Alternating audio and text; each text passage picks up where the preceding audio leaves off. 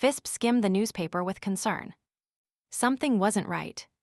Too many accidents lately. Marquis Monet passed away in his carriage. On Monday, a count died in an accident. On Tuesday, an officer fell from his horse. After the officer, on Wednesday a cruiser sank, ending the life of the first officer. On Thursday, a young man poisoned himself at a tea party, which was also considered an accident. News of deaths arrived daily until Sunday. It was all very sudden. Fisbe thought that this was already the 7th death in a week. Something very strange was happening. She hadn't done anything. Why were these people simply dying like this? There was a time when a demon threatened the empire. Unable to coexist with any living being, its power could destroy the world. However, a saint emerged, capable of communicating with such creatures.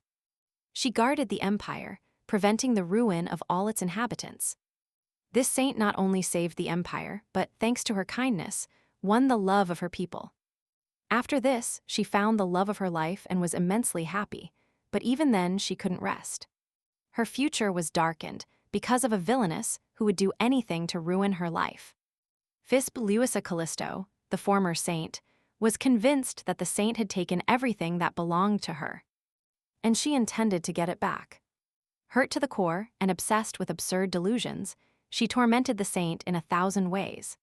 The saint always found a wise solution, but the former saint felt threatened.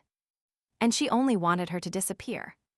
So she devised a plan for that imposter to disappear, and thus she would become the true saint again. But all her plans were thwarted, and after her downfall, the people of the empire decided to execute Fisbe. They took her to the square, in front of the guillotine, and everyone demanded her death. No one wanted to save her. The kind and radiant saint lived happily with her beloved, in a place where there was no longer room for darkness. At first, Fisbe didn't even realize that, after the accident, she had reincarnated into a novel called The Monster's Flower. 24 years ago, Fisbe was just a university student with a normal life in South Korea. But a car hit her while she was coming home, and she woke up as a baby. There were people around her asking for her name, and the voice of an adult man replied that she was Fisbe. He looked at her and thought she looked identical to her mother. Nevertheless, immediately, with a voice of regret, he said it would have been better if she resembled her father. When he was still alive, he didn't show him special affection, but he was his son, whom he loved deeply. Her grandfather thought that, spending time with his granddaughter, he couldn't help but think how terrible he was. In the crib, Fisbe reflected on her reincarnation, apparently into a rich family. And she heard that her parents died right after her birth. Another streak of bad luck in her life. However, the Lord and his wife left behind an oracle girl. This is what they called her since her birth. People commented that she was born to save the empire. But the girl in the crib didn't understand. She only heard that she had arrived to glorify the name of the Callisto lineage and make it shine eternally. The oracle predicted that the girl born into the Callisto family that year would save the empire from danger. Fisbe understood that she had reincarnated into a special being. With divine protection, obligated to grow up as the saint and savior of the empire. After fencing lessons, she dedicated herself to mastering official foreign languages and the languages of the nobility. Since she was a baby, she was trained to walk gracefully, without rest or space for childhood games. The girl thought they would only love her for eating well, but reality was much crueler than she imagined. They wanted to mold her in their grandfather's image and likeness. A ruthless treatment that left her not a second free. After years of this life, she felt that everything was terribly familiar, as if she had witnessed it before. Then she remembered reading about it in a novel in her previous life, and the truth hit her hard. She had become the villainess of the book, executed in the square for not accepting her fate. She remembered it for the first time 6 years after reincarnating. Then she understood that the book's destiny was inevitable. This means that despite her efforts, death awaits her, sentenced by her own family. She will be executed without mercy, and her life will end in the prime of her youth, unless she acts now. Why did she reincarnate then? Did she strive all her childhood for that prophecy, and her destiny will be unalterable? In reality, the oracle's prediction was not wrong. It only affected a distant branch, as the true saint was Estelle. She was born into a collateral branch of the Callisto family, and she is the heroine of the novel where Fisbe must die in the end. Interrupting the Duchess's thoughts, a maid entered and announced that the carriage was ready. The lady replied that they should wait, that she was almost ready to come down. When she regained the memories of her past life, she was already exhausted, both morally and physically. Fisbe couldn't understand how it was possible that the oracle's girl was in such a desperate situation since childhood. Just because she was the favorite of the gods. They treated her like a saint and demanded the same. She was sure she would have gone crazy if she didn't have memories of her past lives. In the novel, Fisbe didn't mock Estelle from the beginning. They called her a liar and a scoundrel. In the end, her heart couldn't take it, and Fisbe resorted to cruel acts. Yes, people turned her into that, with their whispers behind her back. The Duchess thought, that villainess is from the book, not me. I have a chance. Getting into the carriage, she asked to stop by her favorite cafe on the way. They offered her the newspaper. She took it with a dry thank you, thinking that without her position, she would be much more emotional. Once in the carriage, she began to read the news, but stopped immediately, absorbed in her thoughts. She decided she would live her own life. She had endured so much to get to this point that she would not hand over her destiny to others. Her entire childhood was torment, without joy, forced only to fulfill her duties. She decided that, no matter what the nobles did or the rumors they spread, she would overcome it all. Fisbe decided she had to make the most of the situation and turn it to her advantage.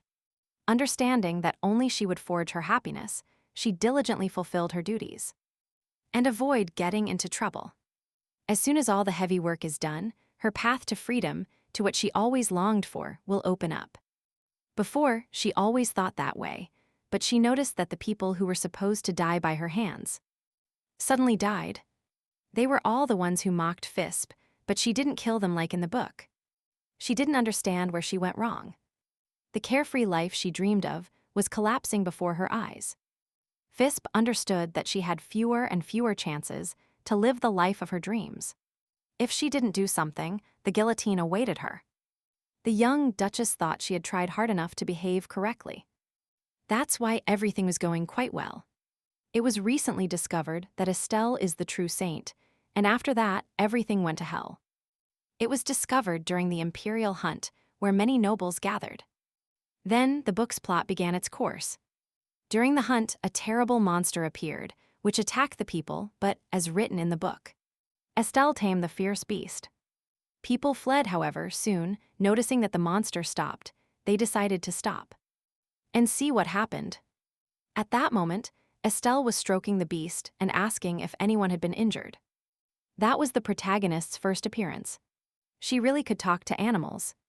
The monster that attacked the people was just scared by the sudden commotion in the lake. Estelle told it that now that it had calmed down, everything would be fine. Everyone stared, astonished. They simply couldn't believe what they were seeing. A small and fragile girl had easily subdued the monster. And to think that before, only an elite squad of knights could defeat it. Now it surrendered so easily to the affection of a simple girl. After this, rumors began that Princess Callisto was not the saint from the oracle's prophecy. Had she been deceiving everyone all this time, just pretending to be one? Bad tongues were quick to notice that Princess Callisto and Lady Alir were the same age.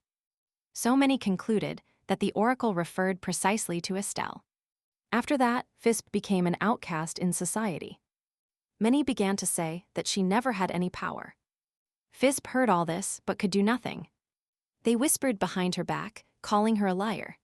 She knew this would happen someday, but she wasn't prepared for it to happen so soon. The entire childhood, she spent suffering and enduring hardships for being the saint had been in vain. Fisbe thought that maybe that's why the previous heroine in the novel fought so desperately. Wishing to be recognized somehow, but never achieving it. During the incident at home, the princess knew she had to act fast to avoid ridicule. She approached Estelle and told her with admiration how incredible it had been to defeat that huge monster. Fisbe thanked her for saving them all and preventing injuries, as Estelle intervened just in time. At that moment, everyone was stunned. They expected a very different reaction from Fisbe, the saint. But she told Lady Estelle that perhaps she was the maiden of the prophecy, looking fixedly into her eyes. And taking her hands.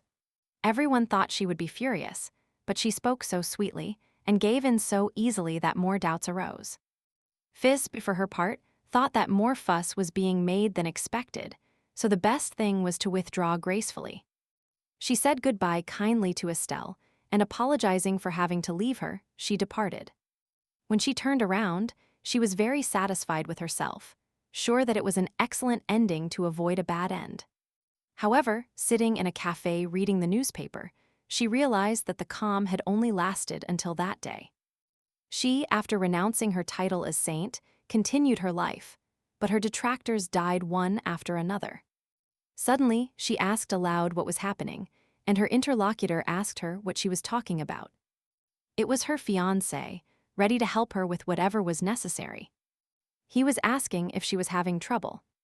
Fisbe looked up and apologized for being so absorbed in reading the newspaper that she had completely forgotten him. His name was Sir Almond Salvetter, and besides being her fiancé, he was also the villain of the novel. Snapping out of her thoughts, Fisbe said nothing was wrong and that she didn't need his help at that moment. Her concern was noticeable. She apologized for being too focused on reading the newspaper. She remembered the description of this man in the novel. Someone tender who only saw the good in others. He is sweet and good. Even in the original story, Sor loves and supports her. But he is a tragic man who supported her until the end and died. After several failed attempts, Fisbe convinced her fiancé to poison the saint so she would fall ill until the end of the festival. And thus Fisbe would regain her title. The faint-hearted Sor couldn't refuse, but he was too good and decided to test the medicine on himself first to make sure it wouldn't kill the saint. Acting this way went against his morals, but it turned out that Fisbe's words were true. He was only sick for 3 days, after which he recovered. Then he added the medicine to the saint's cup, and Estelle drank the mixture, which turned into poison when mixed with the black tea. This crime did not go unpunished for Fisbe's fiancé. He was arrested for a crime against the saint, and Estelle herself fell into a deep sleep. But even after knowing he had been deceived, Sor continued to defend his fiancé until the end. Fisbe remembered that when she read the book, she wondered how such a fool could exist. He was sweet, innocent, and even responsible. And as an added advantage, he had a very beautiful face. Looking at him now, Fisbe mentally apologized to her past self for having considered him stupid. And knowing nothing. However, at that moment, Sor said it was the first time he had seen her react like that while reading the newspaper, wondering if any article had bothered her. As sweet and kind as in the novel, he said it hurt him to see her suffer alone. Seeing him, Fisbe thought he was an angel. So much kindness and care were strange. She looked into his eyes and felt his sincerity, not a shred of falsehood towards her. He asked if she needed help, willing to do anything. After all, she was his fiancée. The princess said it didn't matter, incredulous at so much purity. How was he her fiancé? Then she explained her behavior, revealing that it was all due to the article about the deaths. 7 deaths in 1 week. Every day an accident, according to the newspaper, hard to believe. The carriage breakdown was suspicious, brand new, impossible for it to fail like that. Everyone agreed on a simple loose wheel, but something murky was hidden behind the facade. He looked at her intently and asked, "Do they really think she is behind those deaths?" The article linked Fisbe to the victims. A frivolous accusation, Sor sentenced. She remembered how people treated her, he tried to protect her, but she asked him not to react. In the end, the lady who scolded her in the salon and the marquis of the great house who attacked her in the theater died. The woman poisoned herself, the man had an accident, but everything was too closely linked to her name. With a sad look at the floor, Fisbe thought it was all because they had suddenly accused her of murder. However, after talking with her fiancé, she relaxed a little. She loved spending time with him. After it was revealed that Estelle was the true saint, she was left completely alone. People greeted her, but nothing more. In many ways, she didn't understand it, but she felt relieved that, as soon as Soar saw the article, she believed in Fisbe's innocence. She valued that highly, but he still wanted to intercede for her and protect her. Fisbe reassured him, knowing she was innocent and that they wouldn't punish her. Moreover, she was sure the truth would come out. Despite everything she told him, Soar remained worried about her, enduring all kinds of humiliation. Seeing him, her heart beat fast, and he shamelessly flirted with his eyes. He tried to help her, but she stopped him, telling him it didn't matter, as she already had a plan in mind. Her fiancé noticed she always says everything is fine, even though she fears the truth might be otherwise. Without showing her concern, she tried to convince him there was nothing to worry about. Soar asked her why she was so calm, but Fisbe did not reveal her plan to catch the criminal. She is determined to have the life of her dreams, but first, she must resolve these pending matters. Understanding that nothing will change in this life that follows the original story, she came to a single conclusion. There is no escape. Only flee to avoid ending up in the public square. Days ago, she tried to sleep. But sleep wouldn't come, and she thought she had no other option. Fleeing was the best solution. Moreover, it was evident that this book was too cruel to the villainous Fisbe. Unlike the original heroine, who constantly played tricks, she yielded the title of Saint Estelle with total submission. She believed that this way she would show she knew her place, and that the new saint wouldn't get angry with her in front of others. But her actions only caused even more terrible and cruel harassment when compared to Fisbe. The novel's villainess was kind and cheerful. She did not interpret the prophecy. She did not threaten to kill everyone if they didn't praise her as a saint. She only feared losing her sanity. There was another reason. If they kept branding her a murderer, her long-term plan would be ruined. Seeing the current situation, they would kick her out of the family very soon. Because the heiress of the clan, whom they believed to be a saint, turned out to be an imposter. And now, furthermore, rumors are circulating that she is a murderer. They will surely try to marry her off quickly to Sora to seize the Callisto estate, preventing her from being a duchess. Then she will belong to another family. And it will be easy to get rid of her, to avoid gossip and rumors. If that happens, unlike the original ending, her life could be different. But it is evident that she will wear shackles until the end of her days. As if that wasn't enough, she worried about her fiancé. Although the initial engagement was only an agreement between her grandfather and Duke Salvator, she didn't want to burden him with her problems. She longed to go to a place where she could develop her skills in peace, the ones she had acquired. She knew there was a place where she could live a carefree life. In geography, her teacher pointed out a place on the map that could be perfect for Fisbe. It was Six, a kingdom of magic, small and trapped between three powers. More city than nation, really. Only those who master magic are recognized as its people. Otherwise, this country is famous for its isolation. That no one believes she is a saint, but she has skills. Although that magic isn't divine power, Holy power and magic share roots. They use mana, which each activates according to their nature. The difference is that magic uses spells, but few master it. And almost no one distinguishes magic from divine power. That's why in the novel, Fisbe uses magic unintentionally. She believes it is her divine power because they consider her chosen. That made it even harder for her to accept that she wasn't a saint. But the real Fisbe took the opportunity to develop her powers. In the original story, the heroine confuses her magical talent with divine power and trains for quite some time. In the end, she learned to control magic as well as divine power.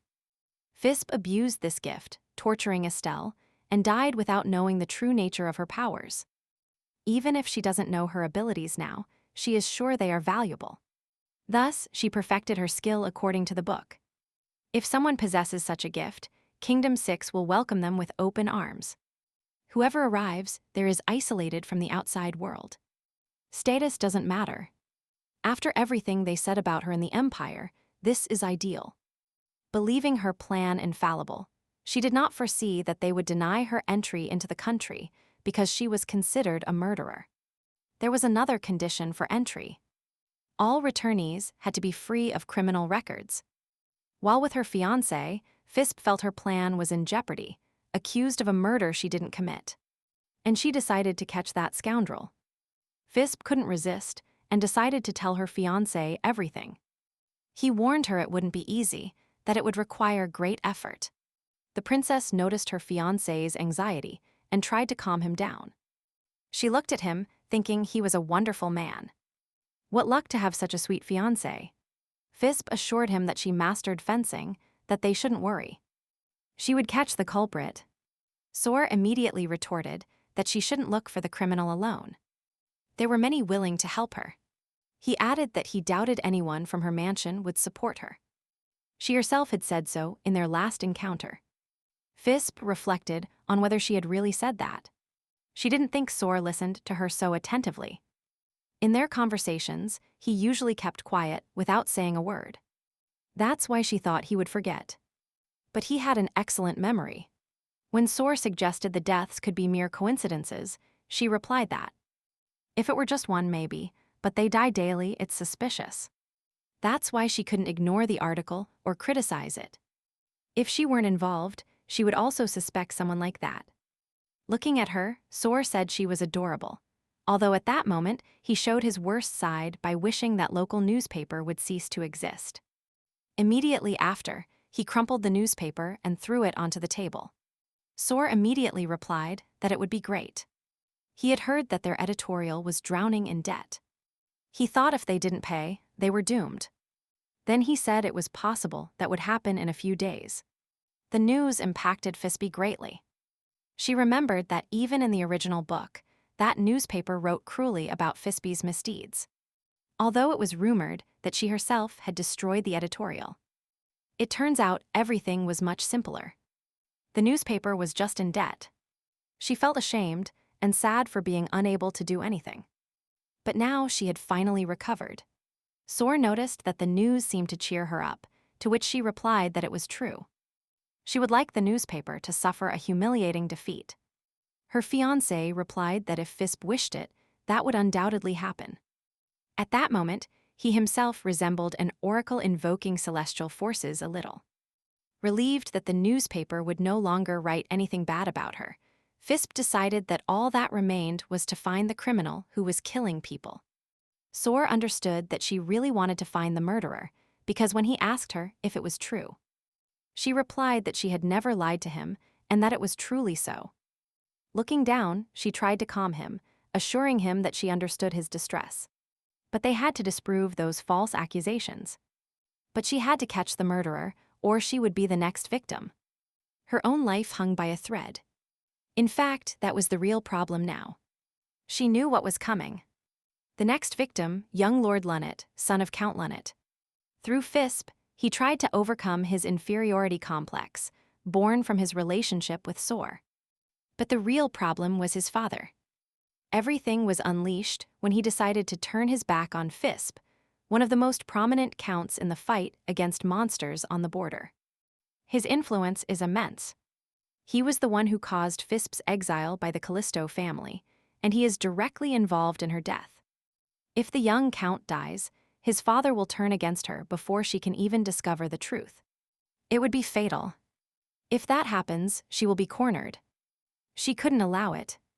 At that moment, Sor asked her if she wasn't glad about their deaths. Used to being honest with him, Fisbe replied that honestly she felt relief. A weight had been lifted from her shoulders. When asked what the problem was and why she was sad, Fisbe replied that the difficulty lay in the fact that she was the scapegoat. Everyone believed she was the murderer. Sor replied that he was also surprised, as he was sure she wasn't involved in this. The princess pointed out that all this is because someone dies every day, to which Sor asked if the problem was just the frequency. Fisbe replied that yes. The difficulty lies in that. The deaths happen daily. If they were accidents, they wouldn't be so frequent and she wouldn't be at fault. Sor clarified. If they died from a cause unrelated to her, all good. To which Fisbe replied that yes, it would calm her. But she didn't understand why he brought up the topic. Taking a sip of her tea, he said he was just speculating. He wanted to understand why that bothered her so much. She didn't understand what he meant, but she couldn't help noticing that he was divinely handsome. Completely reassuring her, Fisbe already wanted to end the chat, but Soar said he would help her find the culprit. She thought he wanted to help her. She thanked him, but didn't want to involve him, as their engagement was just a simple family arrangement. At that moment, Fisbe, sipping her delicious tea, didn't realize. She suspected absolutely nothing about Soar. This was because to her, Soar was good and honest. But the main reason lay with Fisbe herself. It was all because she cared too much about the people around her. She was too trusting. She was always surrounded by people because they considered her a saint.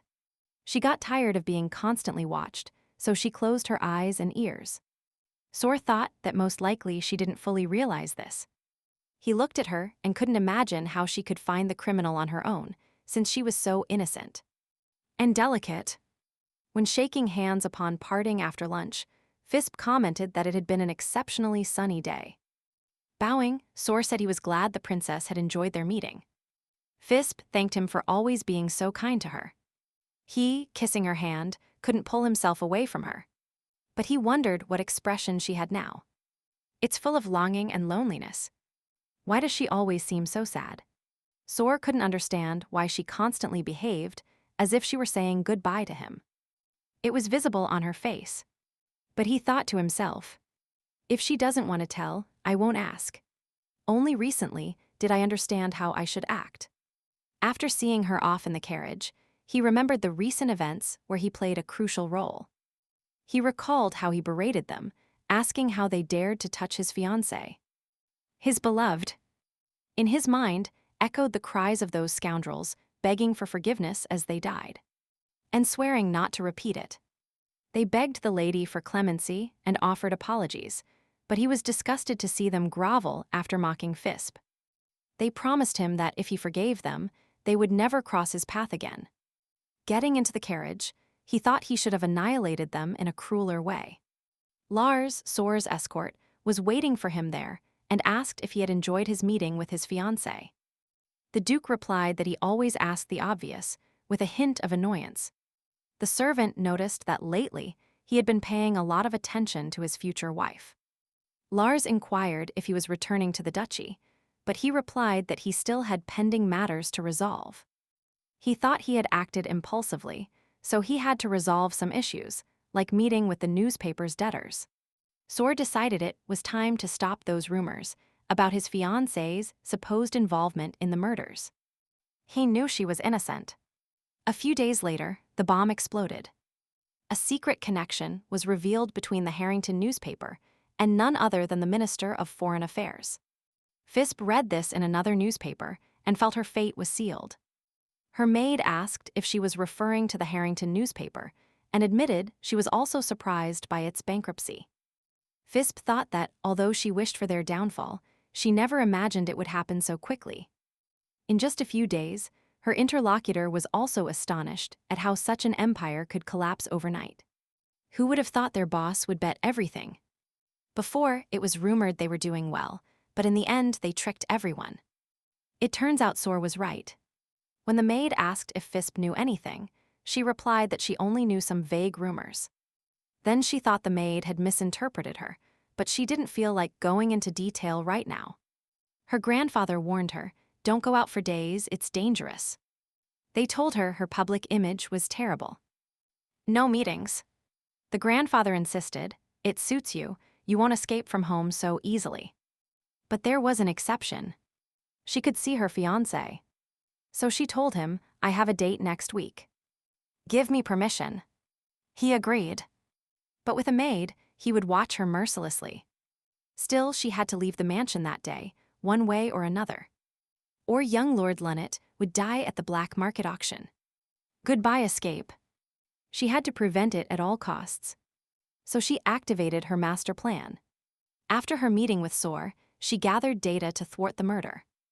Reading the newspaper, she showed Soar a strange advertisement, an image of a ring, and the text "Cat's Desire."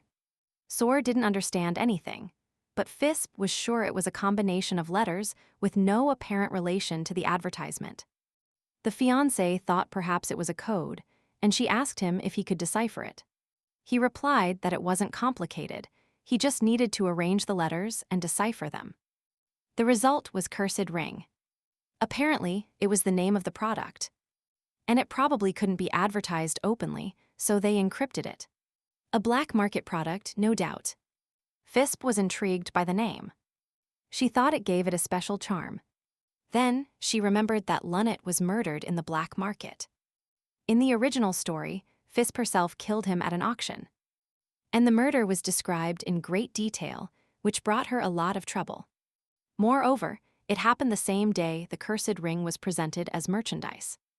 The real criminal will surely attend that auction. The real Fisbe thought the same. Then she noticed Sor was looking at her, so she apologized and continued the conversation. On the appointed day, she headed to the auction, trying to hide her appearance and dressed in a cloak. Like the others, she had a grand plan. First, she put the maid who was watching her to sleep. Then she headed to the auction, noticing it was too quiet for a murder to occur. She wasn't alone. Her companion asked what was wrong, to which she replied that she felt nothing was happening. To this, Malone, master of the Information Guild, noted that this was usually the case. He said he didn't think anything would happen today. Estelle, the book's protagonist, had many allies. Among the most frequent, the leader of the Information Guild, disguised as a Zodiac cafe. According to the original, they shouldn't have a connection, but the title of saint is an enormous burden. So she needed his power. She contacted the guild before Stelle went to the Zodiac and became its owner. Now they were at Fisbe's feet, not Stelle's. Malone knew her plans, as he was one of her few allies. Thanks to that, she got the invitation to the auction. It would be strange not to take advantage of knowing the original. Since nothing interesting was happening, Malone suggested she buy something, as she liked a spell book that cost 3 million gold. It was almost impossible to get a grimoire in the Empire. But she took the risk and bet everything on the mentioned auction. Malone swore to do whatever she asked, but he is not the little angel she thinks he is. How dangerous. Meanwhile, Fisbe looked around, thinking about how to murder someone in a crowded hall. And on top of that, the son of a count. Incredible, but in the original story, Fisbe does it. So she asked Malone to be attentive and gave him money to watch. He told her he would stay close to Lunnet, and Fisbe answered that she would wait for him. The suspense is killing me. She thought they should announce the last item of the night and prayed there would be no problems. Please let everything go well. The presenter announced the final lot. It was Marriott's cursed ring. What a sinister name. Fisbe got carried away by the ring's presentation and didn't hear someone calling her. She was hypnotized. Someone called her by name, and it sounded familiar. When she turned, she saw something she hadn't expected at all. This is getting good. It was Sor beside her. Surprised, she asked him how he had gotten there. What is happening here? Translation failed. Translation failed. Translation failed. Translation failed. Translation failed. Besides, his safety was paramount to her. So she asked why he was there. Because a crime could soon occur in this place. Sor could be in danger, and she wouldn't bear it. He reminded her that he had seen an advertisement for the auction the last time they deciphered the code. He thought she had liked the ring. So he came for her. To bring her joy, he pointed out that lately she had been having many problems, and he only wanted to see her happy. She understood. Zor had come for her to get her a very special gift. She felt uncomfortable because he was thinking of her, but she couldn't tell him the ring didn't interest her. Although she thanked him for his concern. Still, Fisbe asked how he had found her, if his face wasn't even visible. He replied that he had heard her voice. This surprised her a lot. How could he find her just by her voice? She remembered that during the Grimmery bidding she had been quite loud, but it was still strange. He replied that he could find her anywhere. Fisbe felt very vulnerable around Sor because she liked him very much. Glancing sideways at him, she asked if he would find her even in silence, and he felt her confidently. He said that when touching her, he felt something special, and she was captivated for an instant by his whispering voice. Fisbe wanted to ask him to stop whispering, but then she noticed that with Zora's arrival. She didn't pay attention to Lunnet. Finally, the ring sold for 320 million gold. The bid was accepted. The event presenter announced the end of the auction. All lots had been sold. Fisbe thought the culprit might act now, with the hustle and bustle of the place and the ease of going unnoticed. If everything went well, she would stay until the end, but she would endanger Zora, who was going to pick up her purchase. And he invited her. Looking at him, thinking of his kindness in coming for her despite the arranged marriage, she couldn't refuse. When he took her hand, she thought she would never allow him to suffer, as he awakened something special in her. Fisbe couldn't allow her fiancé to be in danger, but neither could she speak to Malone at that moment. Still, she managed to exchange a few words with him, telling him they had to prevent the murder as soon as possible. Malone replied that he had done everything possible. Then he felt a fixed gaze upon him. It was as if they were drilling into him, but his task was only to prevent the murder, and Fisbe asked him not to ask unnecessary questions. Tasks like that were part of his duties, so he felt a certain exciting anticipation. However, he didn't believe anything unexpected could happen, as everything had been calm so far. Leaving with Zora, Fisbe looked back and thought that if she left everything in Malone's hands, there would be no problems. At that moment, she was only concerned with how to get Zora away from there as quickly as possible. To not get him into trouble. After all, he came for her, and she didn't want him to suffer, but fortunately they got home without problems. She felt completely exhausted, but still decided to stay with him to prolong the date. He suggested they have dinner together. She happily agreed, and in the end, they even enjoyed some delicious desserts. Upon returning home, she thought she should take a bath as soon as possible. But as she passed the office of her grandfather, she heard a voice saying that everything was for the good of the Callisto clan. She also heard other fragments of sentences. Someone said that the very existence of the Lady Further stained their family. She didn't understand why there was such a fuss, but it was clear that other clan members had arrived. The Callisto elders. Since she was little, she assumed a heavy burden and acted as a saint for them. She studied diligently, submitted to lethal tests and temptations. Maybe they weren't the most pleasant people for her, but Estelle in the novel was different. They supported her so she would be accepted into the Callisto clan, and when she got into trouble, they gladly helped her with the power of their family. Through the ajar door, she heard someone demanding that Saint Estelle be given the Callisto family sword, and that her good name be restored. Hearing them, Fisbe thought that it was for them that she had carried a heavy burden on her shoulders. But when she lost her value, they decided to abandon her. It was unfair. She didn't want to keep listening. She turned away abruptly. But at that moment, her bracelet broke. The sound of the pearls falling was heard in the office, and everyone understood that she was nearby. They immediately turned and fell silent, praying she hadn't heard them. Her grandfather interrupted the conversation, announcing that his granddaughter had finally returned. Then he stressed that they raised their voices at the worst time and place, and even if she heard everything, they wouldn't have the nerve to say anything. He demanded they leave his estate immediately. He added that, otherwise, he himself would dig their graves right there, leaving the elders stunned. Struggling to maintain composure, they said they had to leave due to the late hour. Although next time, they would get the desired answer. With a look of discontent toward the ex-saint, they said goodbye, although it was evident they would return.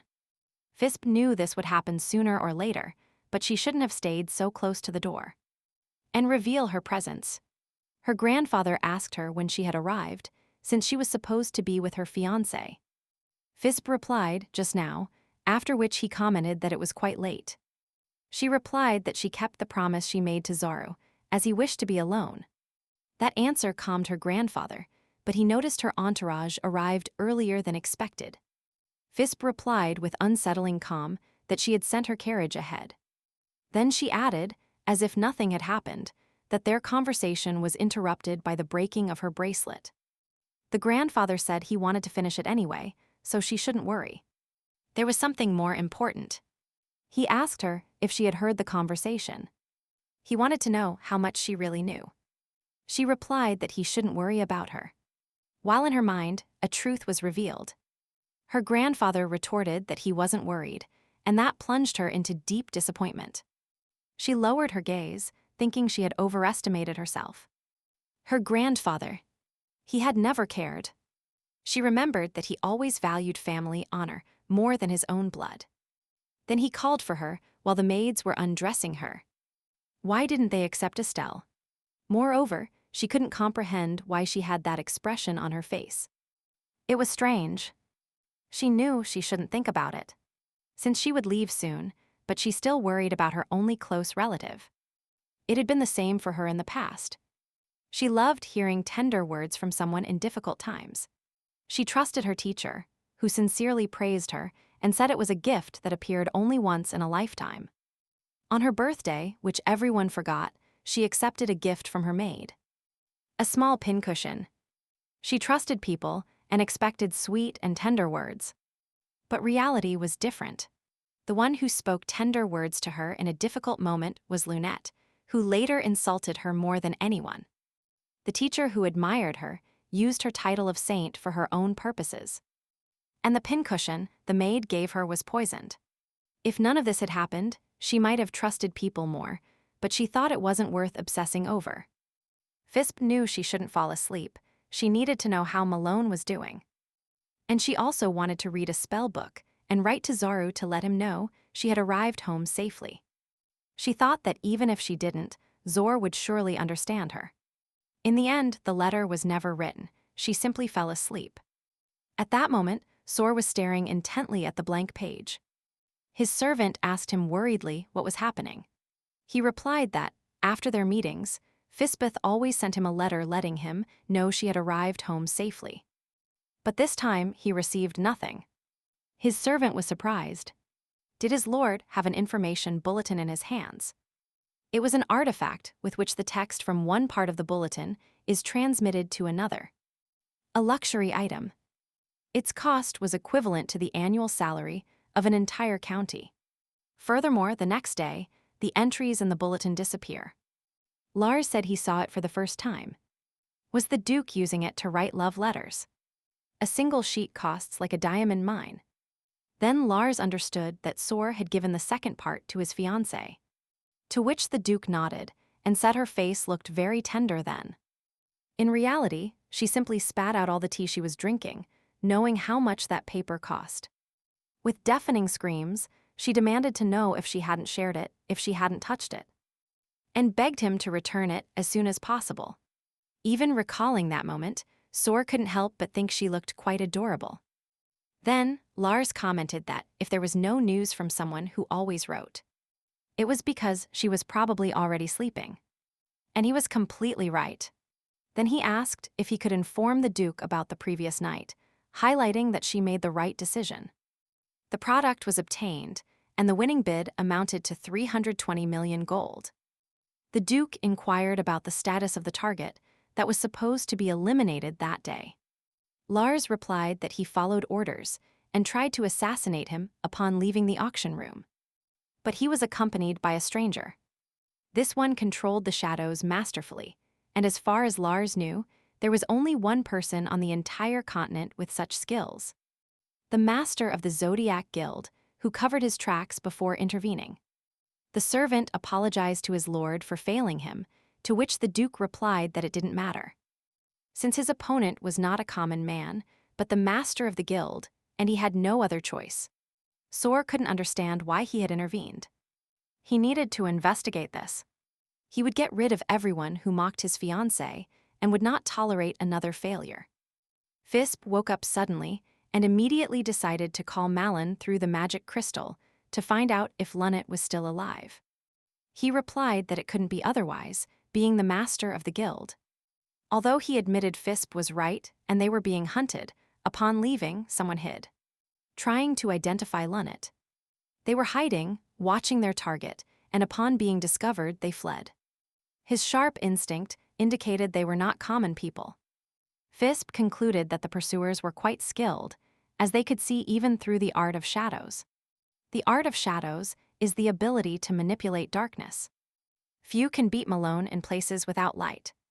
Whoever has such talents at their service will undoubtedly try to kill Lunette again.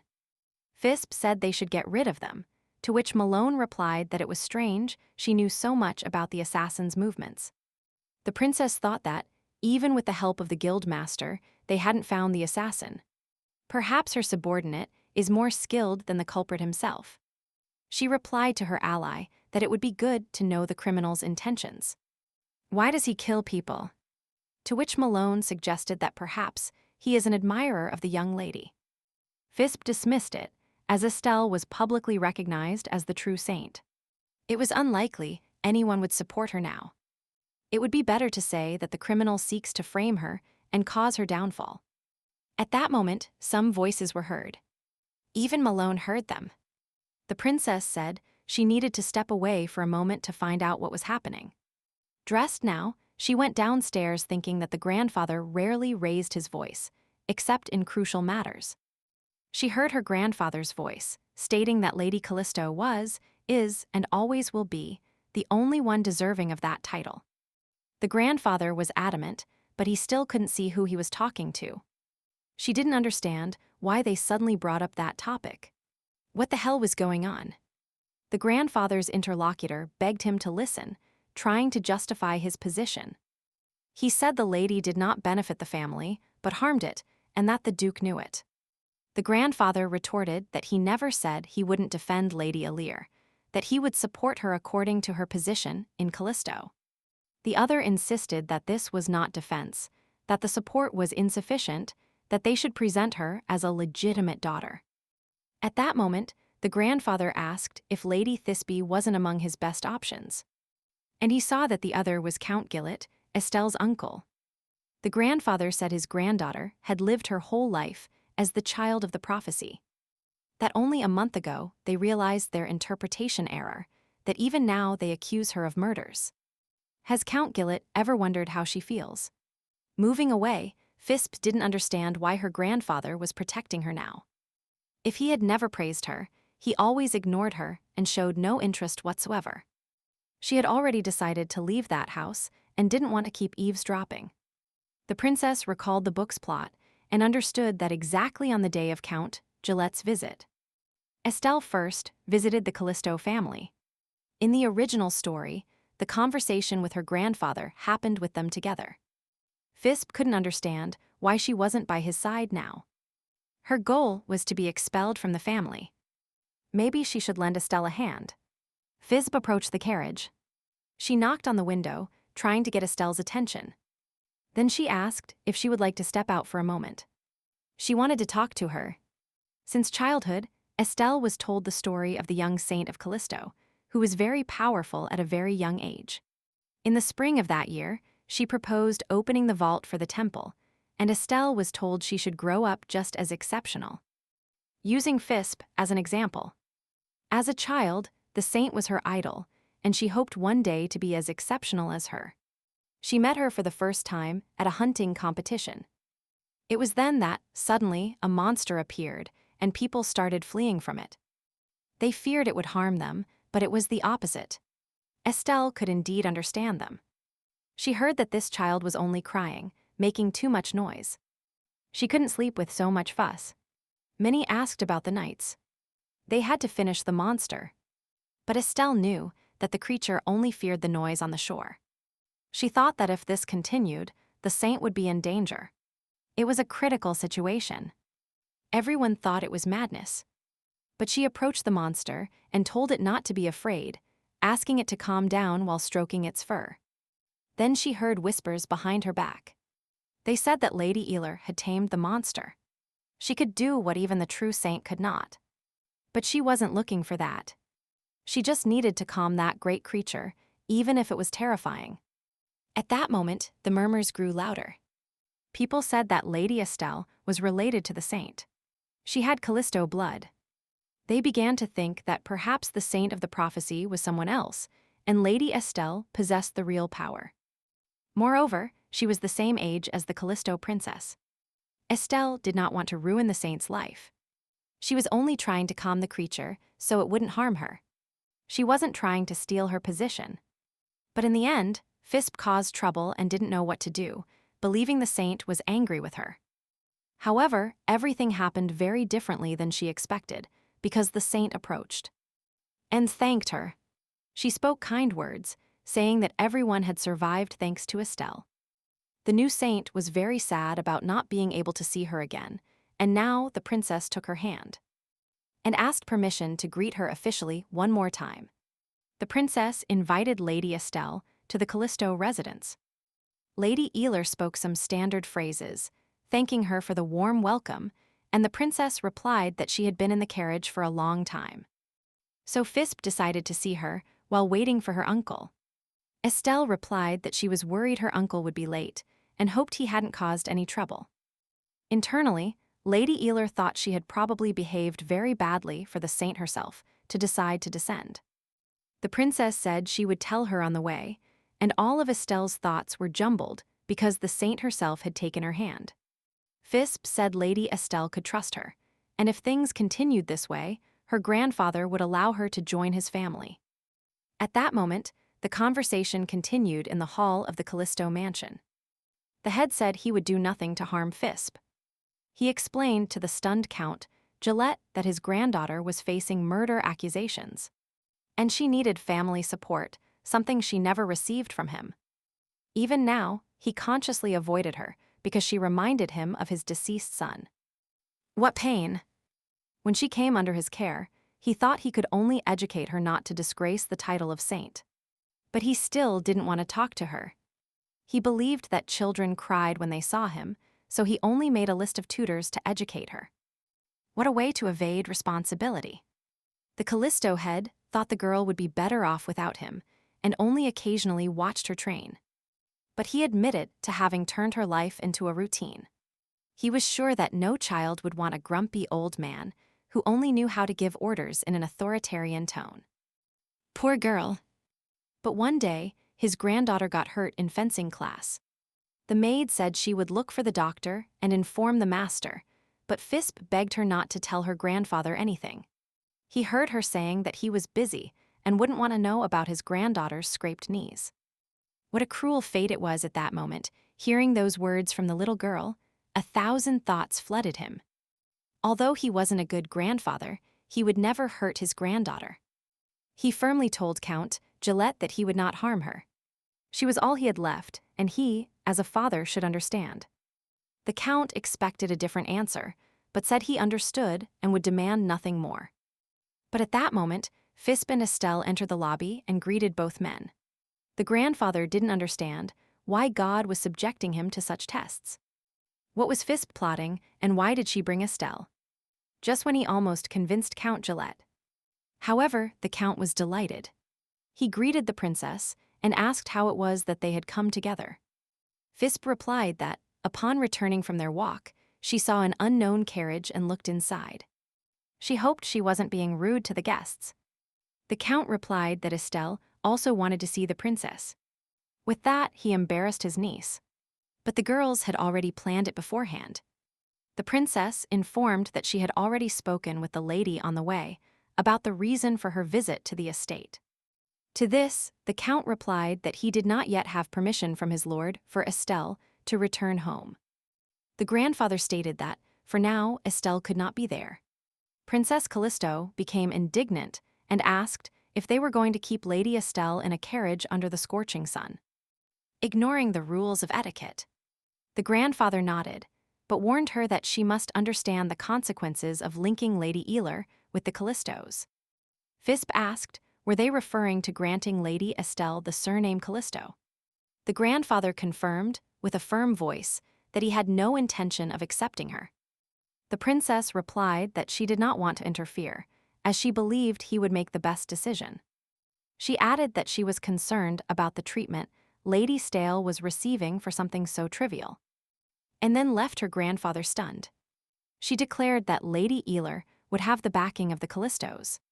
It was inevitable, and she didn't want to complicate anyone's life.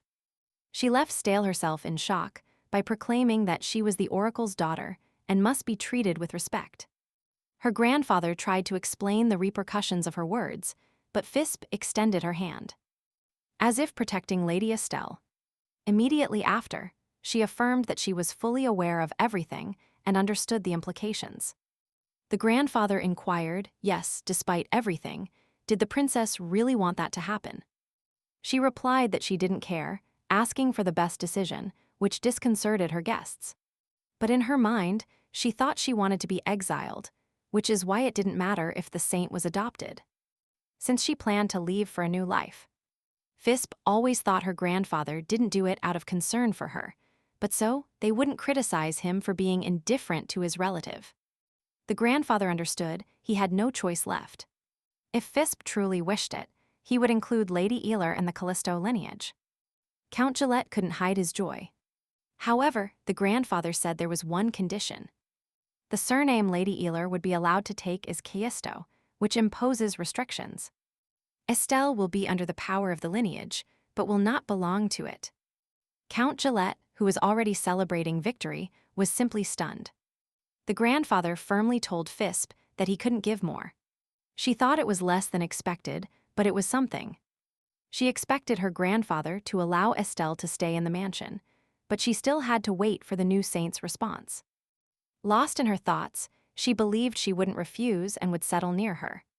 But Lady Eeylar decided that if she became a Callisto, she would claim the princess's rightful place.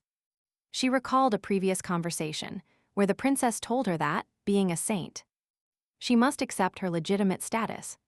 She asked what would happen to my lady, receiving the answer that she would also obtain the desired position, and that she shouldn't worry about her. Estelle knew that, by rejoicing in being the saint, she hadn't even thought about the feelings of the real princess. She looked determinedly at her interlocutors and thought to herself that the princess shouldn't worry. She would always be on her side. At that moment, Princess Callisto decided to leave them, saying they could talk as long as they wanted. That she wouldn't interrupt them. She herself needed to complete her plans. A letter from Sor and a new book awaited her. She approached the table and saw that Sor had sent her a reply to the letter she had recently written. But it was quite long. Fisbe paused for a moment before starting to read, as she realized she was clearly beginning to feel the mana. Although it might be of little use at the moment. But at least she could see memories and even feel another person's emotions through a conduit. Communicating through the bulletin was convenient, but it didn't replace a real conversation. In the letter, Sor wished her good morning, but she felt she could perceive his emotions while writing. She was worried something might have happened to him when not receiving a reply, but she appreciated his brief morning letter. Reading the letter, Fisbe noticed his impatience and softened again. To her, he was the kindest person. She felt his emotions even through the paper. He wrote that relief and joy overwhelmed him, and asked if she still desired that ring from the auction. Sor even mentioned 2 doves on the window, including those details. Then, he said the yellow diamond would bring out the color of her eyes. Fisbe felt somewhat uncomfortable writing so little, and he as much as always. Also, he reminded her about the ball at the Imperial Palace in 2 days. She still didn't know the dress code, and begged him to inform her as soon as he knew. In the end, she asked for at least a few words in the bulletin, to read them immediately. Fisbe suddenly forgot about the Imperial Ball and her imminent arrival. She took the pen and decided to reply immediately. The dress code required choosing outfits based on eye color and jewelry. And Sor had to go accompanied. The reply arrived almost instantly. Sor indicated that he couldn't keep talking about the topic, as he didn't understand much about fashion. Fisbe felt a tingling in her fingers. Sor's emotions flooded her. He was so happy to receive her reply. She wrote that she had a tailcoat and added that she always dressed well, even if she knew nothing about current fashion. Sor replied that his butler chose his clothes and that he had a sword-shaped brooch, based on the Salvetter family crest. He added that she shouldn't mention the doves again, that there were more interesting topics, although he had already mentioned them unintentionally. Then, he asked if anything interesting had happened to her that day. This amused Fisbe, and she told him that Lady Estelle had recently visited her. And they had talked at length about the upcoming ball. Sor asked what relationship Lady Estelle had with him, to which she replied that she would receive the patronage of the Callisto family. And Fisbe wanted to tell him precisely that. Her fiancé wanted to know what kind of relationship they had, so he asked if they were enemies, or if they mutually hated each other. Fisbe asked if there were rumors that she hated her, but Thor replied no. The princess replied that, being both saints, they might have a bad relationship. But Estelle was so adorable that she couldn't hate her. Fisbe remembered that, in the original story, Lady Eler had a kind heart, key to saving the empire. The princess was tormented for so long that it affected Sor, but his mother noticed nothing strange in her emotions. The fiancé noticed that, although Fisbe thinks Estelle is a good person, she must be careful. He wanted to remind her that even the worst person can smile to your face and betray you. Fisbe replied that she understood his concern, but asked him to trust her and not worry in vain. But Sor had already made his decision. He would eliminate all obstacles in his way, whatever the cost. Afterwards, he went to Lars and told him that it seemed the number of his targets had increased. The servant wanted to know who else had joined, besides young Lord Lunette. He stressed that if 2 more people died, the imperial palace might easily discover them. Sor immediately calmed him down and told him that his goal was not to kill them, but something else. The leader of the Zodiac Guild is already getting on our nerves, but now he knows that Estelle is his cousin. And he won't be able to act alone. He decided that Zodiac would be a warning for Estelle. She won't die, but her life will be the price. She herself will become an assassin. Zora planned to commit a crime for which Estelle would be responsible. She will commit an atrocity for which she will be judged, as the continent's only C-class information guild will perish because of her. The name Zodiac comes from the 12 constellations. The hierarchy also borrows their names, and the leader is Aquarius. He bestowed the title of Cassiopeia, the Snow-White Star, upon the strongest member of the guild. The other 12, who are ranked below her in titles, carry the names of one of the zodiac signs. He didn't know who was hiding under that Cassiopeia, but he knew some members under other constellations. He never imagined it was his fiancée. Furthermore, one of them is the guild leader's cousin, Estelle. Fisbe said she doesn't pose a threat, but he isn't sure about that. Because of her immense luck, Estelle snatches away everything he dedicated himself to completely. And now, she wants to be part of the Callisto family. Sordic finished. Estelle's existence is the biggest threat to his beloved fiancé. Immediately after, he called Lars and ordered him to tell the butler to prepare a brooch. In a couple of days, according to Sor's plan, when everyone else is eliminated, no one will be able to mock Fisbe and threaten her. Nor will the current saint remain, who illegitimately snatched the title from his fiancé. Sor wondered why she acted as if it wasn't her legitimate place, when she had sacrificed so much for him. He felt like she acted as if she could disappear at any moment. He wondered if she would stay with him. On the day of the ball, Fisbe desperately tried to make it to her date with her fiancé. But she had to meet the leader of the Zodiac Guild. He pointed out that she was an hour late, but she only reprimanded him. As if she didn't know. Malone said he wouldn't watch the target today, but Fisbe replied that the plans had changed. Today, he must protect his cousin to keep her safe.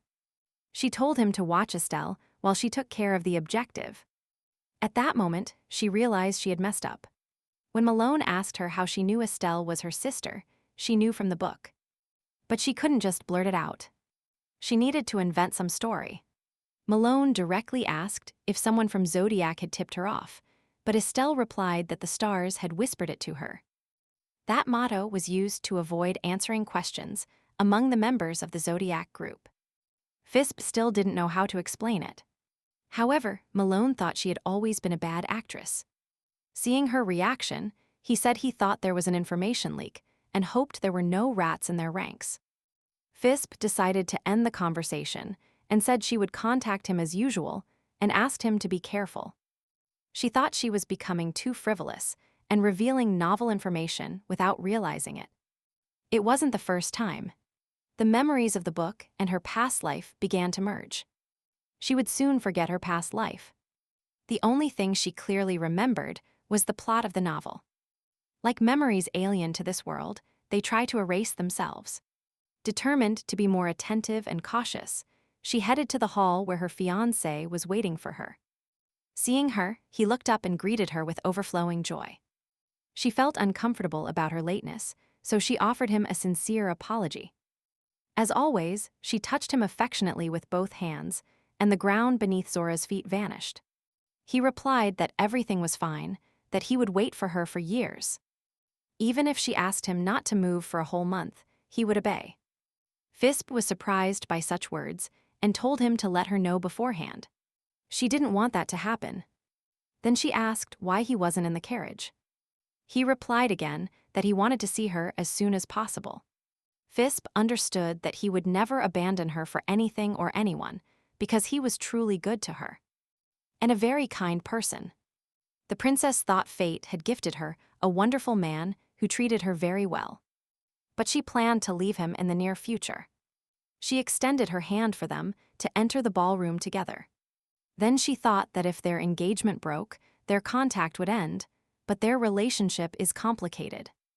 If she is going to leave, she must do it gradually so as not to hurt someone who treats her so well.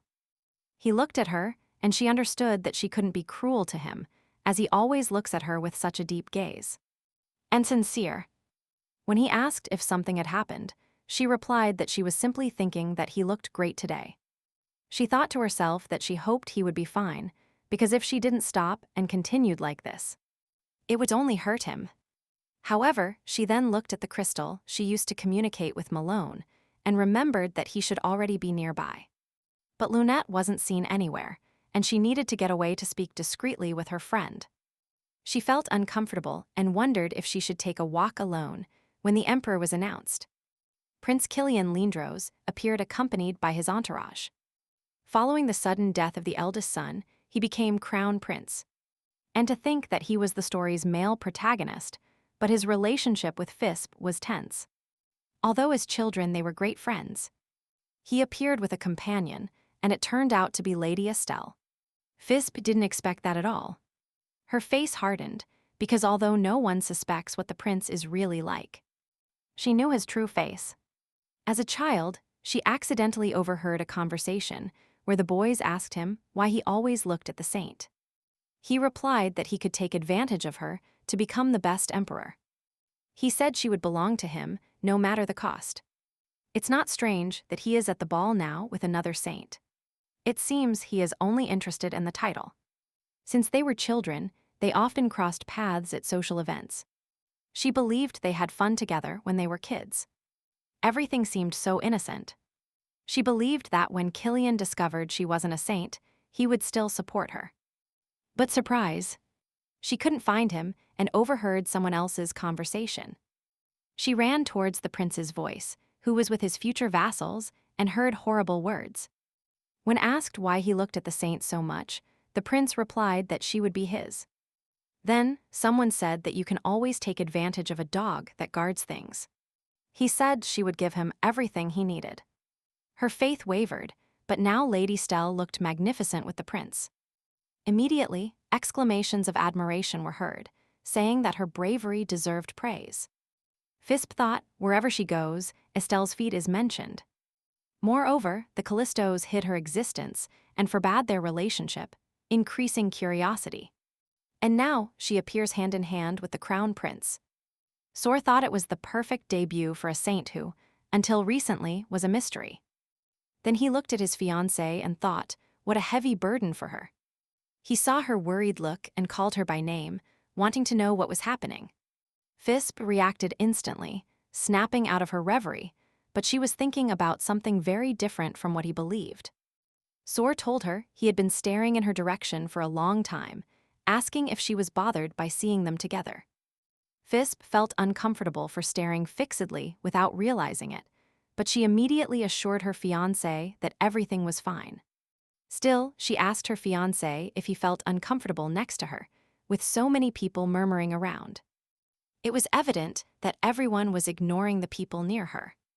The fiancé replied indignantly that he felt no discomfort being next to his fiancée, that he would be happy with her wherever she went. He wanted to add something else, but at that moment Lady Estelle approached her with greetings. She said the princess looked stunning, looking at her with kind and admiring eyes. Fisbe replied instantly that Lady Estelle also looked gorgeous, not hiding her tenderness. She asked how Her Highness, the Crown Prince, had arrived there. He replied that Estelle was his companion. As a partner, he had to follow her everywhere. He kissed her hand and asked if there was any problem. While Fisbe thought the problem was precisely him. She didn't want to talk to him.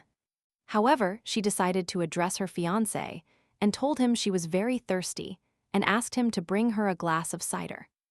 The Crown Prince immediately noticed that Duke Salvator didn't know that the Emperor was allergic to apples.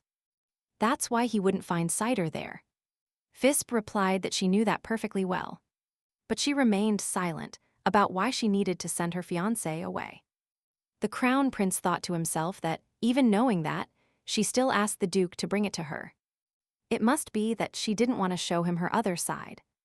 Looking at her, he thought that the more he watched her, the more interesting she became. At that moment, Estelle thought something was happening between them, as the atmosphere was very tense. Therefore, she asked if by chance they were close, to which they both laughed. Understanding the absurdity of the question, Fisbe replied too abruptly, whereupon the Crown Prince commented that she had hurt his heart. Weren't they childhood friends? She replied that she never saw him that way. If we count the time together, it was only a few years. Knowing Killian's intentions, Fisbe distanced herself, but he didn't notice the change. He said that a palace is built in years, to which she replied that she could start now. Confused, Estelle said it was the first time she had seen a lady treat someone so informally. She believed they were close, but the prince said she was mistaken. Fisbe hates him, and she confirmed it. Then, the prince did something unexpected. He proposed a reconciliation dance. In some countries, it is a sign of friendship. Estelle happily accepted. Fisbe resisted, but the prince said they couldn't refuse. She is a saint. They were on the dance floor, without getting close, when the Crown Prince said he would lead her. He allowed her to put her arms around his waist. Refusing the Emperor in front of so many people would be strange.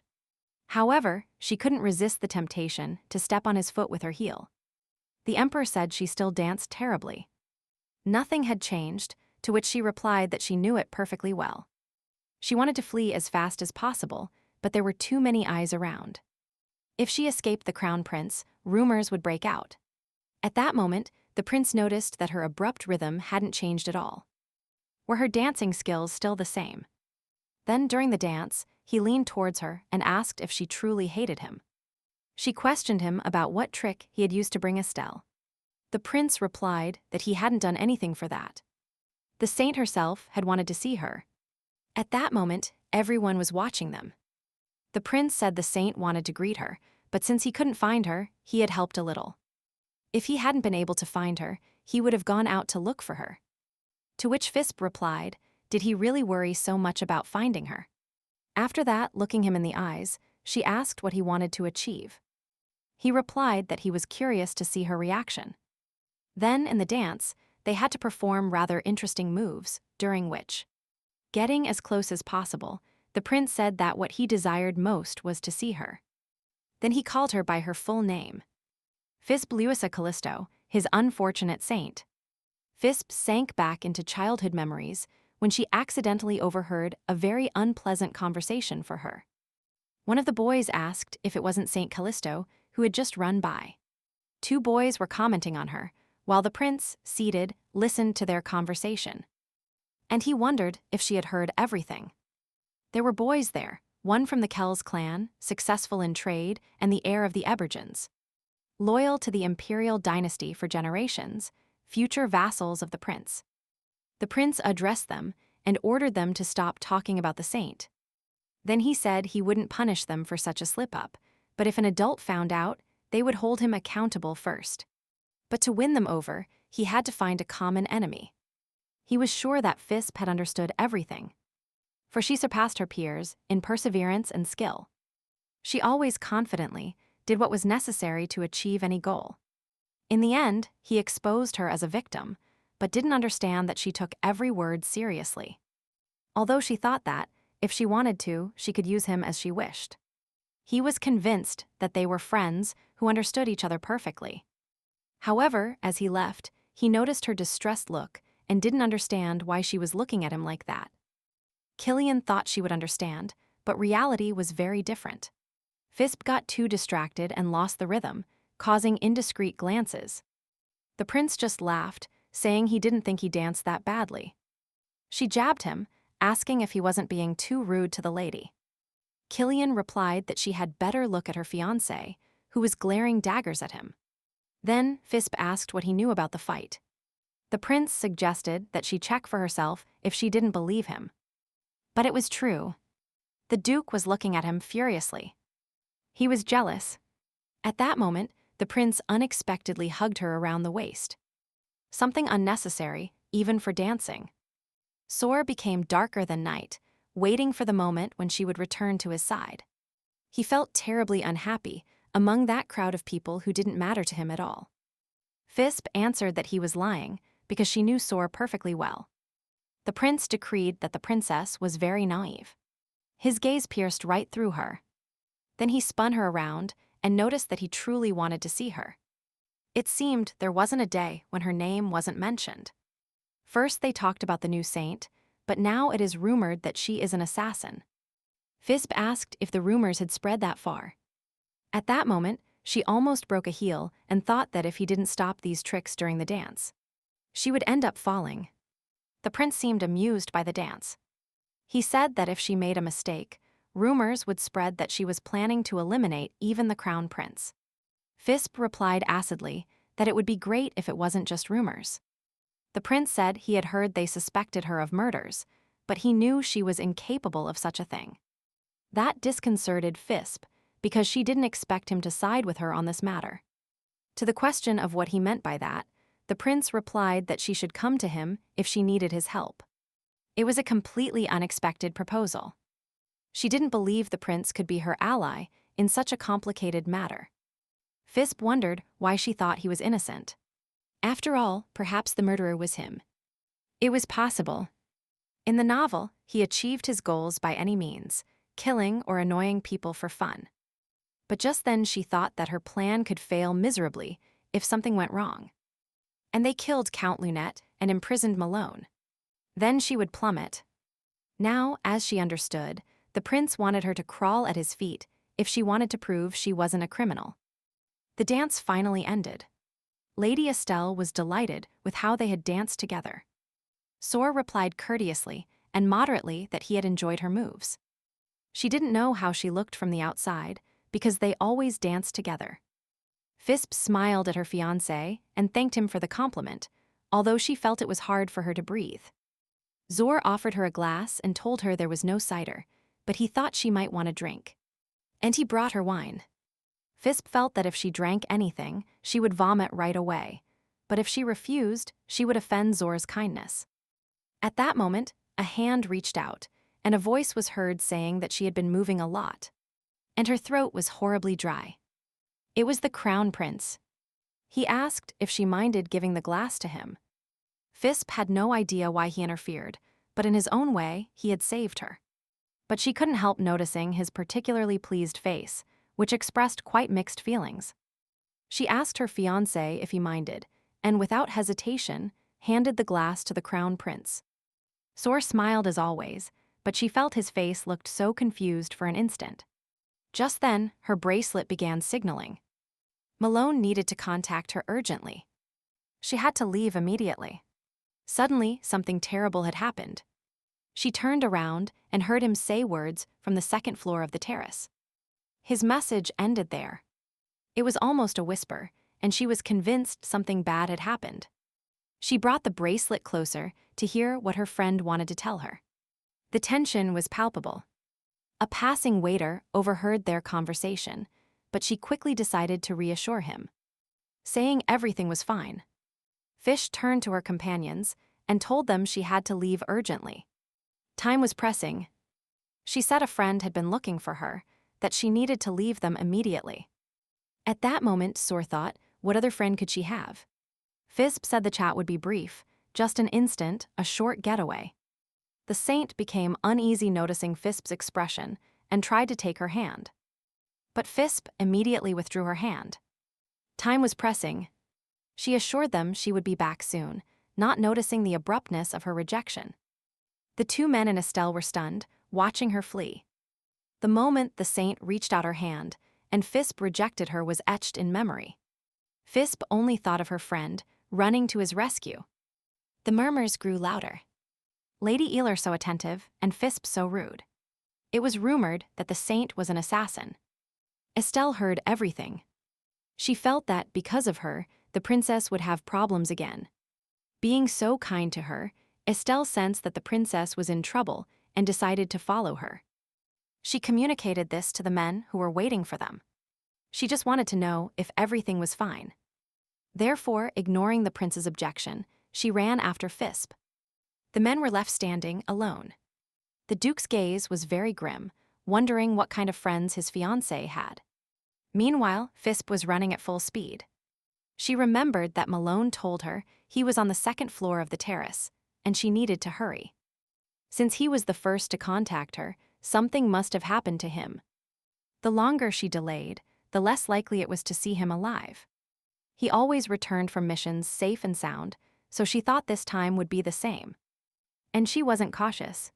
Fisbe called out to him loudly, hoping he would answer, but something completely different happened. At that moment, someone covered her mouth, but immediately she heard a familiar voice. She turned around and saw her friend, who was bleeding profusely. He told her that the one who wounded him was still there and could be nearby. Fisbe was in shock because she saw that Malone was very ill. He was wounded, and the wound was very severe. It wasn't a simple physical wound. Despite everything, he was so happy to see her that he hugged her instantly, saying he knew she would come. Fisbe suddenly understood. A shadow demon was devouring him. It acts like a parasite, stealing the host's blood in exchange for power. One wrong step, and the owner can be consumed. Since Malone controlled shadows, this ability was itself a weakness. The princess understood that she had to hurry and cleanse him with magic or destroy the demon. But looking at him, she saw that the bleeding was too heavy. Because of this, she couldn't perform the cleansing ritual. She needed to stop the bleeding. And she only had one option, to use her healing power.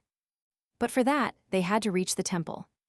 And they didn't have much time, as everything was happening very quickly. And Malone was suffering horribly. Then, Fisbe understood that she had no other choice. She had to use magic. She locked the door so that no one would discover what she was about to do. Then, she also closed the curtains to avoid accidental witnesses. As it was the first time she was doing something like this, she wasn't sure it would work. The only thing she could do was pray for success. Then she pronounced the words Caus Sagittarius, Saddle Melic Aquarius, Delta Capricorn. Answer my call. She said, may the 12 signs of the zodiac be blessed. Precisely, these words were written in texts related to magic and divine power. The constellations were also known as the path of the sun. They connected the earthly and celestial realms, and mediums could use their power, delivering their divine power. And mana. Fisbe studied for a long time the ways to materialize mana. She practiced to borrow the power of the constellations. The inhabitants of this world believe in the existence of magic attributes, so one can only contact 6 constellations representing specific attributes. Although she didn't have a specific attribute, she knew how to use both divine and magical power. So she could contact all 12 constellations at once. By knowing how to control any type of magic, she was able to summon the constellation she needed. In an instant, Capricorn and Sagittarius appeared, asking why a young mortal was addressing them.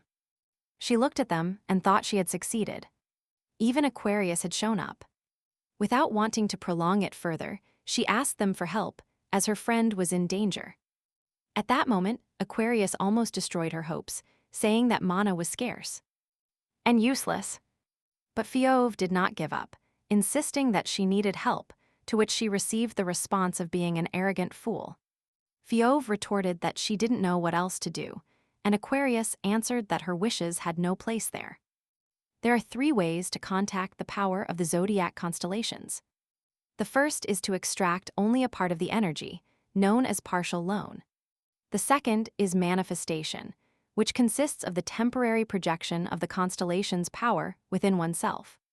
There is also a third way, called invocation, where the constellation can use its power without intermediaries. Right now, she needed precisely an invocation, the most difficult of the three methods, since the constellation can refuse to help the mage. Capricorn told her she was just a novice who had never opened a grimoire, and that they weren't interested in little kids at all.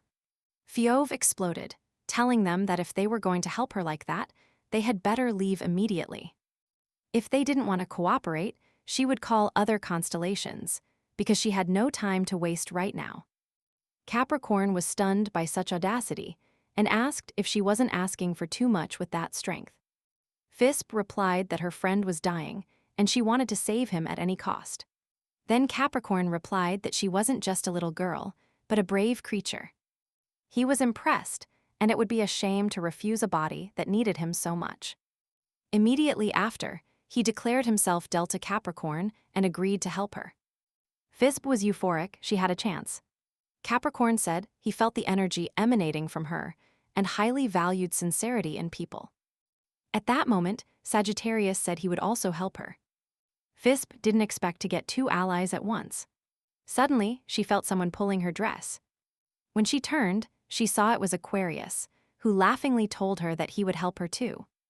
Without losing a second, Fisbe devised a plan in her head. The constellations awaited her orders, indicating what they should do now. Fisbe declared that the professionals would take care of what they knew best.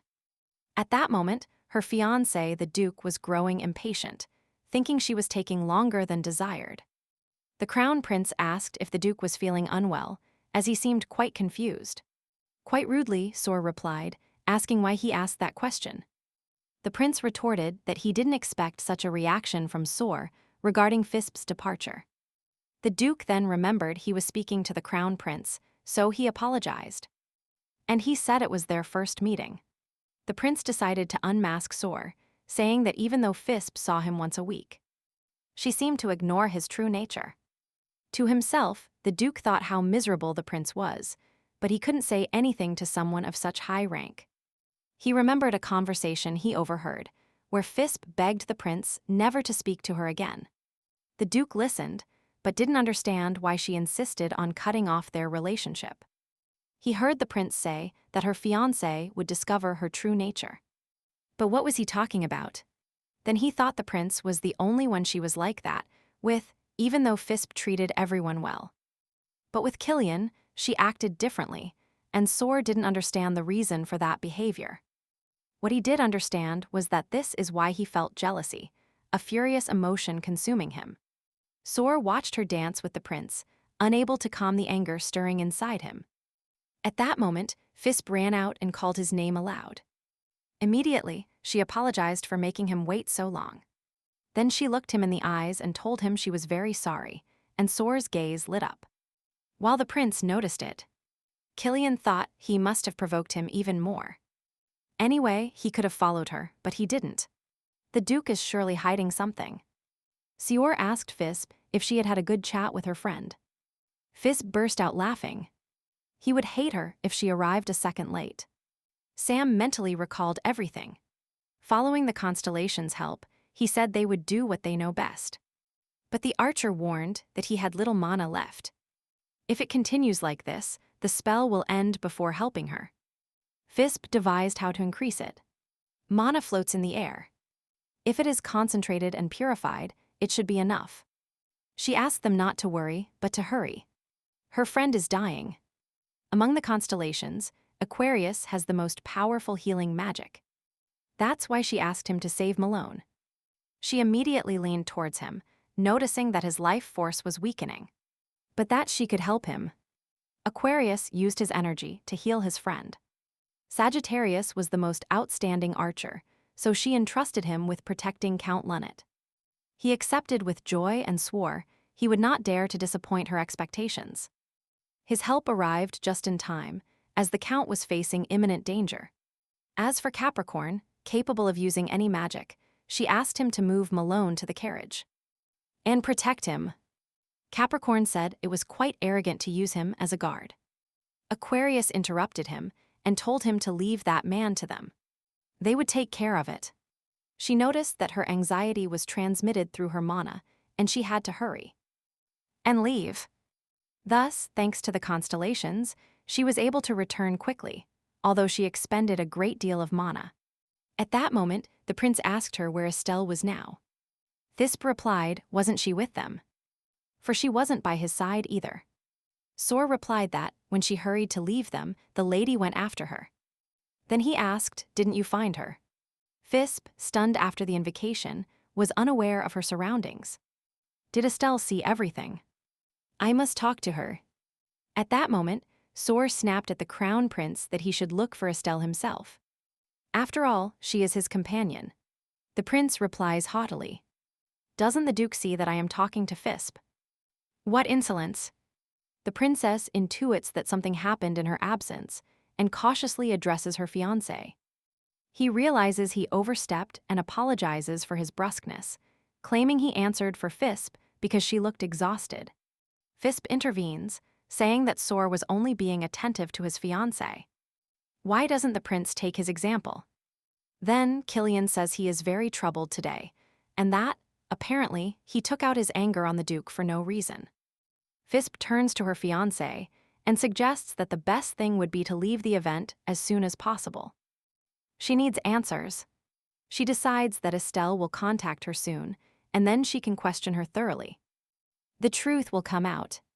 Still lost in his thoughts, the crown prince announces that it is time to retire. The mystery intensifies.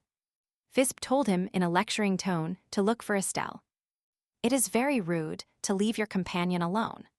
Killian asked if she was leaving already. He thought she wanted to talk to him, to which Fisbe replied that it wasn't true. She pulled her fiancé, who said he would accompany her.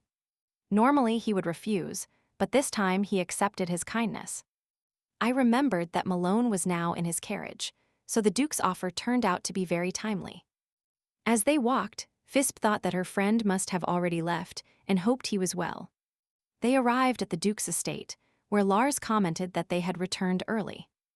The duke asked if everything was in order, to which Lars replied that it seemed the pigeon was downcast. The duke replied that he did well and could leave. The servant was about to say goodbye. However, Fisbe noticed something unusual. He had a wound on his right hand that was still bleeding. The princess thought it was very suspicious and asked him where he had injured his hand. She didn't expect a sincere answer, but Lars said it was nothing important.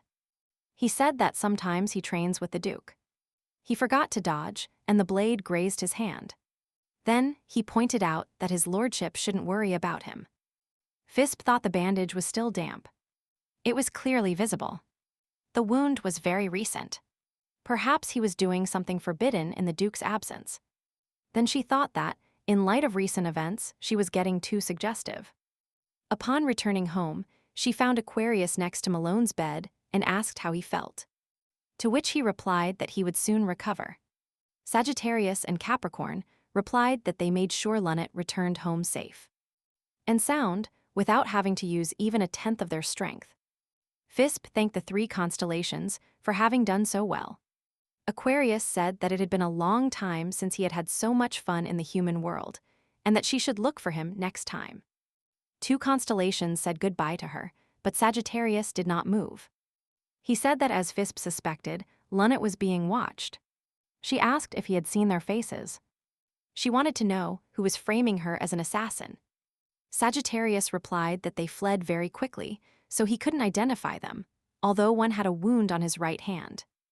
Fisbe remembered that Lars had an identical one. Could it be that he is involved in all this?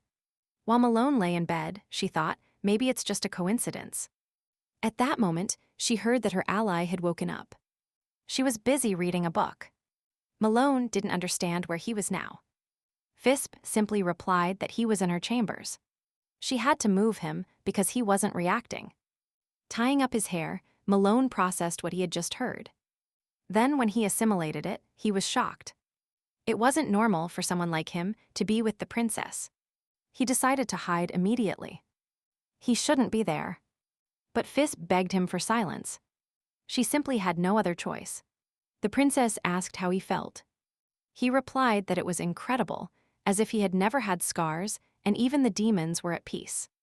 He asked her what she had done, and she replied that she had borrowed the power of the constellations. She had never invoked them before, but she succeeded, and she even received help. Afterward, she said that didn't matter, and asked what had happened to him. He was supposed to be watching Estelle and Lunnet. Malone replied that he fell into an ambush.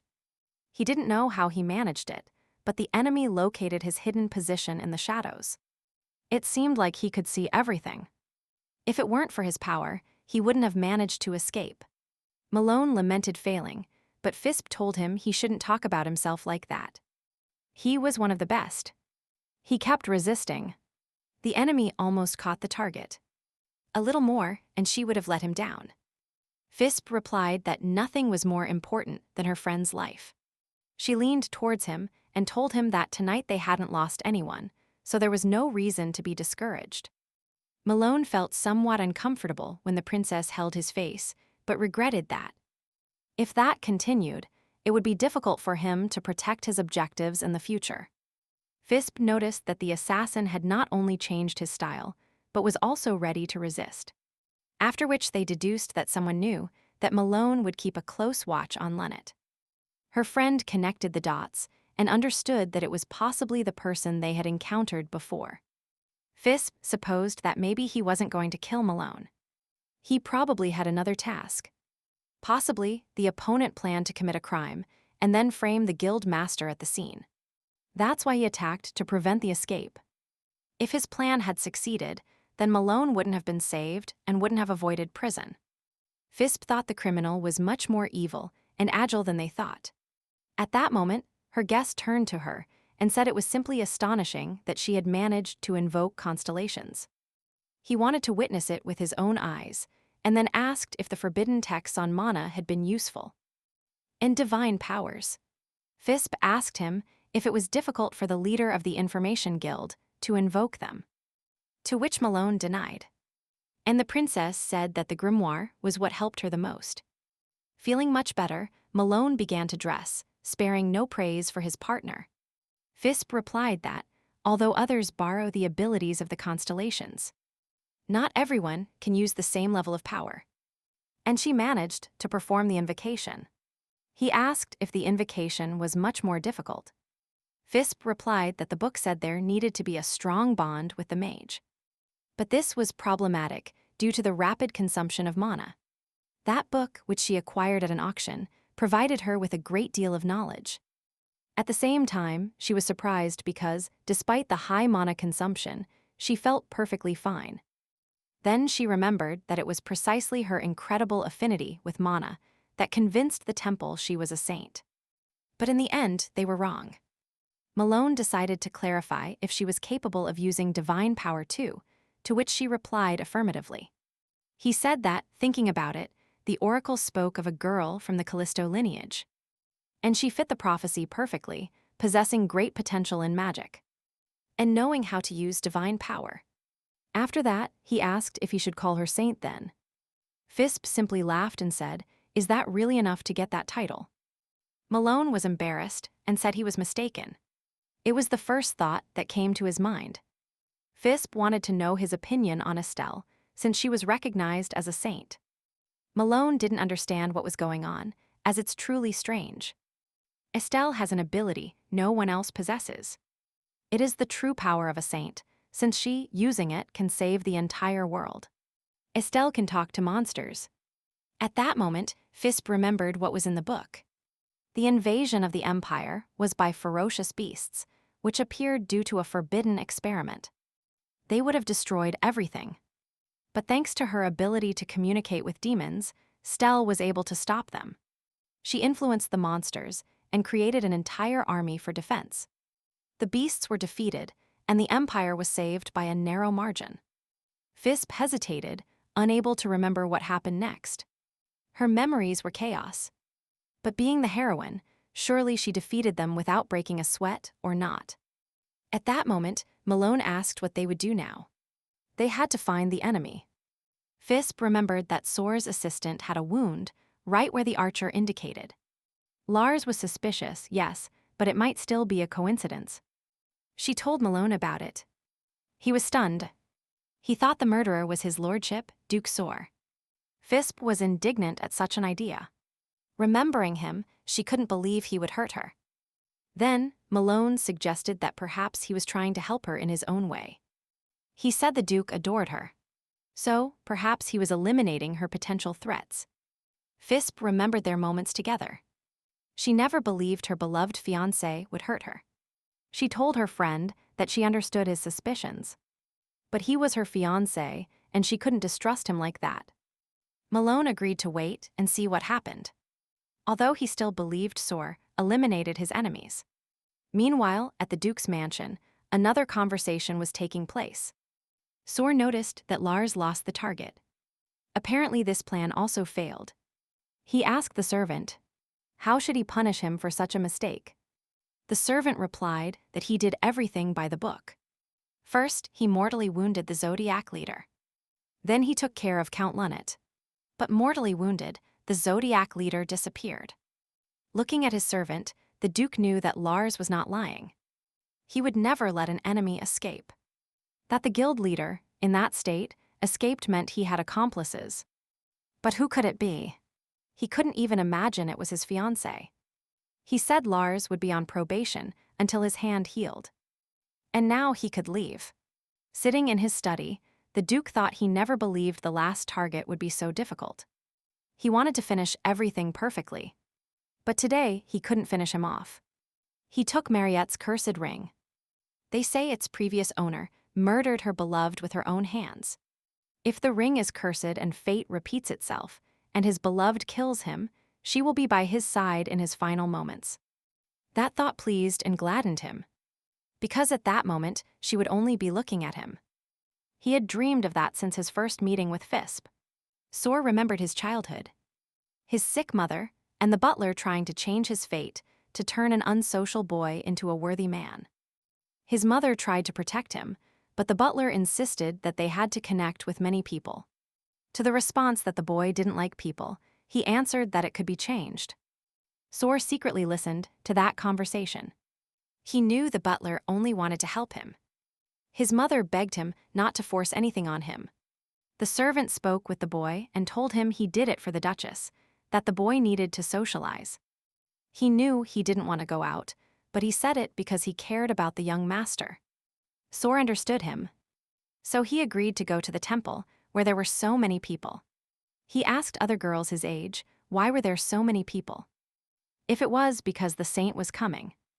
To which the girls replied, because you are empty-handed and have no offerings. They said they were giving out offerings there. And that if you ate them, your body would be purified and you would receive divine blessing. Sor thought that if his mom ate them, maybe she would recover from her serious illness. He went to the priest to receive the offerings. He wanted to take them to his mother. The little boy thought it would be nice if his mom came too, but she was too sick. So he had to return and give them to her. At that moment, the priest said the gifts were consecrated and forbade taking them out, because doing so would be stealing divine grace. Therefore, he had to eat them right there, in the temple, like all the other children. Sor hid the bread, which was simple bread, behind his back, plotting how to get it out unseen. He pretended to the priest that he would eat there, but he was looking for the perfect moment to flee. When he found it, he ran towards the exit. His mother's health came first. He ran without looking.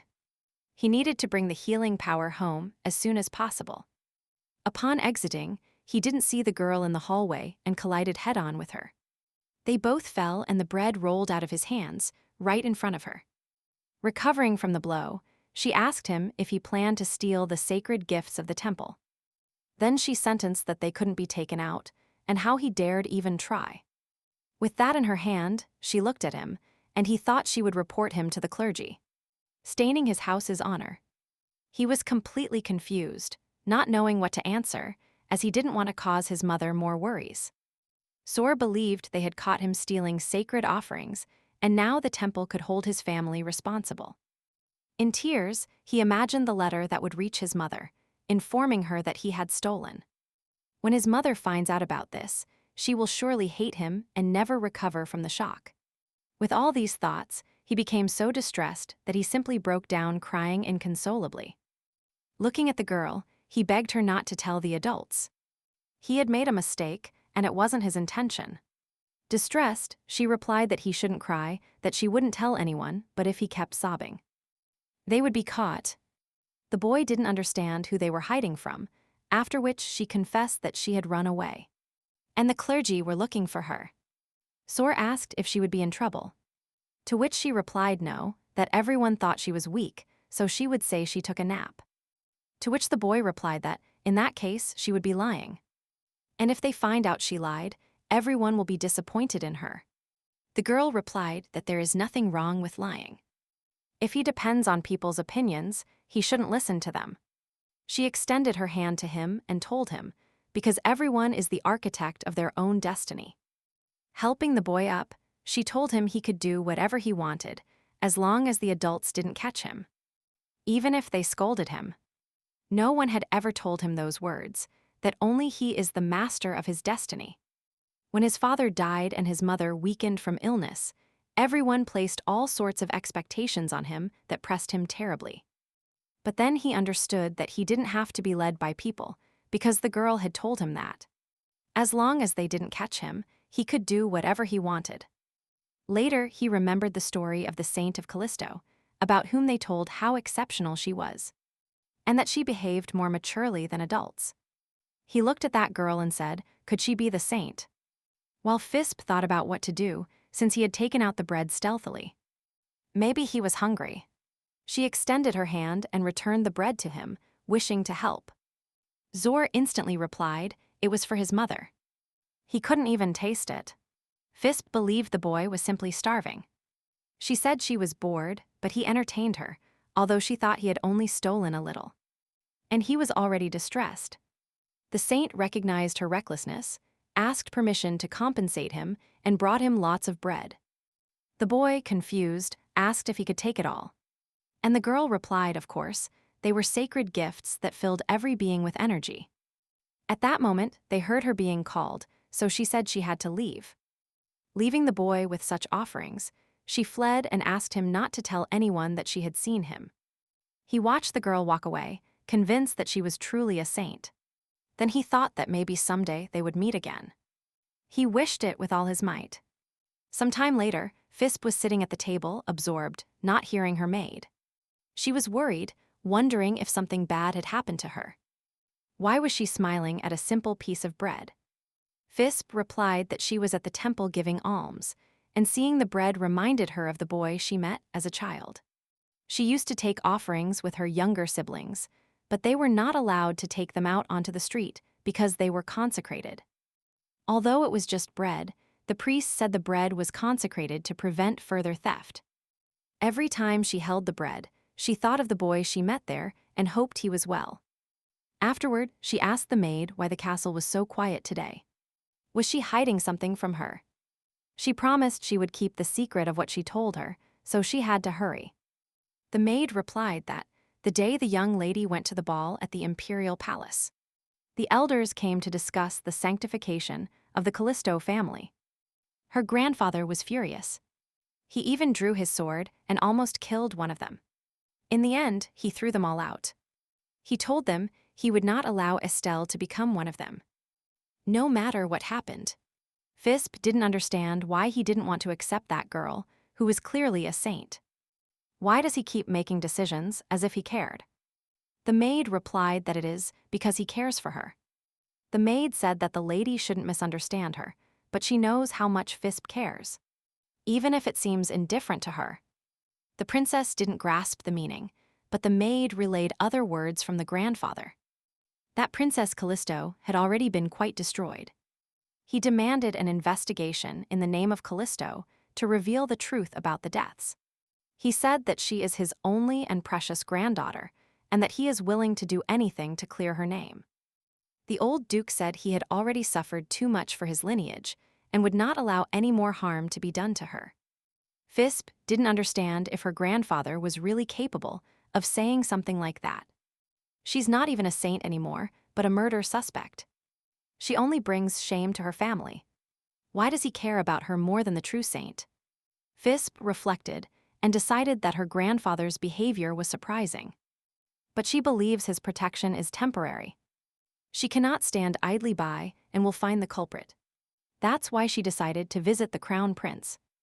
While having tea, he asked for what purpose she had decided to come.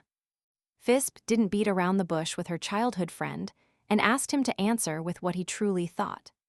After all, he himself provoked her during the ball because he wanted her to come to him. The prince replied that, just as she had predicted, she decided to seize the opportunity. And he loved that. He asked her what she planned to do, to which she replied that she wouldn't reveal all her cards, stating directly that perhaps he was the real murderer. The prince was indignant. Was that the only conclusion he could reach after 10 days of reflection? If he were the culprit, should she arrest him immediately? He asked. Staring at him, Fisbe replied that she wasn't sure yet. The murderer has a very high status, so she cannot find his traces. And he is cunning, so all his crimes are well planned. The prince didn't expect her to reach such conclusions, pointing out that she was truly intelligent. Just as he had supposed. Fisbe said that the prince would benefit from her downfall, so she repeated her question. Did he really orchestrate everything?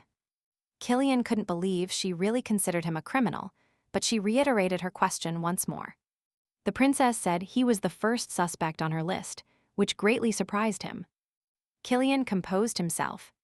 He let out a laugh and asked if she didn't have other suspects. After all, why would he be involved in those crimes? What would he gain from that? Fisbe preferred to keep her assumptions quiet.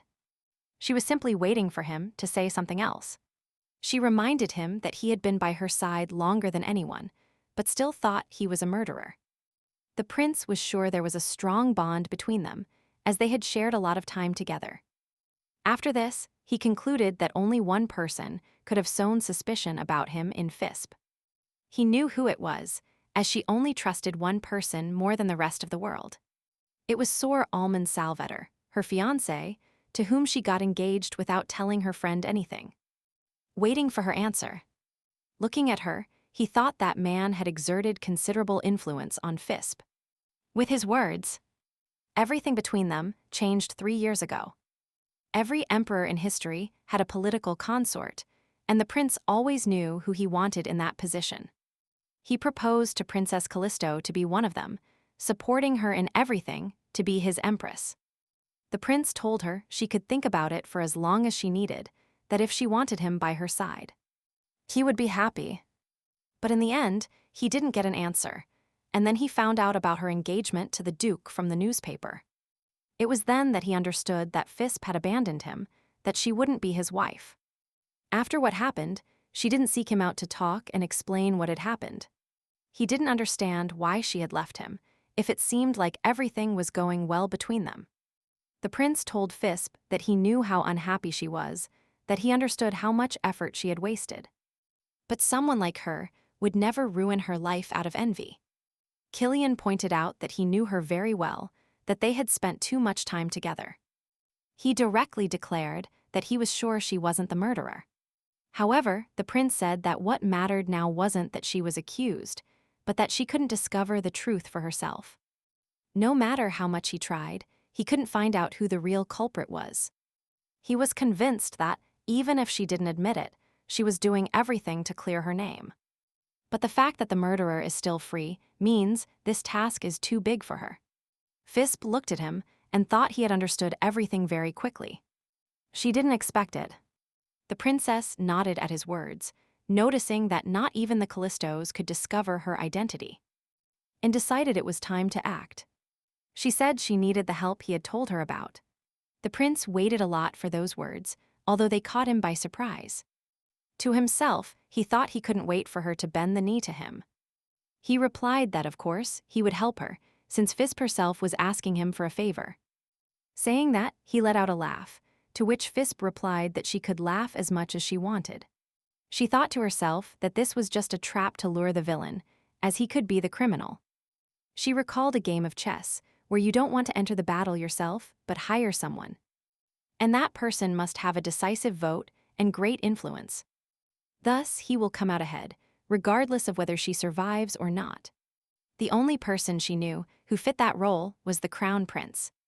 At the empire's biggest annual festival, with Curie organized by the prince, key figures from all over the world come to see the saint ascend the sacred tower to light the flame.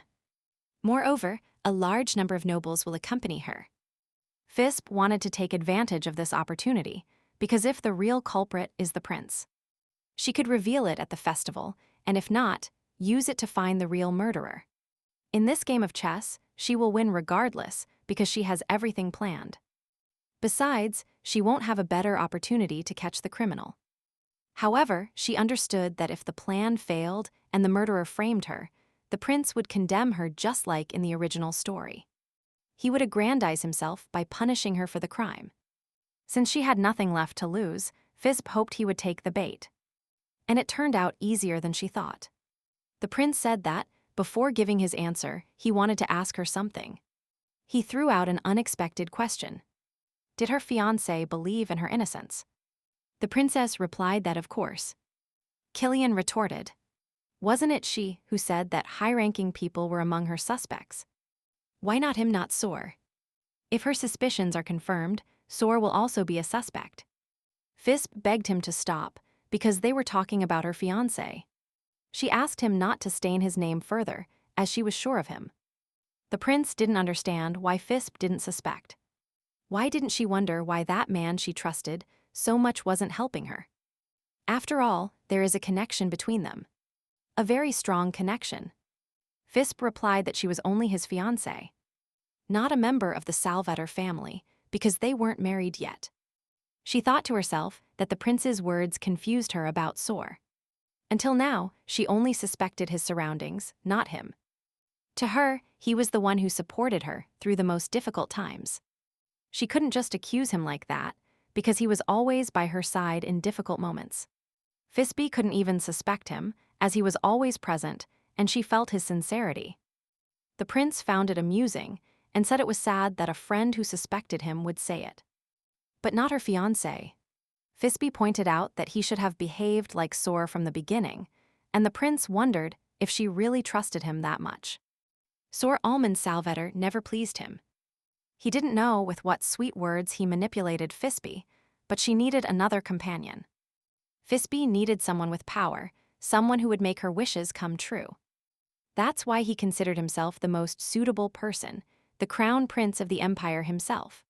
He didn't understand how someone so unsuitable for her had taken the fiancé's place.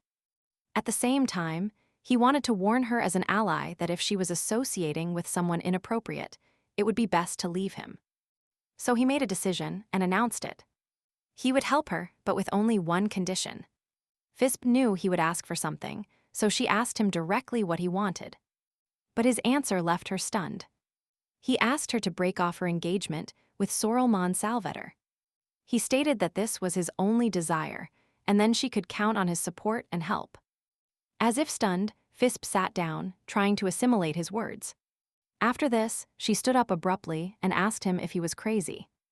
Why was he setting that condition? He said that Callisto monopolized part of the eastern mining rights. Or at least the prince could request his special soldiers. Fisbe didn't understand what he gained from the breaking of her engagement. Killian replied that he didn't like seeing her with Soar, and that was enough. No matter how much she scrutinized his face, she couldn't figure out what he was thinking. But he stood firm, and his only condition remained unchangeable. He didn't want power or money, he just wanted her. Although Fisbe herself didn't understand why, she went home thinking that breaking off her engagement with Soar was too much for her. On the other hand, she would be expelled from her family soon anyway, and would then move to another country. However, she didn't understand why the crown prince was asking this of her, nor what his intentions were. But to get his support, she would have to play along. Fish understood that she had no choice but to meet the condition, as she herself was incapable of anything now. Besides, Soar's reputation would also be affected if he stayed with her. There are already rumors that she is a murderer.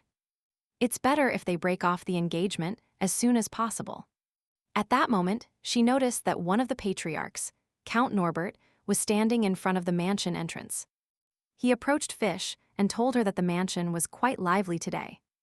He was one of the most prominent patriarchs of Callisto, a staunch supporter of incorporating Stale into the clan. And in the novel, he was the one who initiated the exile. She thought he was probably there for Stale, and to the question of where she had been. She replied that she had gone to the palace on business.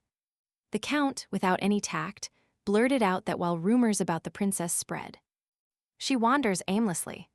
He said that it's fine as long as she is young and mischievous, but she shouldn't cause more fuss than necessary. Fisbe noticed that she admired his courage, so she imitated him. Following his advice, she avoids foolish old men and greedy ones. The Count was astonished by such words and became disconcerted, not knowing what to reply. After a moment, he asked if she wished to insult him, as her words suspiciously sounded like it. Fisbe, with an innocent voice, retorted that she would never do such a thing. She would not allow herself such audacity. She was educated in protocol from childhood, so she explained that she was only talking about those who defamed the aristocracy, which angered the Count even more. He didn't say anything out loud, but thought, what a scoundrel. Fisbe smiled sweetly at him when he stated that the princess had no idea what was happening. She fell silent. Furious, the Count snapped that Estelle at this moment, claims not to be a saint. This disconcerted Fisbe. How could she refuse if everything seemed to be in order? The Count noticed that she not only rejected being part of the family, but also the baptism ritual. He assumed she did it because of the fight they had at the ball, and then asked what the princess planned to do. She thought maybe Estelle saw her invoke a constellation, and then discovered another door to the hall. One was locked, so she thought she was a true saint and renounced the title. But if she abdicates, the saint will not appear until the catastrophe. Estelle does not have great magical potential. It must be increased with the baptism to combat the impending misfortune. Without responding to her relative, Fisbe ordered a servant to prepare the carriage. She wants to see Estelle in person. The Count was indignant. The princess doesn't know everything. She is called the worst villain of all time. If she intervenes, her situation will worsen. Fisbe replied that's why she had to do it, because she is the key link in the problem. The Count still didn't understand her decision, but it was already impossible to stop her. She made it clear to her relative that, for that very reason, she would solve it. Or people would keep making a mountain out of a molehill. Immediately after, she said that if the Count understood, the chat would end. But just then, her grandfather's voice resonated, asking her to stop. He sentenced that he would not allow her to meet Estelle either. Addressing her grandfather, the Count said he finally appeared. The princess was already ready to leave. At the same time, she emphasized that it seemed he didn't understand that she was the heir to the Callisto lineage. The grandfather addressed the servants and ordered them to escort the Count. Immediately, he snapped that he wouldn't give him a chance to speak with his granddaughter. The Count was stunned. Recently, rumors spread that the Duke was protecting the princess, but he couldn't believe the clan head supported her. Still, he decided that it was best to leave, saying that he had made a mistake and was withdrawing so they could talk freely. He left. The grandfather stared at her, and she replied that it seemed he had something to tell her. He proposed they converse. Anxiously, Fisbe asked if he thought all the blame was hers. The grandfather replied that it didn't matter. People bite the hand that feeds them, so it's better not to feed anyone. He said that if she went, the rumors would spread even faster. Fisbe was indignant, saying they couldn't just stand by idly. If she met Estelle and talked, she would agree to walk together and the rumors would cease. The grandfather observed her intently and asked what would happen if she failed to convince her. He was sure that she wouldn't even let her in. That's why he wouldn't allow her to go. The grandfather turned around and sentenced that he wouldn't change his decision. He walked away towards the mansion, thinking that too many years had passed to call her beloved daughter. But Fisbe was in danger and had no choice. He decided he would hide her and protect her with the family's strength. She couldn't take it anymore and asked him why he was suddenly deciding to protect her. After all, none of this was as bad as her childhood. Even when she felt powerless, when it was difficult and painful, there was no one by her side. She was always alone and learned to fend for herself. Why is grandfather protecting her now? The grandfather looked at her and didn't know what to answer. However, she reiterated her question. Fisbe said that she had always been indifferent to him, and it wasn't that she distrusted her grandfather. All this happened before Estelle appeared. That's when her problems started. They tried to assassinate her. The grandfather punished the staff responsible for the poisoning. He did it using a small pincushion, so Fisbe was sick for a long time. After that, the grandfather fired all the employees and hired new people. But he didn't even visit her once when she was sick. And for such a man to suddenly be kind and attentive to her is strange, to say the least. She couldn't forget those days when he ignored her. She couldn't simply believe in his sincerity now. And that's why, looking at him, she wondered why he had started behaving differently. The grandfather replied that he understood she was angry with him now, but if she left, the family could no longer protect her. Fish replied that if he planned to protect her from the start, he should have done it much earlier. Then everything would be different. Then she wouldn't be thinking of leaving her home. She thought. She remembered that the crown prince suddenly demanded the breaking of the engagement. Estelle openly said she wasn't a saint. The grandfather suddenly got angry with her. And why is today so eventful? There were getting to be too many. She was just trying not to get involved in anything. She is not like the heroine of the book Monstrous Flower. Fisbe tried everything to be better. In the novel, Fisbe committed terrible acts. Killian and Alma's, her grandfather, repudiated her. Even those who appreciated her avoided her. They chose their own path without her. Everything changed when she was a child. She was caught throwing eggs at a carriage. The prince discovered her true nature, and their relationship soured. Maybe her grandfather also changed because of her actions. He foresaw it, yes, but didn't expect it like this. And it is still a mystery why he is helping her, right now, when everything is almost decided. A part of her has longed to leave since childhood, but another part wishes to stay with all her soul. Now Fisbe is different, so the plot might change, and the ending too. What will happen? Fisbe believed that even with Stell's appearance, she could live as Princess Callisto. It would be wonderful. She never wanted to be hated. She lived righteously, but fate played dirty. She did everything to make a good impression. To live a normal and quiet life. Her indifferent grandfather, who never supported her, and Killian turned against her. The grandfather didn't even want to offer her the slightest help in that difficult situation. And her best friend was one of the first to turn his back on her. Just when she needed it most, she thought she had already forgotten everything. But feelings still remained inside her. She still feels uncomfortable when she thinks about the day everything changed. All the key events happened 3 years ago, when they were about to crown the crown prince. That's when her life completely changed. She knew he would go through the right and was happy for him. She watched as they placed the crown on his head. How he became the leader of the empire. Fisbe was sitting in the front row applauding. But then something happened. A long and interesting life awaited them, but fate had other plans. The prince was imposing in his royal clothes. He looked at her with such intensity that it made her feel close. She always thought their friendship would last forever. But things took an unexpected turn. During their conversation in the garden, he revealed that every emperor needed a political consort. After kissing her hand, he expressed his fervent desire for Fisbe to be one of them. He offered her the title of empress, a formal marriage proposal, anxiously awaiting her answer. She was convinced that even if he found out she wasn't a saint, he would stay by her side. She believed they would live a long and happy life, because in his eyes, she was first and foremost a girl. Not a saint. If she had someone like that by her side, perhaps she wouldn't have to leave the empire. She was sure that upon hearing her answer, he would say, "I knew it." And then he would probably roll his eyes exaggeratedly. But still, he had to stay with her, because they had a special and warm connection. Then, just like in her childhood, she accidentally overheard a conversation where they said the prince was involved with Princess Callisto. It was the same people she heard as a child.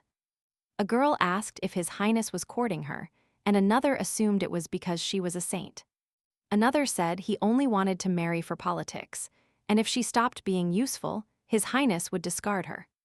She was behind the door, not knowing what to do. Everything was the same as what happened in her childhood.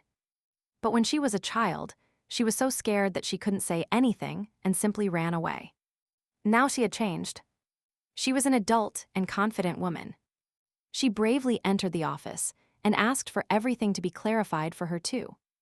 At that moment, those who were talking about her were taken aback and said they hadn't said anything that directly involved her. Fish replied that she had heard everything and that she knew very well they were vassals of His Highness. One of them was from the Kello house, famous for its success in trade, and the other, heir to the Evergen family, both very close to the prince. She then added that, coming from such important people, she couldn't take it lightly. This time she wasn't going to let it go, and they, seeing her face, knew they wouldn't get away with giving explanations. She turned to Marquis Evergeny and begged him to convey her words to Killian. Fisbe said that if the prince only saw her as a means to an end, they would never be together. Immediately after, she turned around and left, leaving them stunned, dealing with the situation. Those vassals were cowards. Evergeny said that if His Highness found out, they would be doomed. They decided to remain silent. One of them regretted speaking. But what's done is done. There was no turning back.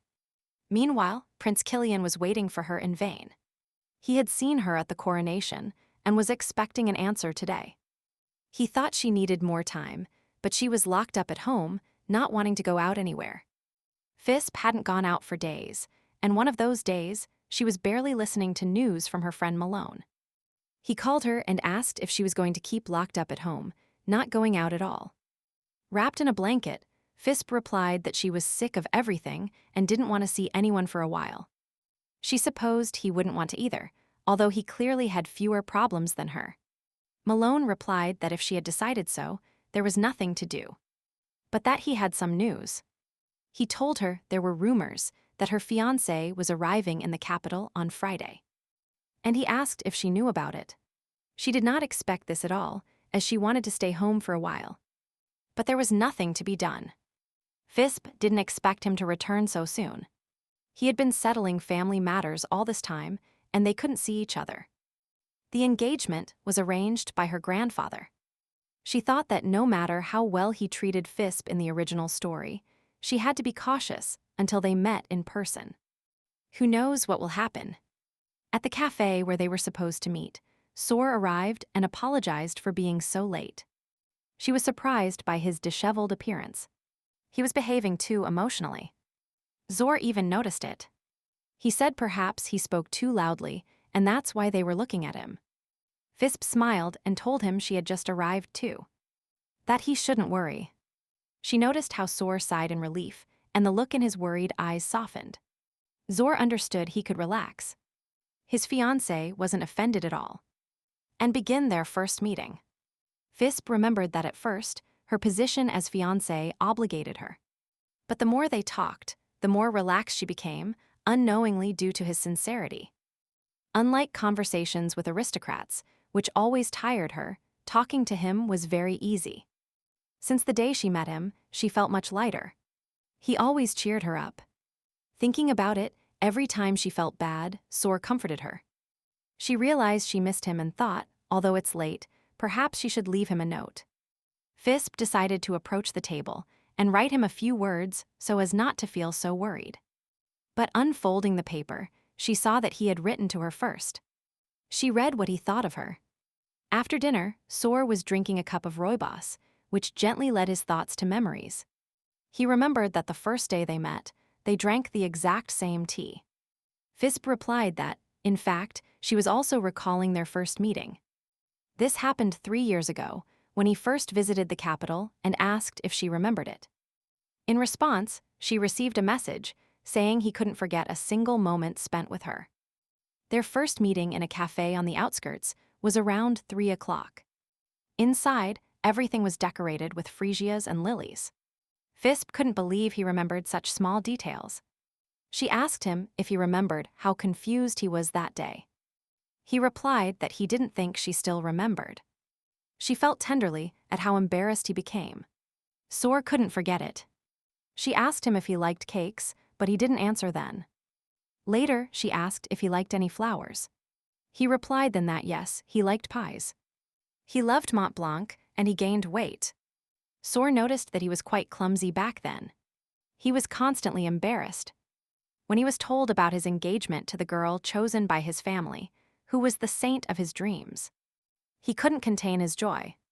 He wrote that now he could answer her questions without so much shame.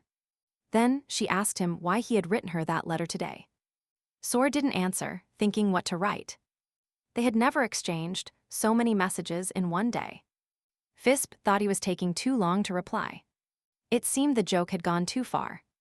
Just as she was about to write that it was a joke, she received a reply from him. He wrote that he had sent her the letter because he was worried about her. Fisbe was stunned. It was exactly what she needed to hear. She kept reading. He wrote that even if he couldn't help her with anything, he just wanted to know how she felt. Looking at the letter, the princess thought about how much she missed him and how much she wished to see him right now. She wrote to him that she would go to the garden immediately and told him to come out when he heard her singing. She was not allowed to leave the house right now, so it was difficult to leave the estate. But she knew today was a very good day to invoke the Pisces constellation. She went out and invoked Ulrich Pisces constellation. Come to the human world. Lend your help. A fish appeared that said it hadn't been in the human world for a long time. It also said she couldn't imagine how long it had waited for the call and asked how it could help. Fisbe replied that she needed its ability to connect everything. The princess said she wanted to go to a place. At that moment, Sor couldn't believe she really wanted to go to the Salvetter house now. The sun had already set, and due to Duke Callisto's strictness, there should be a curfew. He didn't understand how she was going to manage it. However, he decided to ask his butler to ensure the servants didn't roam the hallways. He knew Fisbe wasn't one to break promises, and he hadn't asked too many questions in a long time. Sor couldn't believe it. Would she really come just to see him? His heart filled with immense happiness, but he wanted to receive her in the best way. So he quickly gave the necessary orders. Suddenly, he heard a song. She had told him to come out when he heard those notes. Fisbe has a beautiful and delicate voice. She sang with such passion on the garden bench that it captivated him. After the silence, they both enjoyed the stillness her song left for a moment. When he approached her, he asked if she liked his serenade. Kneeling timidly, she confessed that she felt like she was living a dream. He leaned down and kissed her hand, trembling to have her near when he least expected it. But then he reacted and said he made an effort to make her comfortable. What a surprise! She didn't expect him to get ready so quickly, but she greatly valued his effort. They entered the living room. He placed his coat over her shoulders, saying it was cold. The room was barely warming up. The air was freezing. Then he left her near the fireplace and said he was going to get something to drink. Fisbe thanked him. She was amazed at how quickly he managed to get ready. The little fish on her shoulder commented that she didn't even ask how he got there so fast. Sitting on the sofa, Fisbe thought that if she asked, she would have to reveal her powers. But she didn't ask anything. He just welcomed her happily. She didn't understand his behavior. Fisbe intuited that he wanted to ask a lot, but didn't do it out of tact. That's how he took care of her. Then the princess turned to the little fish and thanked it for guiding her there. As she left, the little fish replied that if she needed anything else, she only had to call. At that moment, Sor returned with a drink in his hands and offered it to her. He told her he would warm it up. Fisbe suggested that he sit down too, so he would stop fussing so much. Just then, the doors opened, and the servants announced that they had brought what the Duke asked for. Sor replied to bring it in, after which the servants entered with a large number of boxes. And flowers. A maid put a blanket over her shoulders to keep her warmer. Another servant placed a small table with alcohol and a light dessert in front of her. Fisbe was disconcerted by so much attention. She really didn't expect him to be able to prepare everything so quickly in such a short time. She asked him what all this meant. Why all the fuss just because she had come to see him? The fiancé replied that there was still a long way to go for a proper reception, so he ordered all this prepared for her. He asked if she liked it, but received an affirmative answer. He had truly managed to please her. He said he was afraid she wouldn't want to leave ever now. Sor replied that he prepared everything thinking of her. And if she wanted, she could always stay. He didn't know if she would come today, but he hoped she would come often, which is why there were so many things. There were really many boxes, sweets, and interesting things.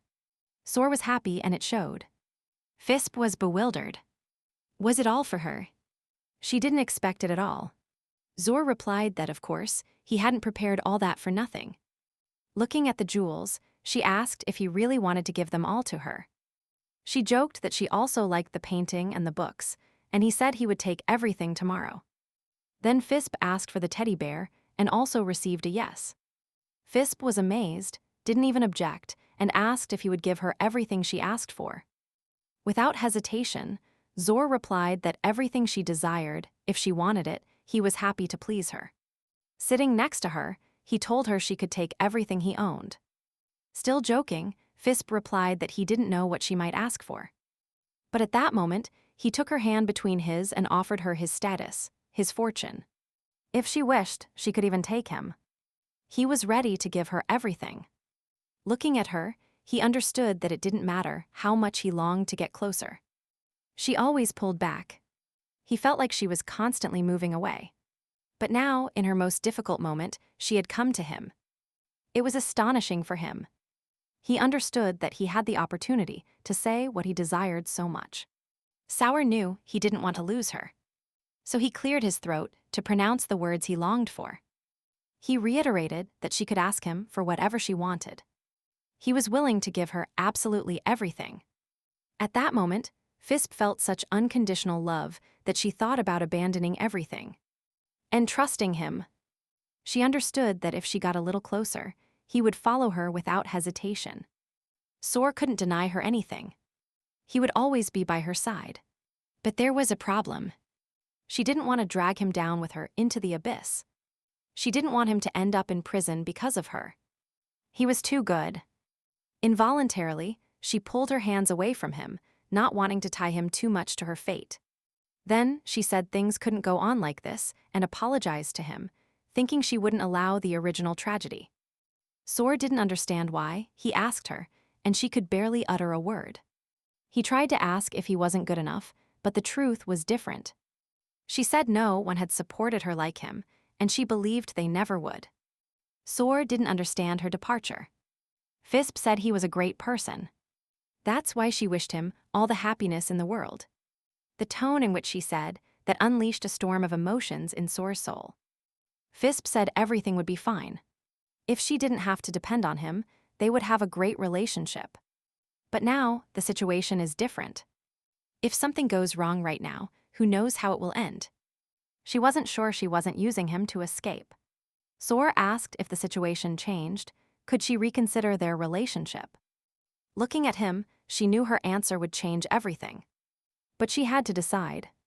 She left and Sor stayed in the castle, feeling lonely and miserable. He looked out the window, thinking how ironic. He is only happy holding her hand, but she denies him that happiness. Sor called Lars and ordered him to bring the one he had spoken with earlier. He made a decision. He had to meet with the renegades to protect his beloved. At that moment, he took a step he might regret for a long time, but one he would repeat without hesitation. All for her. Lying in bed, Fisbe thought about how dangerous last night was and how she came up with using Sor. If she did that, she wouldn't be any different from Killian. She understood that wasn't right. Moreover, it was the first time she had seen her fiancé so disappointed. Fisbe recalled his words when she asked if, by changing the situation, he would reconsider their relationship. She couldn't refuse, but she wouldn't be giving him false hope if she planned to leave this place. At that moment, the maid entered. Fisbe handed her a letter and thought that, thanks to last night, she made a decision. The maid prepared warm water for washing. Then the princess gave her a task. She told her that, along with the letter, she should deliver a request to His Highness. The maid was to tell him that Fisbe wished him to visit as soon as possible. Reading the letter, the crown prince thought she would accept his terms. But Fisbe decided she wouldn't allow what he wanted to happen. Some time later, he appeared at the castle, saying that only she, among all the nobles, dared to demand his presence. An already dressed Fisbe received him with a smile, explaining that circumstances prevented her from leaving the estate. So the only option was to call him. The prince went straight to the point. If she had summoned him, did it mean she was ready to accept his proposal? Fisbe reminded him that in 2 weeks, the Kingdom Foundation Festival would be held. And the saint in charge of lighting the sacred fire refused to participate. This could cause problems not only for the temple, but also for the imperial family itself. Since she is the organizer, the problems would fall directly on those responsible for the preparation. Mainly the prince. The crown prince did not expect this unexpected turn and asked what she meant by that. Fisbe replied that she could solve the problem, but not for free, as he well knew. So she proposed changing the terms of their deal. Instead of breaking the engagement as payment for her help, she would solve his problem with the festival. The prince was stunned by such a proposition, but still decided to ask her more. Do you really not want to break the engagement? Are you desperately looking for shortcuts? Fisbe retorted that she would break it, but she just wanted him to stop interfering between her and her fiancé. She said it was just her and Zora's problem, which they would solve between themselves. The prince received a tempting offer. She could free him from complications. Leaning back, the prince thought. Fisbe's offer seemed to benefit him more. Although initially she begged. If he had previously laughed at her yielding, now she took total control of the agreement. But she was right. He knew he couldn't negotiate with the saint by himself. He disliked being in a position to ask. So he decided to ask some key questions. Is it true that Estelle refuses the fire ceremony, damaging the imperial image? He wanted guarantees, not possibilities. He needed total confirmation from the saint. Fisbe decided to show some cards and told him not to worry. She had suspicions about the reason for her rejections, and the answer lay within her. Furthermore, she heard that Estelle isn't even receiving visitors right now. But she will listen to Fisbe, and then she can convince her. She told the prince she guaranteed it, and moreover, no one else but her could solve this problem. The prince resigned himself and asked her to tell him her plan. He needed to know everything. After her account, he decided to clarify some details, as he still felt something crucial was missing. It turned out that Fisbe wanted to set a trap. She was sure the criminal had always acted this way. The prince asked if he only killed those who offended Fisbe, to which she replied affirmatively, with a cold stare. After that, she said that now all of society was focused only on her. And on Estelle. The tension was palpable. And all this due to a misunderstanding about their relationship, which had been magnified. It all started when, at the banquet in the palace, Fisbe withdrew her hand when the saint approached her. As a result, the newspapers screamed that Estelle was renouncing being a saint because of her threats. In this situation, if Estelle participates in the festival, the criminal would act predictably. The crown prince completed his sentence. He said the criminal would certainly attack her, and in the crowd, it would be difficult to identify the culprit. The prince thought it was the perfect crime, so Fisbe's plan was quite sensible. The princess said that Estelle would enter the sanctuary and light the fire, as planned. But with one condition. The prince jumped up to know what the condition was, but he didn't expect this. Fisbe said she would go with Estelle. They would do it together. The prince replied that the princess was crazy, that he didn't think that was possible. Fisbe replied that, according to the rules, only one person could carry the sacred fire. But he could help. The crown prince, responsible for the organization, could pressure the priests to review the rules. Although her plan demanded more than he expected, he agreed. Fisbe asked for discretion until the festival. Her mission was to let her and Estelle into the sanctuary on the day of the festival. Deploy people secretly and capture the criminal with soldiers if he attacked the saint. Fisbe thought that no one knew about her ability to summon constellations, which would surprise the criminal. She then asked if the prince had any objections. He replied that even if he had them, he doubted she would listen. So it was better to do what she said.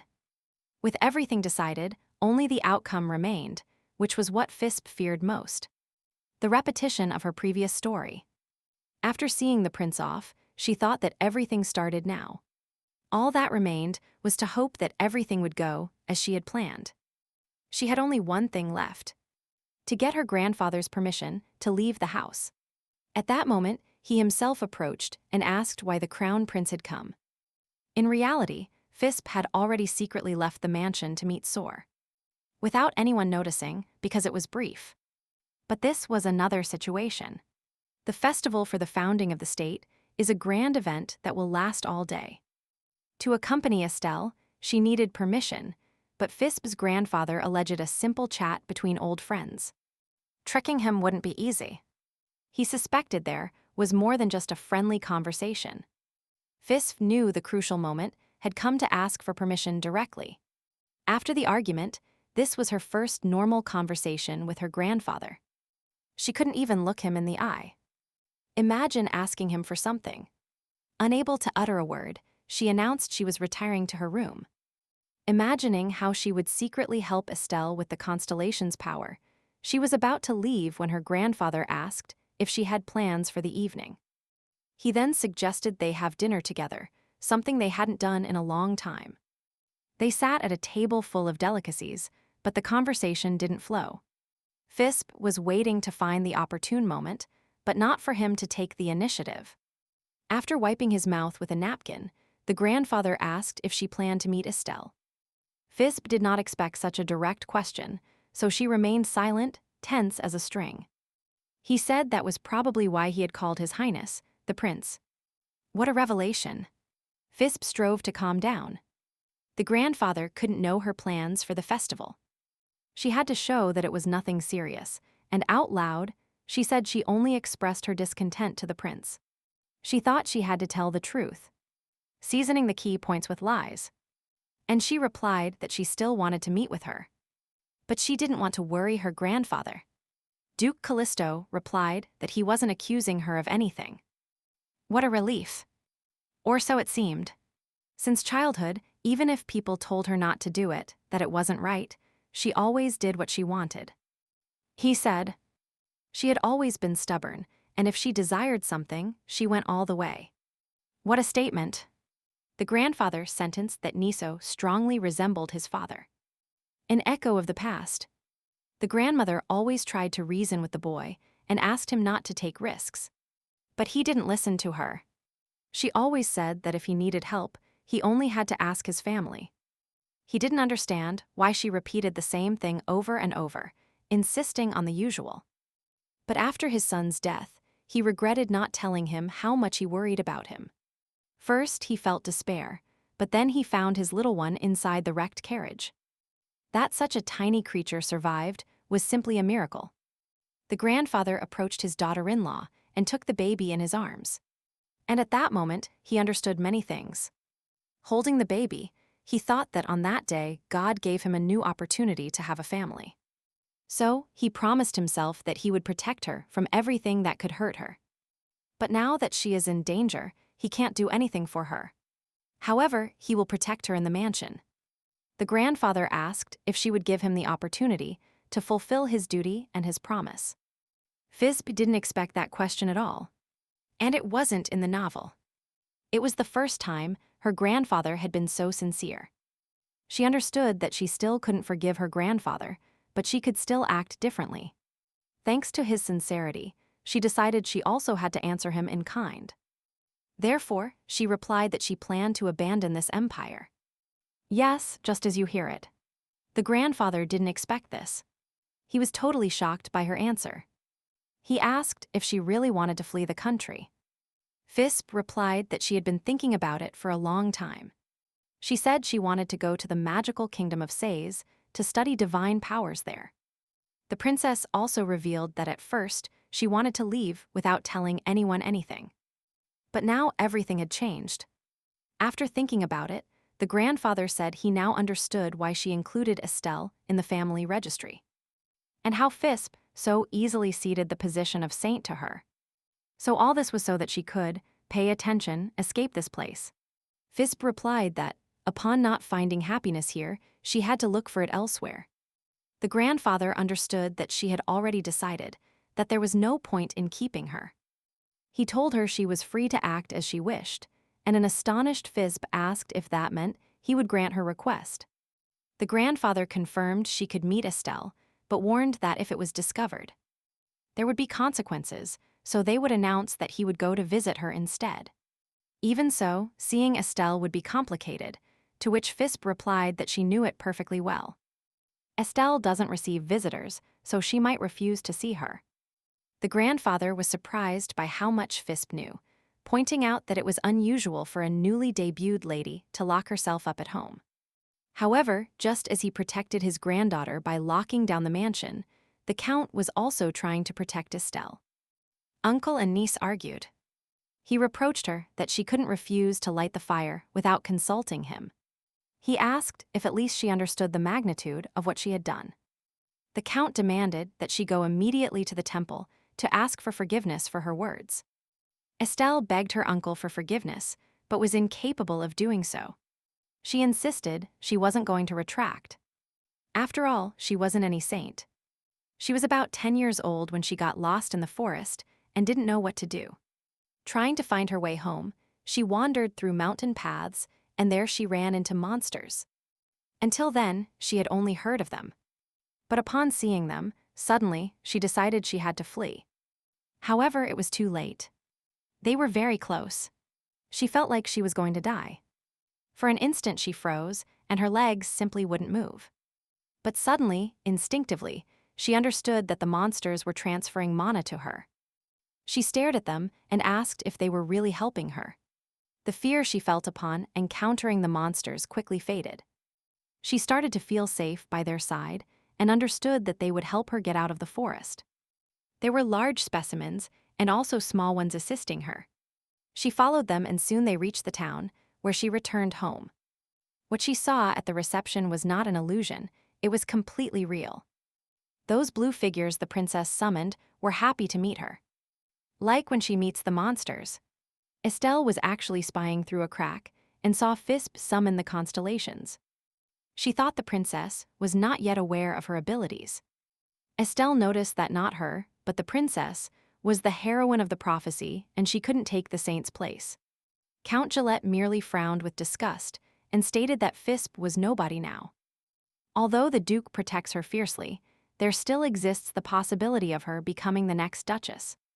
But let's be realistic, the probability is minimal, almost nil, because if she became Duchess, she would be the laughingstock of everyone.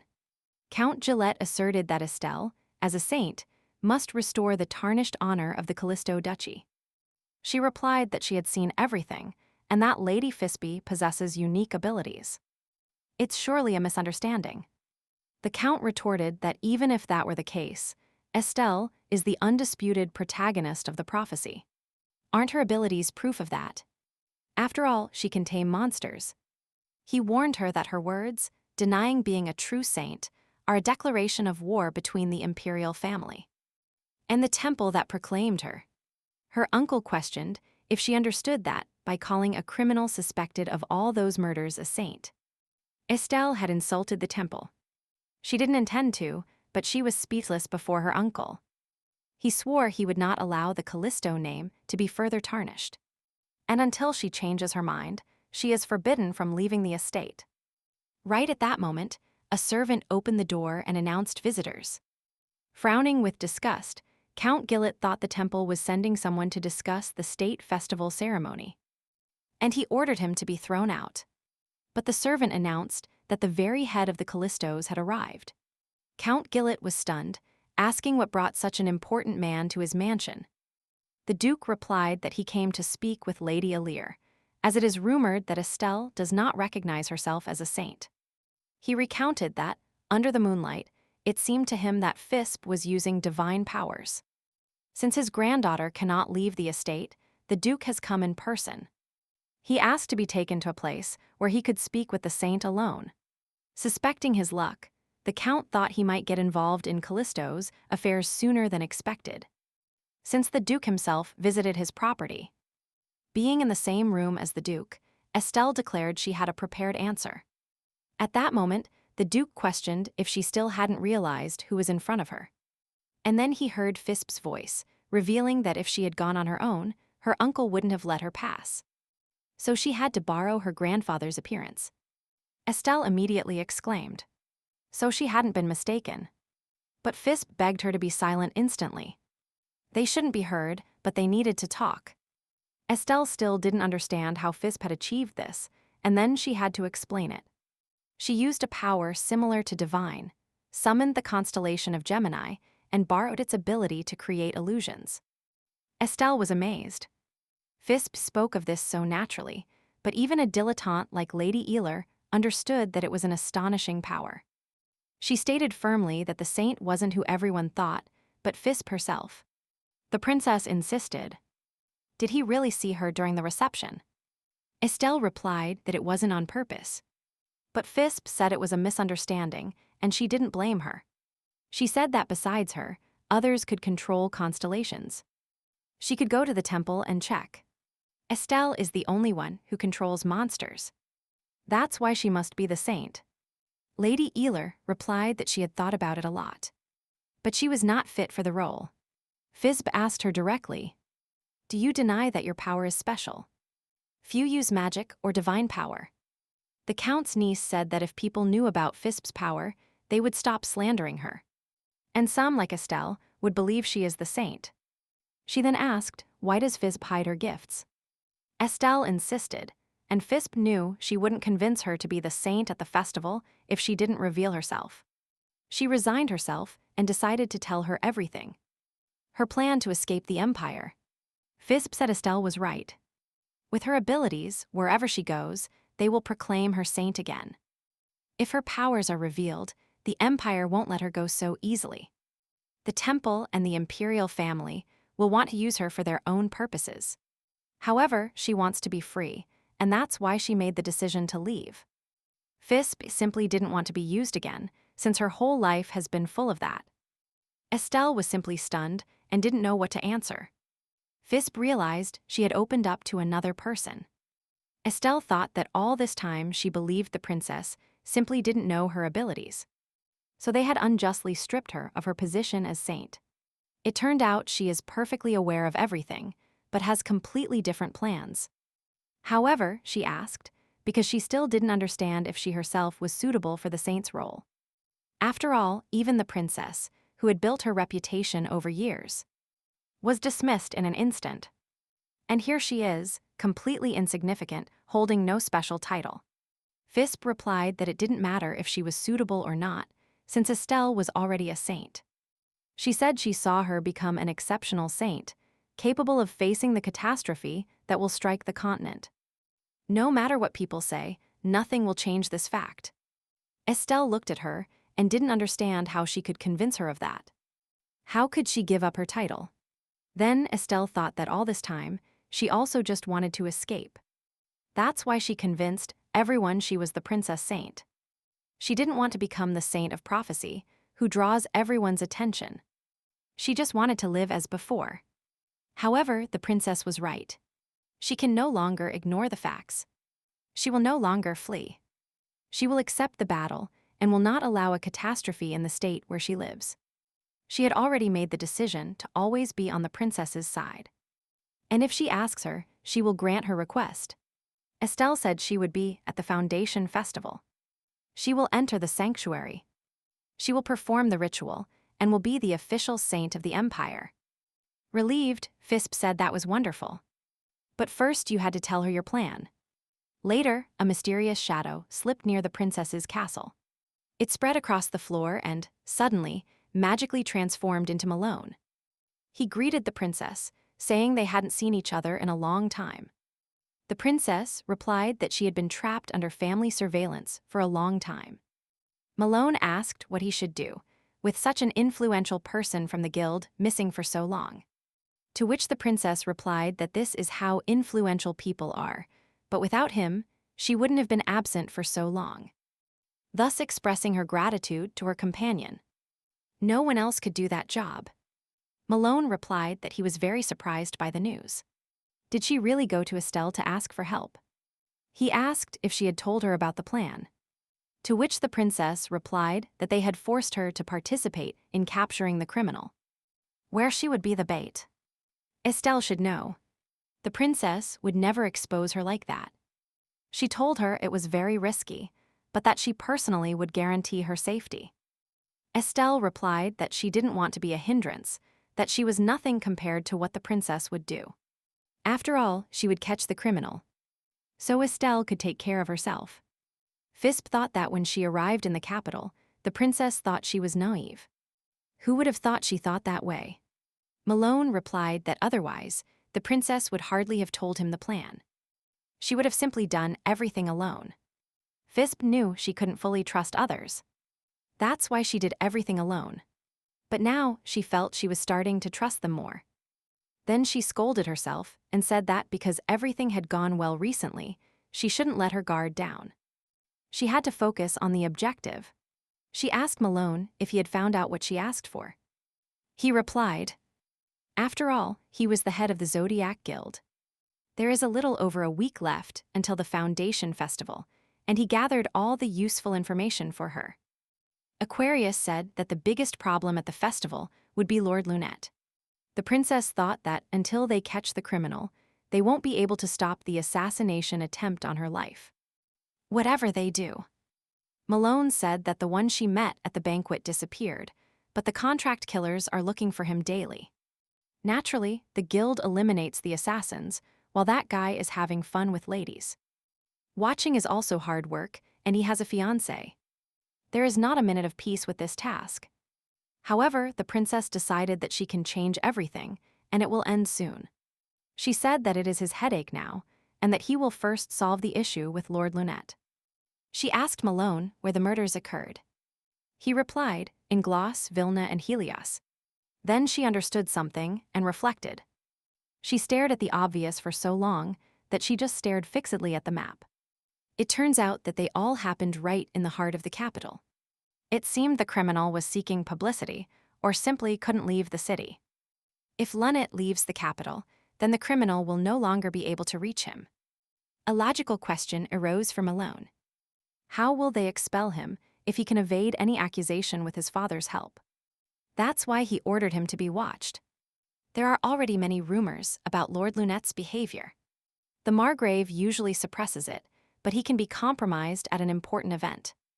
And one of those is about to happen. It will be the gala dinner of Duchess Fiancé. The event takes place every year for young couples who wish to marry.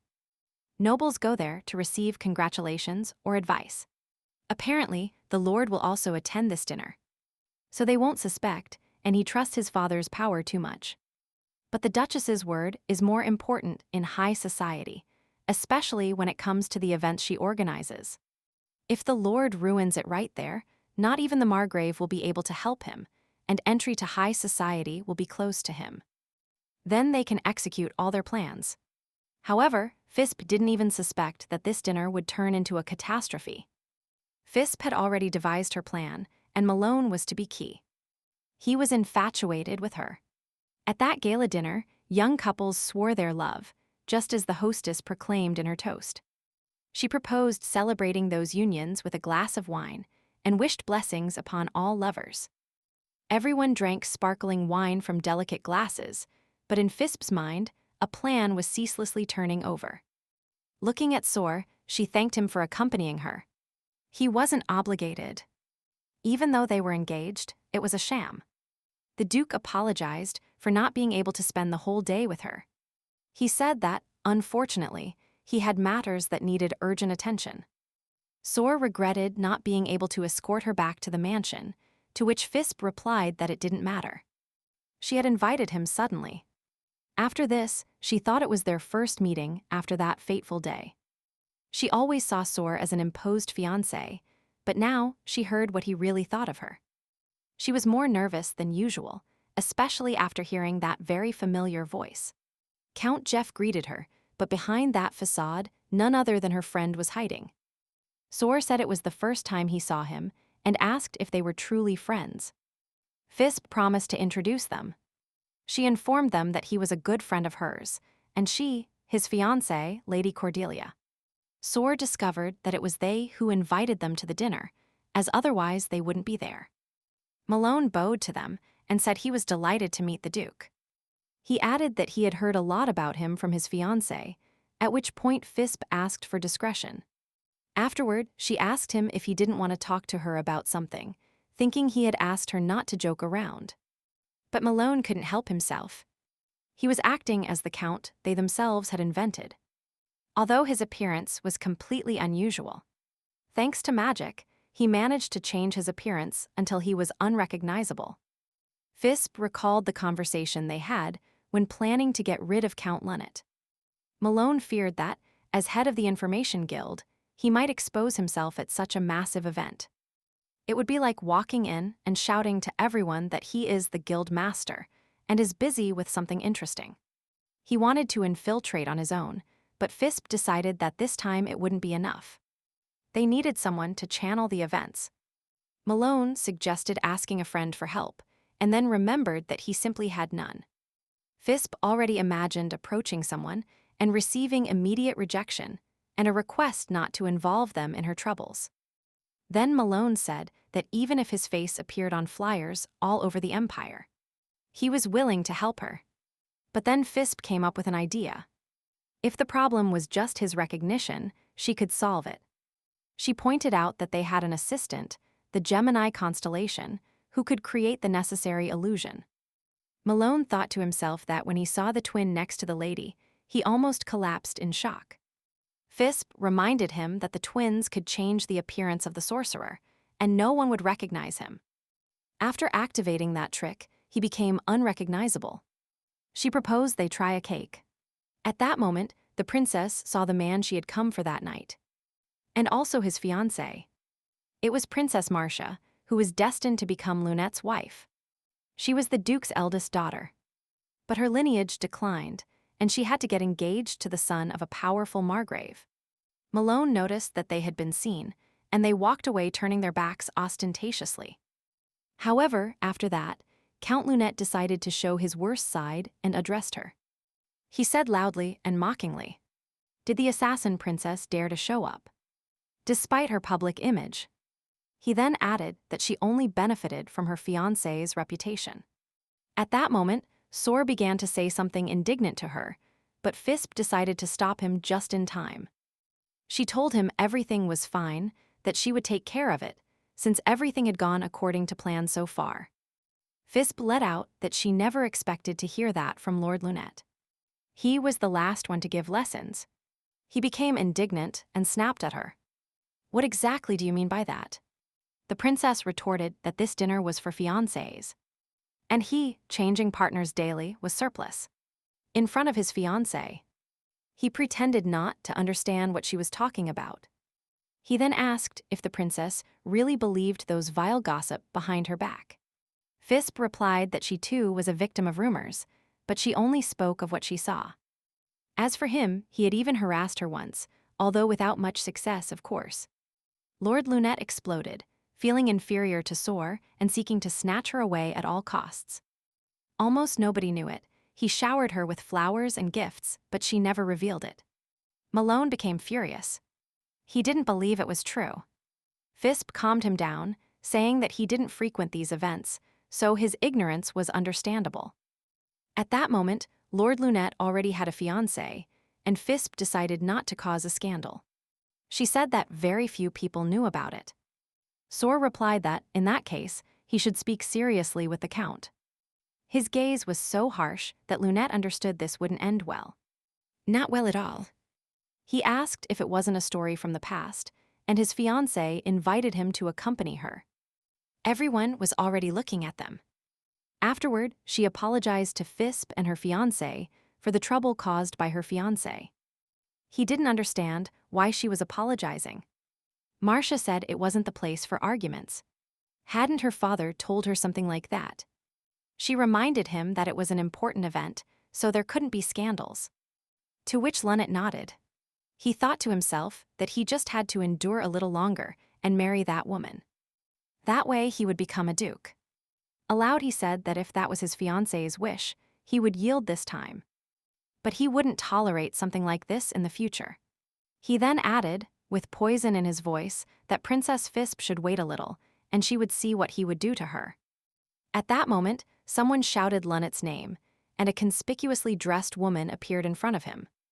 He froze, as it was the person he least expected to see there, and this would undoubtedly end in a scandal. Even when Fisbe and Malone were plotting their plans, they decided to involve Margaret in this mess. She was his mistress, a woman he had even brought to his own home. She was a very striking young woman, provocatively dressed, who was convinced that Lunette would never leave her.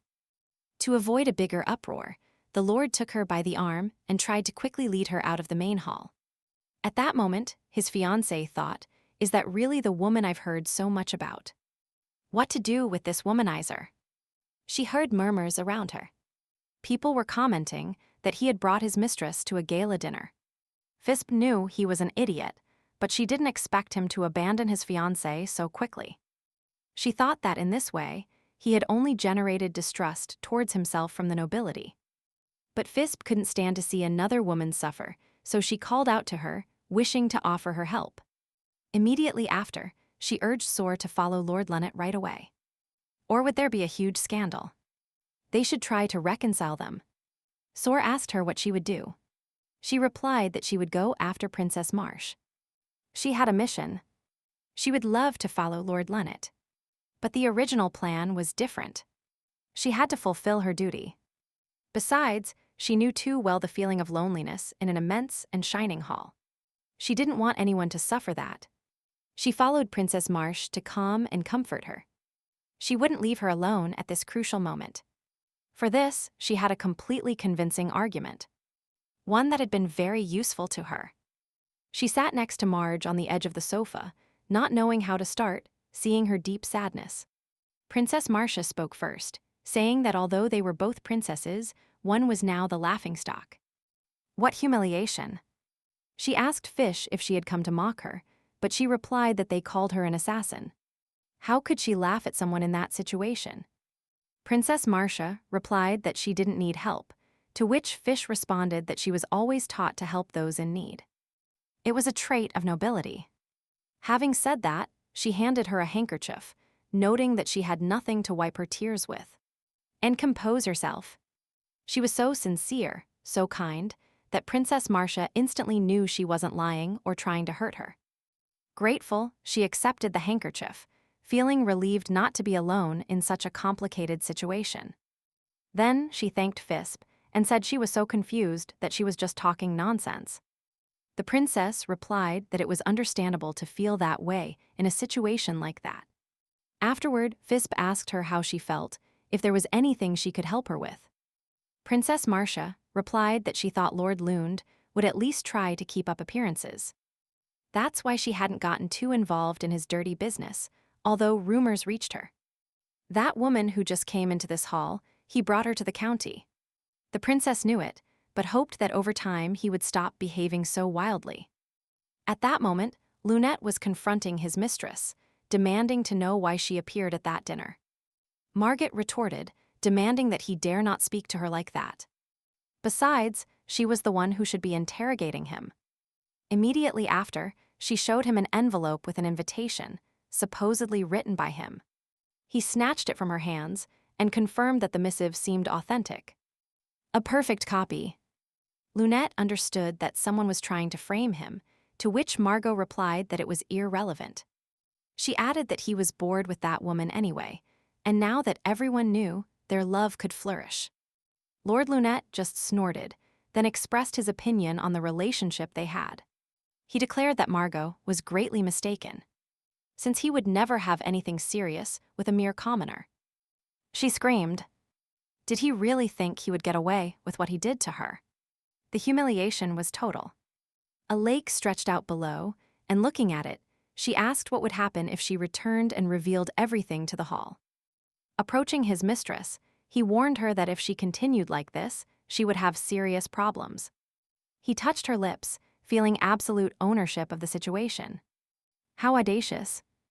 But the Lord immediately rejected her, asking who she thought she was threatening. Fatal error. He misjudged his strength and Margaret slipped, triggering the irreparable. He saw her fall, and at first shock paralyzed him, but that was only what he appeared to be. Meanwhile, Malone, undercover, was looking for Count Lunette along with Soar and wondered. Why were all scoundrels so slippery? How frustrating. He thought about using his abilities. That way he would find him faster. It would be so easy. But he sensed that something bad was coming. His lady had amazing intuition. So he said he would search in another area of the garden. Malone knew it. Even though the Duke was nearby, he had to use his gift in secret. But just as he was about to release the shadow from his hand, they grabbed his arm. It was the Duke, holding him and examining his hand, convinced he had seen something else. Something invisible to others. The other didn't answer, but the Duke was sure it wasn't an illusion, although at that moment a crash was heard. It was a loud splash in the water, followed by a female scream.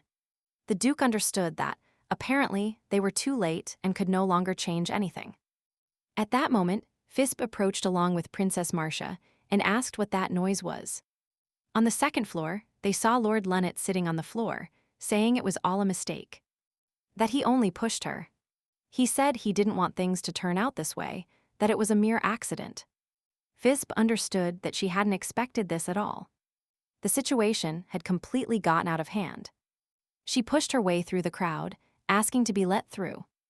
The princess wanted to see with her own eyes what had happened, but the spectacle exceeded her expectations. She was shocked by the terrifying scene.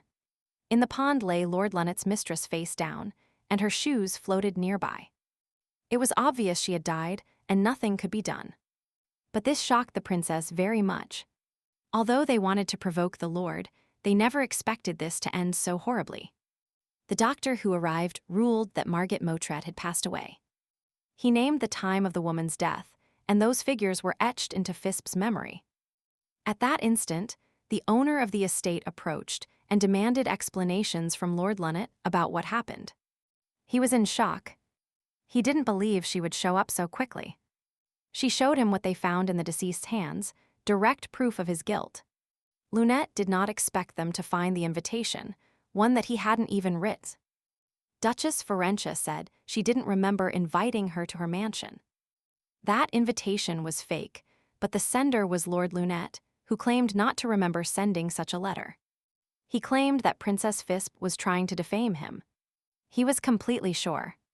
Soar asked if he had proof or if his accusations were unfounded. Taking his fiancée by the shoulder, he said that when Lord Lunette fled, leaving her alone. Fisbe helped her. If Lunette accuses her based only on his beliefs, he will have to pay dearly for it. Fisbe placed her hand over her fiancé's, grateful, and nodded in full agreement. She didn't expect the mistress they were supposed to catch with Lunette to die, but Princess Marcia defended her. Suddenly, people who trusted Fisbe appeared. That made her very happy. Lord Lunette threatened his fiancée with ruining her family, but she responded firmly. She said she was breaking off her engagement with the Lord, that everything was over between them. The Lord did not expect that turn. He told her she should have bitten her tongue, because without her family's support, the princess's relatives could end up on the street. Besides, Lunette said that Soar is trying to make him look like a villain, as he also has no proof that that woman fell because of him. It was pure chance. However, at that moment, she heard a voice saying there was proof. It was Malone's fiancé, who said she saw everything that happened then. She wondered why there was a shoe in the lake, and then she heard voices coming from above. At that moment, only the shoe was in the pond. The woman wasn't there yet, but when she looked up, she saw something totally unexpected. There, over the lake, a woman was suspended, and Count Lunette was holding her with both hands. He told her not to make noise, that he would pull her up at that instant, but he thought that if she died, he wouldn't be able to tell anyone about his misdeeds. And then Margot screamed louder as she felt his grip loosen. She said she had been a bit rough, that she wouldn't tell anyone anything, but it was too late. The decision had already been made. In reality, she was very far away. The witness heard very poorly. And even so, it seemed things were looking very, very bad. However, what happened next left her in shock. For that, she didn't need to hear anything. The Lord simply let go of Margot's hand. He stopped holding her, although he could easily have helped her get out. He said he was sorry, but he had to marry that woman. Margot should understand that he would never have sent her an invitation for that night. Looking at the woman fall, he noticed that this is what happens when you visit with a fake invitation. The girl said she couldn't hear what they were talking about, but she saw Margot desperately clinging. She even left scratches on the Lord's hand, and those who arrested him decided to check. Indeed, the entire back of his hand was scratched. The girl clung on with her last strength. Lord Lunette couldn't foresee such a turn. He couldn't believe what he was seeing and looked at his hand in disbelief. Countess Ferentia was very upset by what happened at her party, but she had to make a decision. She called the soldiers guarding the castle and ordered them to arrest Lord Lunette. Afterward, Fisbe thanked the Gemini constellation for its good work, and Malone was preparing to leave. He said that the preparation for the escape was not yet complete and that he had one more matter to attend to. Until that moment, she only knew the Duke from what his lady told her, but today she had felt something. Duke Salvetter seemed like a very dangerous man to her, but she didn't want to talk to him about it. She had just recovered from Killian's betrayal, so Malone didn't want to disturb her with his suspicions. He needed more information. At that instant, someone called Fisbe, and Malone disappeared in a cloud of shadows. Sor approached her and told her there were too many people near the lake, that she shouldn't stay there. Although he so wanted to find her. Fisbe thought they had met for the first time in a long time, but their encounters always ended the same way. Sor replied that it wasn't her fault for anything and begged her not to blame herself. Immediately after, he asked her if she remembered the promise she had made to him recently. She said that if the situation improved, she would reconsider their relationship. He would prevent her from being slandered. Sor said he would do everything so that she wouldn't suffer, so that she could always smile. He only needed one word. He said that word was, "I want." Fisbe, perhaps relaxed after a tense day or captivated by his words, wished to move forward. A silent voice inside her whispered that she could afford to dream. Even if only once, Fisbe uttered what she shouldn't have, that forbidden word. "I want." Sor, who had almost lost hope, looked at her with a mixture of disbelief and longing. Then he hugged her tightly and swore he would keep his promise, no matter what. He affirmed that even if everything turned into hell, he would be by her side always. Even if unforeseen events, difficulties, and surprises occur, he will do it without hesitation. She reveled in his embrace, feeling that this was what she truly longed for. That she finally had him. In the carriage after the ball, a servant asked the Duke what he planned to do with Lunette. He replied that the Lord didn't even deserve the worry of his death. Better to leave him be, as everyone is now focused on Fisbe, and his death would be counterproductive. Instead, they had to eliminate the source of the threats. Lars asked if he meant Estelle. She accepted the invitation to the festival, and Sor didn't understand how she dared to refuse a position that someone else was fighting for, and then accept it so easily. However, he thought it was for the best. He wouldn't have to change his plans, as he already had everything foreseen. The place the Duke arrived at was for negotiating with very, very suspicious people. Estelle was supposed to light the torch on the appointed day, but she planned to do it together with Fisbe. She observed the hall, aware that it would soon be her turn to go out. Estelle was very worried, asking if the criminal the princess spoke of was really there. To which the princess calmly replied that she must not fear. That was precisely why she had attended that meeting, so that no one would get hurt. At the fire-lighting ceremony, nobles and important state representatives gather. It is the tradition at the imperial palace. However, in the sanctuary, only the priests performing the ritual are present, which is perfect for catching the criminal. There were 2 saints in the sanctuary, but although the princess managed to sneak in thanks to her abilities, what would happen if the priests tried to expel her? Fisbe replied that it would not happen. She had taken care of it in advance. For that eventuality, she had decided to keep something that the priests could not deal with. She referred to Killian, but did not reveal her plans to Estelle, completely convinced that everything would go as planned. At that moment, there were many people in the hall, and many were glad that Estelle was present at the ceremony. Everyone said that the reason she didn't want to participate at first was due to Princess Callisto's oppressions. It was rumored that she should have already torn the curtains and locked herself in her room. At that instant, the Duke approached the conversation and, apologizing, asked what they were chatting about so animatedly. Immediately after, he begged them if they could also tell him what interesting topic they were debating. Frightened by his presence, they lied, saying they were only talking about the imminent ceremony, as it was very exciting. Furthermore, they pointed out that the consecration ceremony of the new saint was something that inevitably aroused admiration. The Duke thought they didn't even dare to talk to him about the subject to his face, knowing he was her fiancé. He thought that soon there would only be one saint left in the empire, and that this would come to an end. But he heard a whisper behind him. Someone said that Princess Callisto was in the sanctuary. Sor turned to one of those present and asked if he was sure. When he turned, he saw the Duke's grim face, who repeated his question. Was it true that Fisbe was in the sanctuary? He received confirmation. The guest assured that, without a doubt, the princess was in the sanctuary. They had seen her enter. At that instant, the head of the empire was having a tense conversation, accused by the temple servants of ignoring their sanctuary. They demanded that he revoke his decision, as he had made it without even consulting them. Killian thought he would have avoided this headache by simply notifying them that there would be two saints in the sanctuary at once. But he thought that if he could attract Fisbe back to his side again with that, it wouldn't be in vain. And he advised the temple servants to keep their manners. He reminded them that they were speaking to the emperor of that nation himself.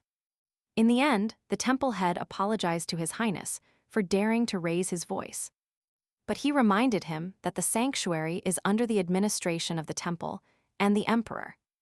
At his whim, put a princess who no longer holds that title in there. He said that after such an act, the emperor could not maintain a harmonious relationship with the temple. Moreover, he reminded them once again that Fisbe was no longer a saint. The emperor replied that, because of them, she was named a saint and then stripped of that status. He said that when everything was over, they should thank him because, thanks to her, Estelle decided to participate in the ceremony. The temple servants were perplexed and decided to ask how the princess was related to this task. The emperor replied that they wanted to force Estelle, but Killian brought the only person she would agree to meet. The temple servant asked again, does he really only listen to Princess Callisto? The emperor answered, if that wasn't the case, why the hell would he send the princess there? He then reminded them that, as they had said, the sanctuary was the temple's responsibility. And he was not exaggerating when he said that the success of the ceremony also depended on him. If it became known that the person in charge couldn't even convince the saint, what would people think? Therefore, thinking of the head priest's reputation, he took responsibility despite the nobles' protests. And the temple servants, not understanding his intentions, made such a fuss. After this, he asked, do you really think that, after this disrespect to the emperor, the temple will be able to maintain a harmonious relationship with him? His gaze was cruel and arrogant when recalling his status, as well as his obligations. The temple servants fell to their knees, begging forgiveness for exceeding their limits. The emperor thought the scene was pathetic, although deep down he enjoyed that submission. He warned them that if they repeated that mistake, he, as emperor, would punish them severely. After giving them that advice, the temple servants thanked him and decided to withdraw immediately. The emperor thought the temple's reaction was obvious, but they were no longer his main concern. His servant knocked on the door, announcing that Duke Salvator requested an urgent audience. The emperor was pleased. It was finally happening. He had been waiting for this crucial moment for so long. He ordered the Duke to be let in, who entered dressed in his imposing military uniform. Salvator greeted the emperor, trying to avoid unnecessary formalities and wasting time. The emperor suggested getting straight to the point, knowing he wasn't there to exchange empty pleasantries.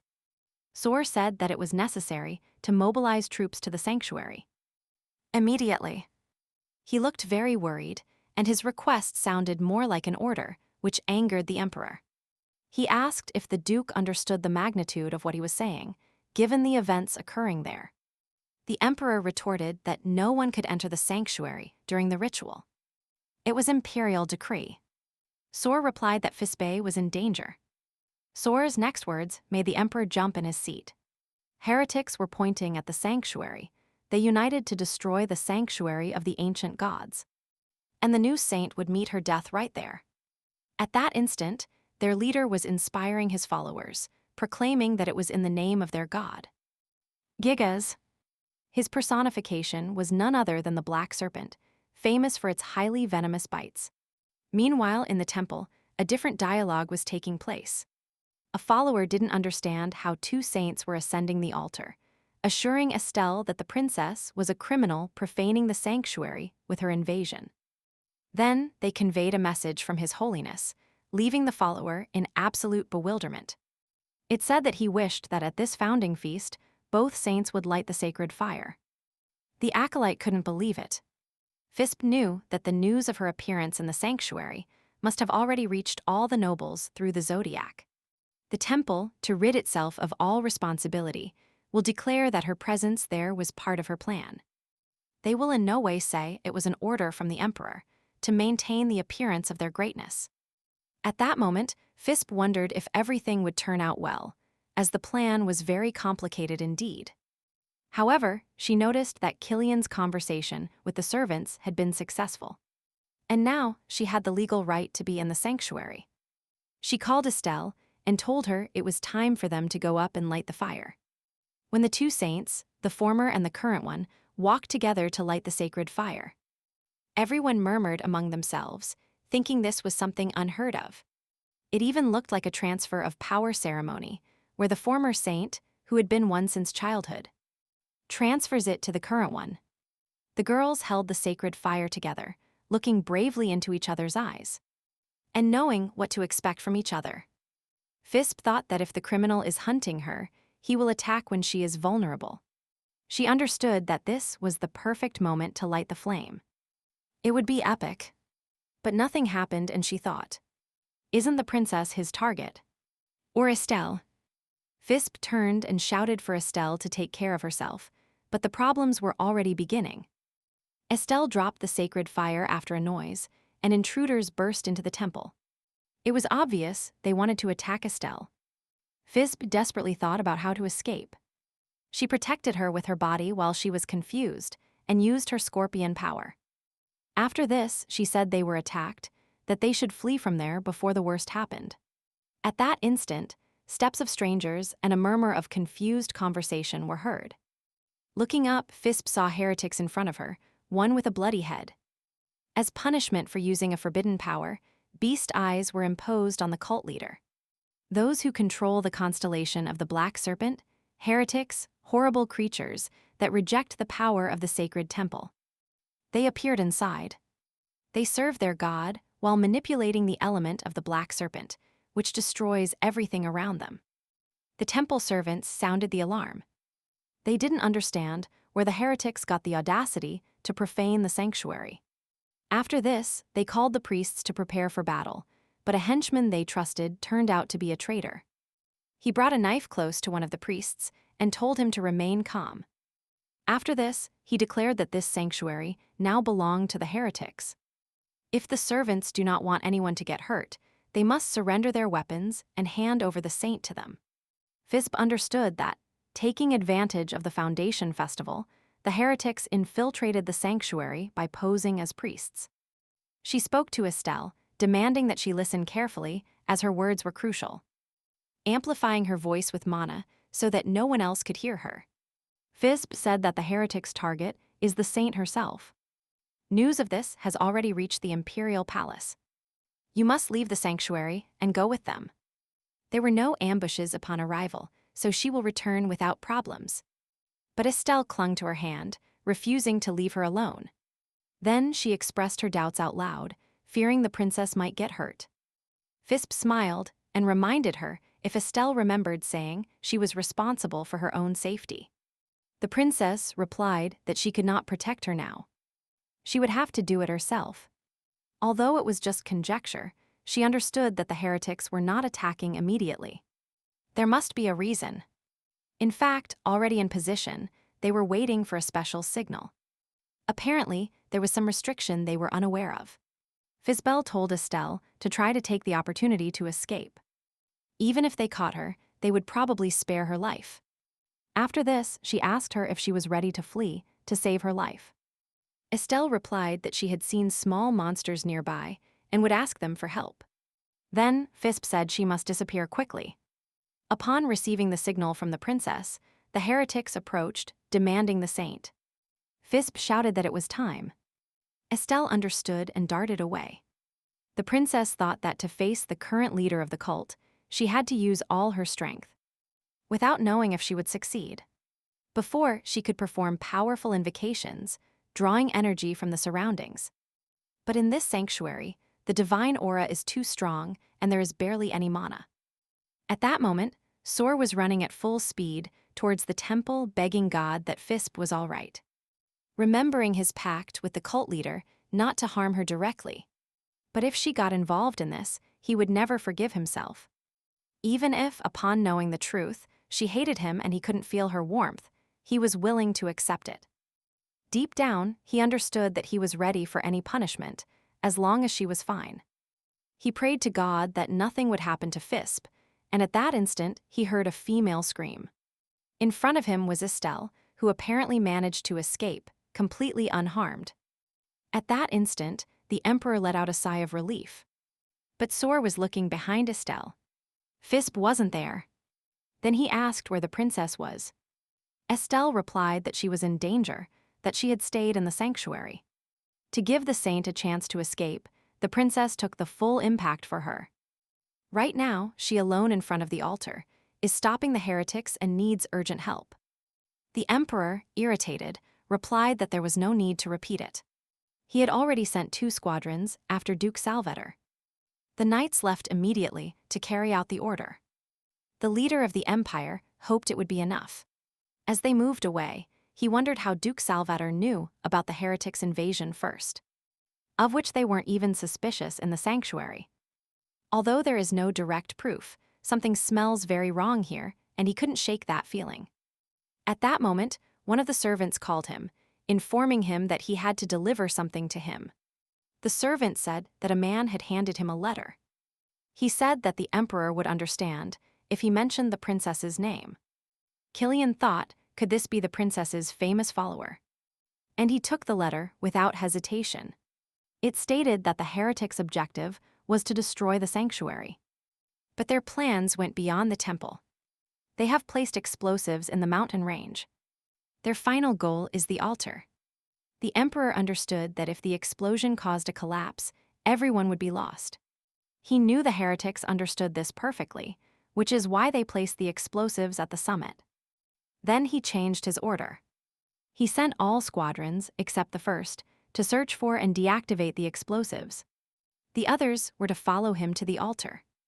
Then, calling his soldiers, he told them they had to show the heretics that their god was still with them. He decided that if they deactivated most of the explosives, the damage wouldn't be so severe.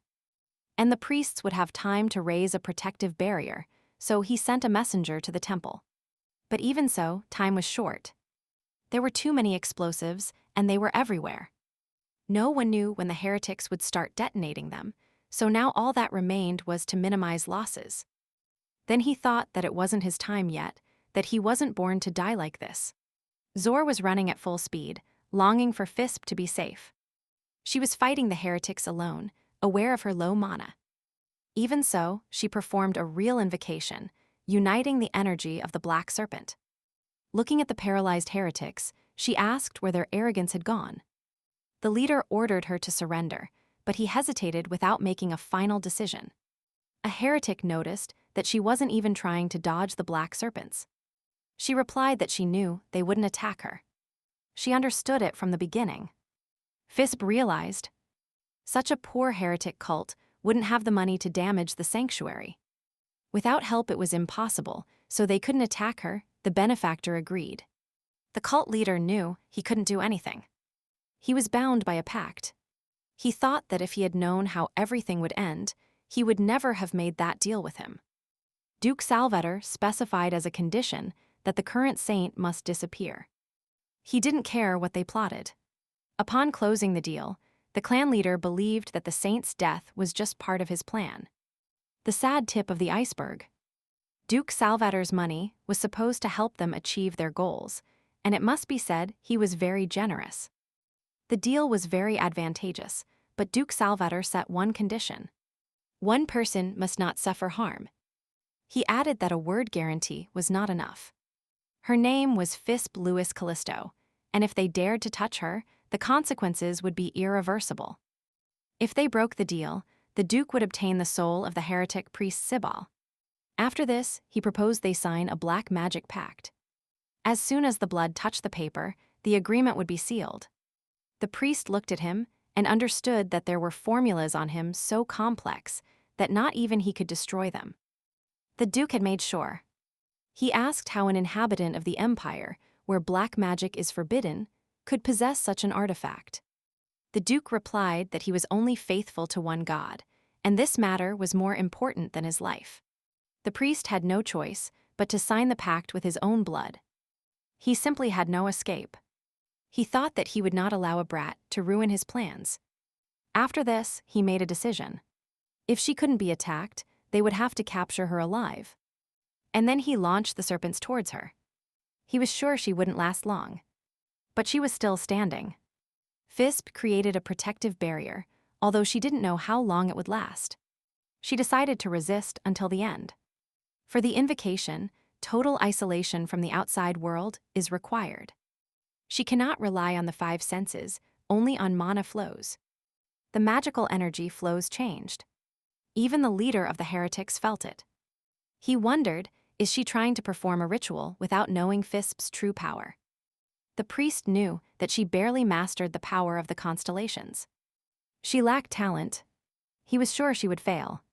His serpent grew, ready to attack her, but he waited for her to weaken completely. Then, convinced that everything was over, he told her to follow him if she didn't want to suffer. At that moment, Fisbe asked which of the two had run out of everything, as she had succeeded.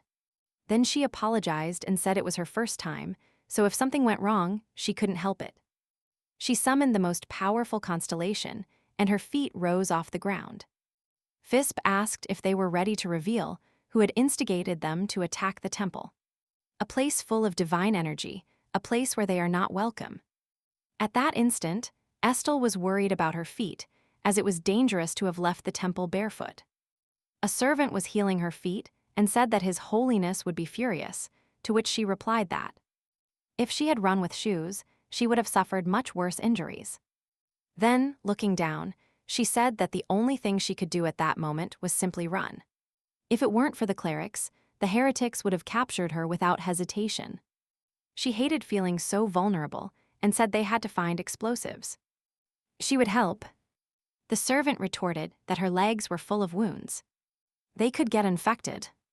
To which Estelle replied, if something so terrible happens, what do healthy legs matter? She decided she would rather regret scars than go home with perfect feet.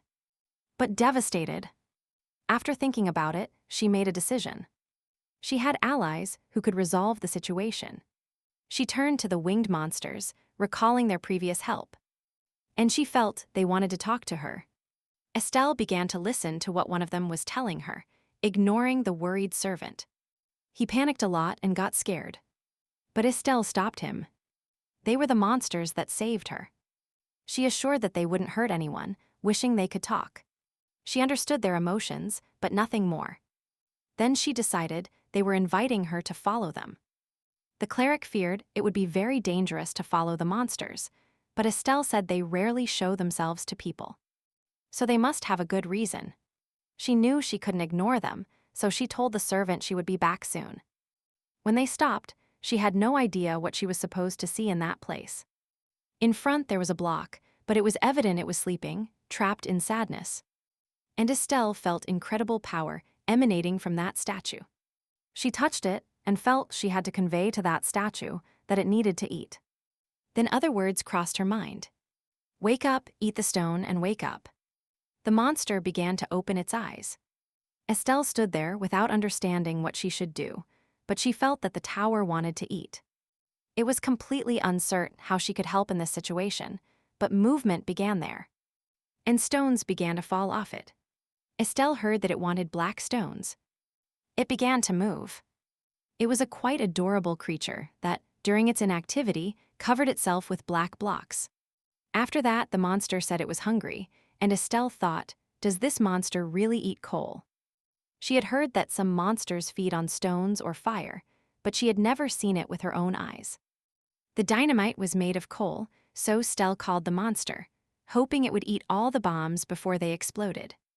She told the monster she knew where to find many black stones, believing that way they could prevent the catastrophe. At that instant, Fisbe was still fighting and maintaining her form, although she knew her strength would barely last 5 minutes. But in that time, she hoped to finish everything once and for all. She aimed the magic bow towards the heretics, confident she could take care of them by herself. Just then, the leader of the heretics said it didn't matter how she performed the ritual, that it didn't compare to his. Above all, he thought, how could an arrow without any special power damage a serpent? However, Fisbe released it, and it pierced the heretics with 1,000 impacts. Its leader was shocked. No one in the sanctuary had such power. No one was capable of such a thing. At that instant, one of the heretics suggested creating a barrier.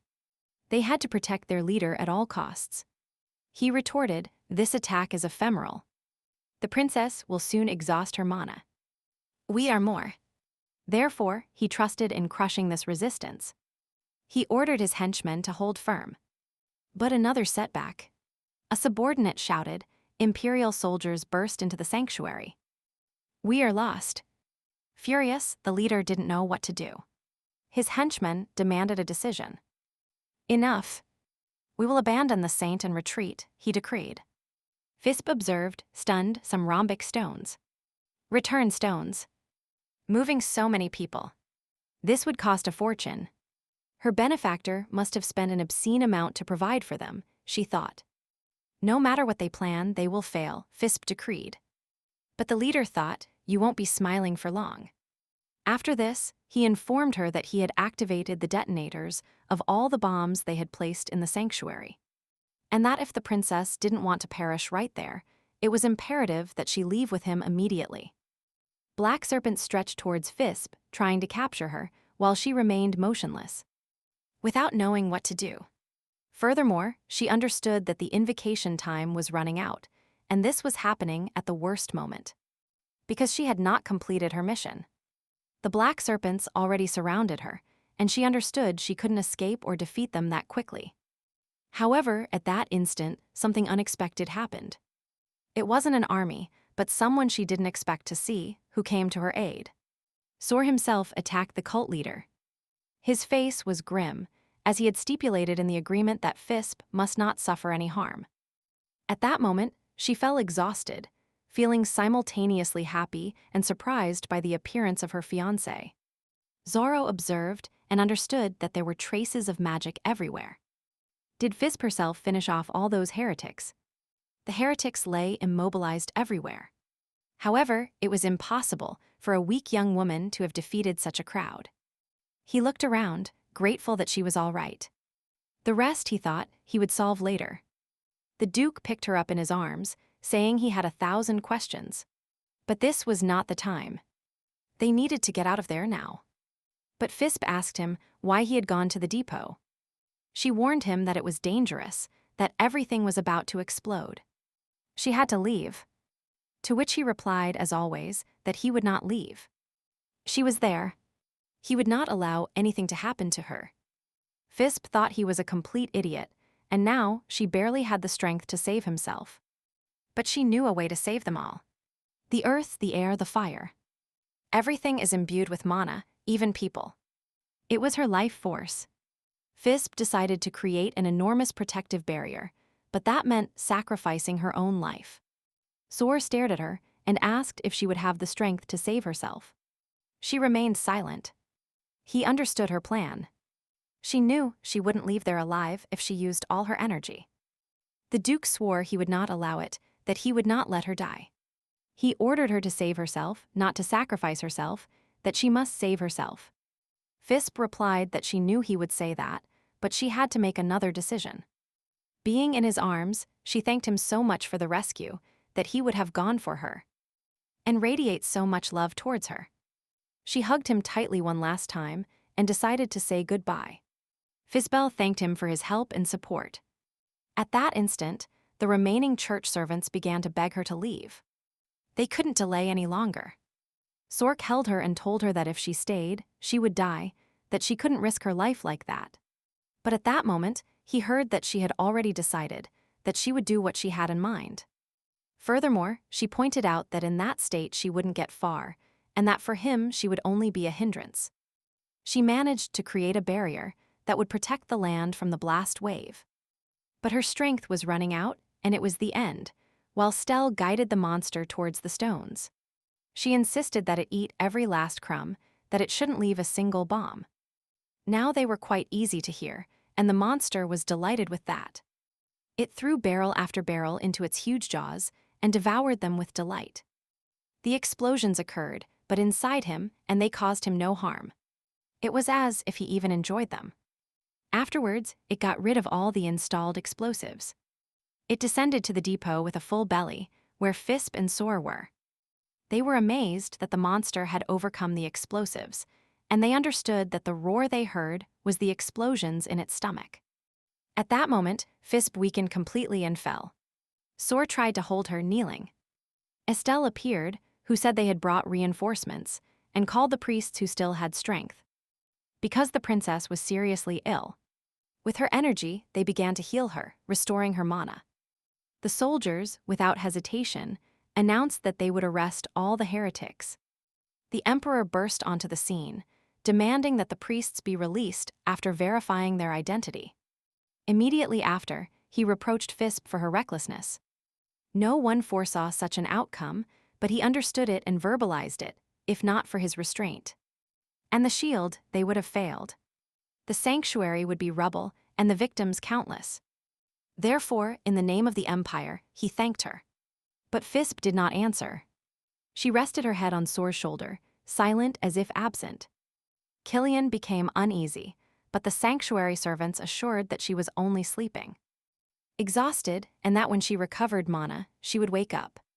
The emperor inquired about her life. The priest replied that, thanks to the assistance, she was out of danger, although she would require observation for 2 weeks. Clinging to her fiancé, Fisbe murmured that he could have escaped easily, but he stayed by her side until the end. He risked his life for her, and yet, he wasn't who he appeared to be. What irony! The emperor wanted to make sure that 2 weeks would be enough to recover. Then he thought that the 2 saints who saved the sanctuary would be a perfect legend. And he would make sure everything went according to plan.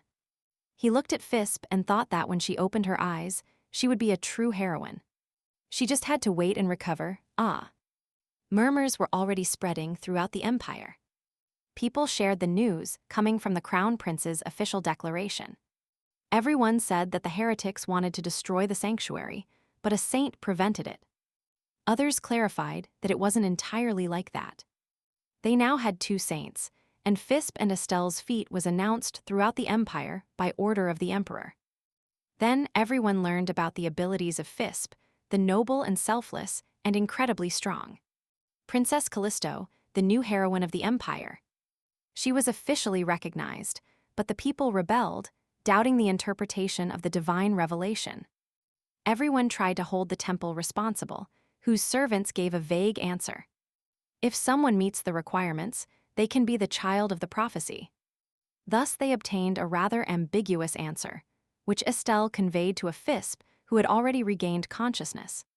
She didn't understand. Did she go from demon to saint again in the blink of an eye? Estelle replied that she knew it. The princess couldn't be evil. Fisbe thought that everything was lost. Lady Healer didn't understand what she was missing, if everything was going well. To which Fisbe replied that her escape plans. Not only the empire knows her abilities.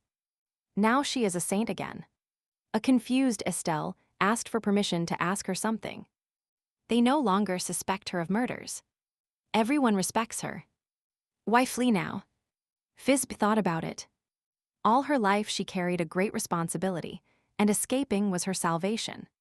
Before Estelle she was a saint, then a villain. She felt that she was losing herself in this empire, even though she hadn't changed at all. Then Estelle asked what was in that place the princess would flee to, and if something like this happened again. Fisbe has impossible to hide abilities. If something like this happens again, will she try to hide again? She told Fisbe that she left her homeland and came to the capital, because she had a very different nickname there.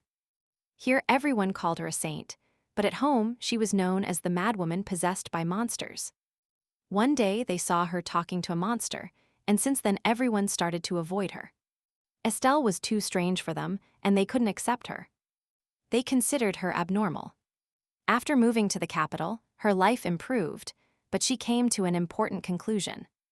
She feels happy seeing her native village from the hill. Running through the forest among fallen leaves and playing with monsters, she missed all that. Immediately afterwards, Estelle told her that to not look back she must leave the past where it belongs. Could Fisbe really abandon this place? She asked herself with deep concern.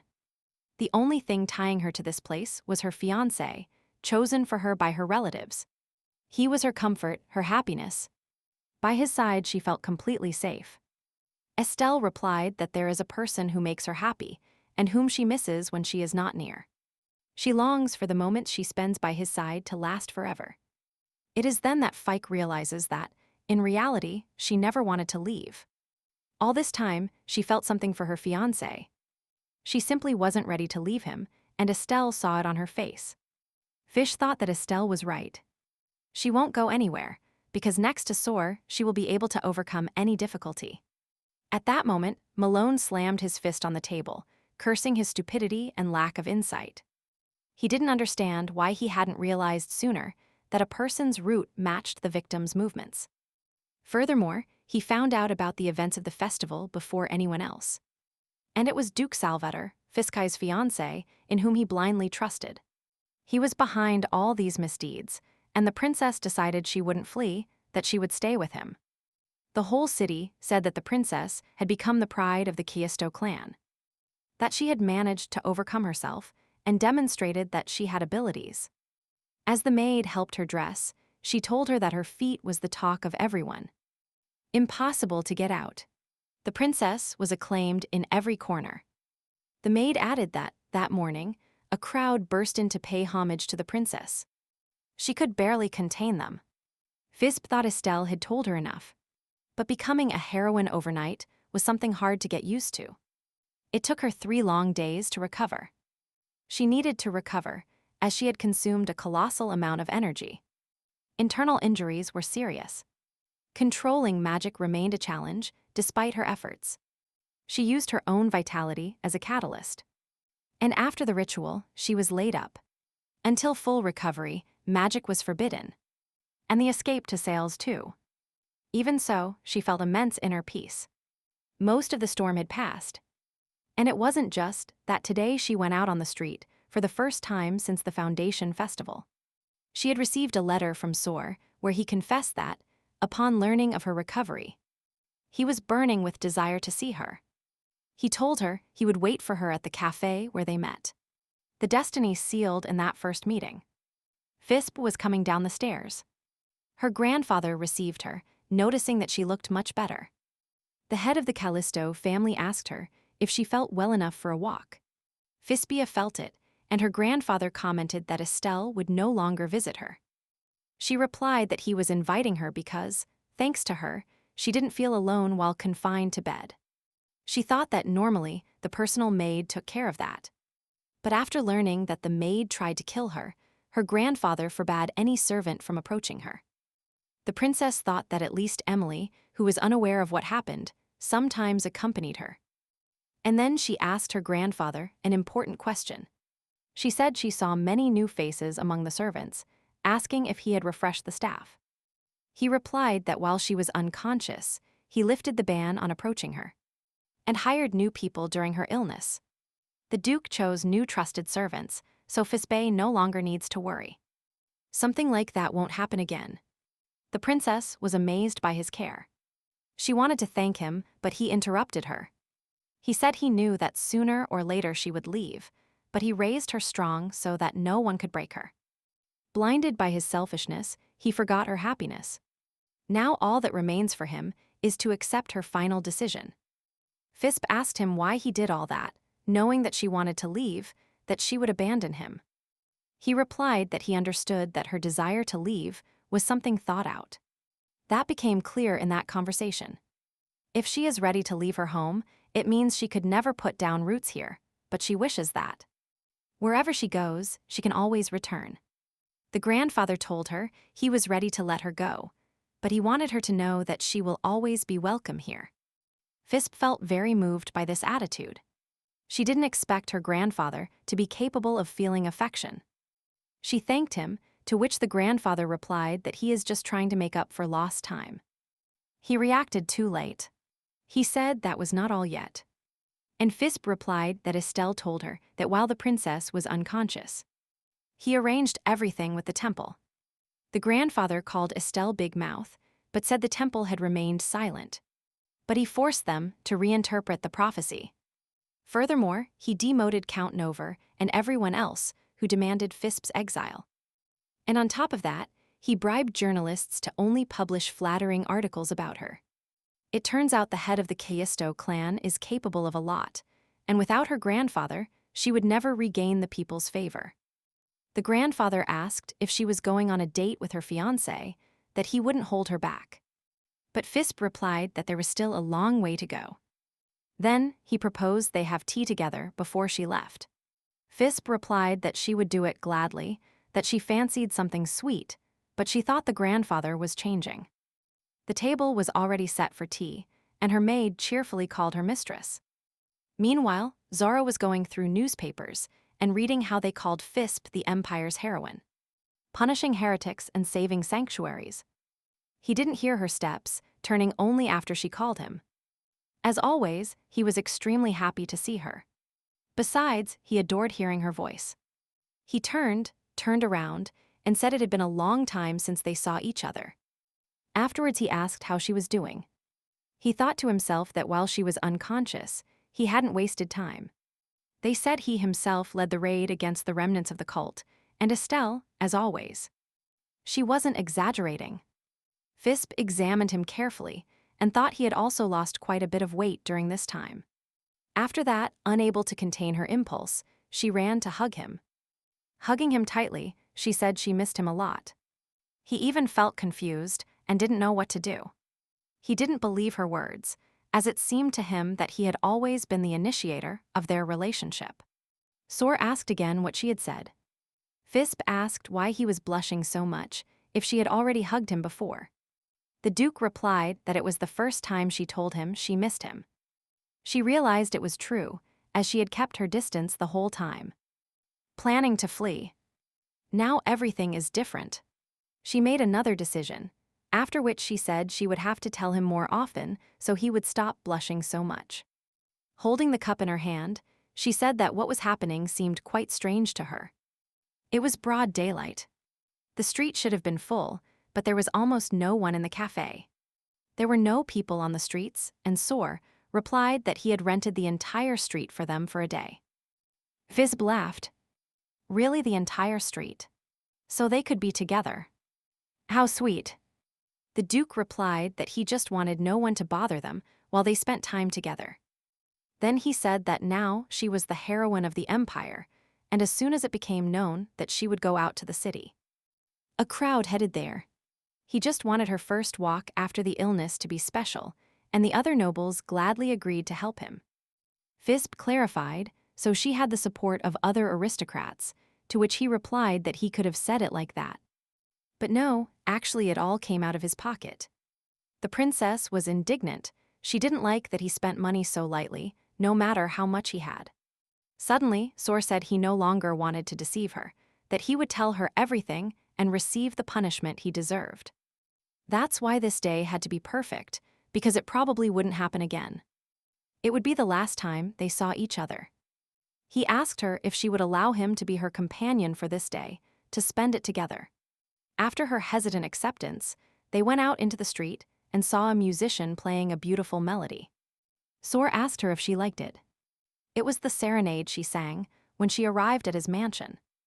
She thought that she got so emotional then that now she feels a little embarrassed. But Zor replied that it had been so long since he went out to the city that he needed to have some real fun. After that, he noticed that some merchants had agreed to open their shops. So he had prepared some gifts for her. A flower seller gave the beautiful princess an elegant flower, which she appreciated. Furthermore, he didn't ask for payment, saying that the heroine of this city deserved such gifts. Fisbe thought it had been a long time since someone thanked her like that or looked at her with such respect. She had missed it very much. She thought that today everything would be fine, after which she turned to her fiancé to know the plan for the evening. He said she would see everything, after which Fisbe simply thanked him for making her feel so well. Sor thought to himself that even if she didn't forgive him, it was the only way out. He had to tell her everything and disappear from her life. Out loud, he only said he wanted to talk seriously with her during dinner. Fisbe reacted excitedly and said it was a coincidence, because she also wanted to tell him something. She said that today she could finally give him an answer to the question he had asked her back then. But at that moment, Fisbe paused thinking, what does he want to talk to me about? Sor, for his part, also paused. He couldn't imagine what she might tell him. They looked at each other, and there was tension between them, as both wanted to know as soon as possible. And at the same time, they delayed that moment. The Duke handed her an envelope, in which she saw 2 tickets for the theater. He said that, since she had gone out to the city, he had arranged for today's performance to be just for them. But the title made her uncomfortable. The play was called The Solitude of Mrs. Daligny. It was a vulgar piece, known for its scandalous scenes. Sor was even ashamed to have proposed it. He hoped this would disappoint her, that she would lose interest and thus he wouldn't suffer. He offered her another play if she didn't like this one, but she flatly refused. Fisbe confessed that she didn't even know there was a play based on that book. It is rumored that every lady has a secret copy, and he offers her to see it. She laughed, surprised by his tastes, while Sor didn't understand her reaction. The princess encouraged him not to be ashamed. She likes those plays too. The plan to drive Fisbe away with something vulgar has failed, but there are still options. The play had been going on for quite a while, but Sor was lost in his thoughts. Fisbe, on the other hand, observed everything through binoculars, missing no detail. Glancing at her fiancé, she thought how long it had been since they were together. Especially when they were alone. She loved those moments. They made her happy. In a burst of affection, she placed her hand on his, thinking she could allow herself a small license. Since there was no one around. After all, even if this was a fake relationship, they were engaged. So they could afford a few things. But oh, surprise. Zor withdrew his hand, saying the play wasn't over yet and that if she wanted to tell him something, she would have to wait until the end. Fisbe, somewhat worried, replied that it was true, but she simply couldn't help herself. After this, she stared at him.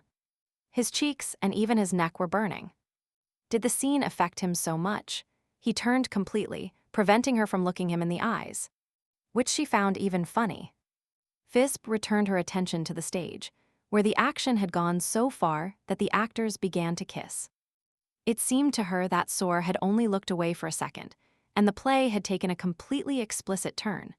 She thought Sor wanted to take her hand, but he didn't allow it. What an awkward situation. Sor thought he should move away, but he burned to take her hand. The Duke was worse. He remembered nothing of the play, lost in his own turmoil. A shadow crossed behind the seats, but neither of them paid any attention to it. Upon leaving the theater, Sor asked if she liked the play, which he didn't even remember. Fisbe replied that she loved it. The acting was great and the lighting amazing. While having dinner, she thought she didn't remember the second act. Distracted by Sor. Then she asked him what he thought of it. The Duke thought that by not touching Fisbe, he missed the best part. His plan of indifference failed. He said the play was very explicit, and she replied that she knew. Her cheeks gave her away. Soar was indignant upon noticing that she saw his nervousness. He felt exposed. Fisbe understood that he felt something, and it wasn't her imagination. Because of the injury, it took time, but now she knew. The princess said she had eaten too much, and Soar asked if they could finish dinner for today. She replied that the food was so delicious that she needed to walk a bit and get some fresh air. He said he would go with her, but first he would notify the cook. She could go out in the meantime. Fisbe thought that he wasn't himself today. Normally, he insisted on accompanying her. Upon going out, she shouted into the void for someone to come out, that now she was completely alone. Malone appeared, saying he knew she would notice him, that nothing escaped her. However, he asked when she realized he was near, as he was trying not to show his presence. Fisbe replied that it was after the show, when the lights came on, that she noticed a strange shadow. Then she asked why he had followed her secretly. Malone didn't know how to start. He told the princess that he had found the person responsible for the attack on the sanctuary and the murders, but he wouldn't like it. She demanded an immediate answer, but he searched for words, only managing to say one name. He revealed that it was Soar Armin Salvetter, her fiancé. He had orchestrated all those murders. Fisbe looked at him, absorbing the information. It was hard to believe that the villain was the one she had dinner with. The princess knew she had to reflect, but there was no time. She needed the details right now. Malone recounted that, after dinner, he started gathering information about her fiancé. He had impressive security, but it wasn't a problem for him. He infiltrated his office. He couldn't accuse him without proof. The princess trusted him, and Duke Salvetter had an ironclad alibi. He was always close to Fisbe when the criminal appeared, so he always had a justification. Then Malone thought that, if the real criminal was his right-hand man, everything would fit perfectly. The criminal and a bodyguard of Soar had the same scars. Too much coincidence, don't you think? Guilty or not, he needed proof. So Malone sneaked into his office. On the desk, he found a locked drawer. There is always something important in there. Using his magic, he opened it without problems. But everything inside was quite normal. There were personal items, letters, the Duke's seal, and a small box with a ring. He felt terrible spying. It seemed he was mistaken and thought about closing the drawer. But Malone noticed that it was very small for its size. Literally half. Apparently, it had a false bottom. And after some manipulation, he would see what was underneath. But he didn't expect what he found. It was very strange for someone of such rank. It was a real artifact soaked in dark magic. Those things are only sold on the black market. It was a contract written in an ancient language. But Malone understood one phrase. If the life of Fisbe Louis Callisto is in danger. He couldn't finish reading. The guards appeared. The Duke's guards burst in. But Malone managed to see the signature and understand the rest of the sentence. They entered the room. But they didn't find Malone. One swore they had heard a noise. They looked out the open window. The room was completely empty. They concluded that the problem was the window, which was starting to bang with its shutters. Looking at the window, they did not see the stealthy shadow that disappeared instantly. Malone, hidden behind the wall, thought he had to inform the princess immediately. He revealed to her that that artifact and the pact it contained were sealed with dark magic. Fisbe understood why the heretics didn't attack her. The cult's gaze upon Soar confirmed it. He was the real villain. But Malone had more information. At the Foundation Festival, by the princess's order, he learned about the heretics before through the zodiac. The princess could not believe her eyes or ears. Could it be that Soar warned about the attack on the temple? She could expect many things, but this deeply impacted her and left her deep in thought. Fisbe staggered at the news, and Malone instantly feared she would feel ill. However, she restrained herself and said she was fine, just a little scared, and that she needed to speak with her fiancé. He would explain everything to her, but Malone reminded her that he had lied to her the whole time. And he could do it again.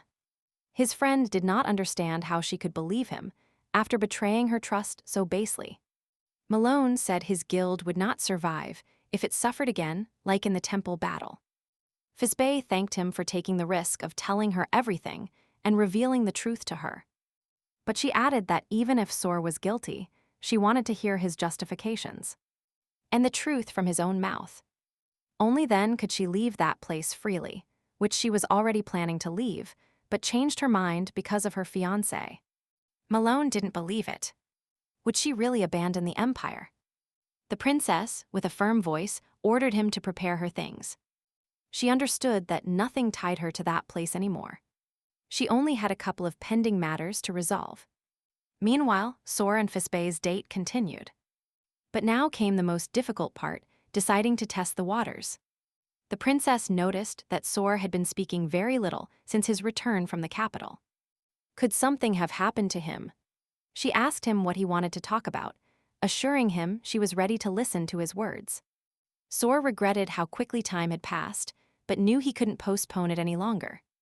He handed her a sheet of paper and confessed that he wanted to ask her to break off their engagement.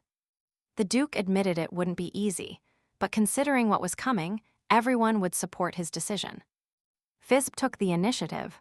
She asserted that they would offer their support for a simple reason she already knew.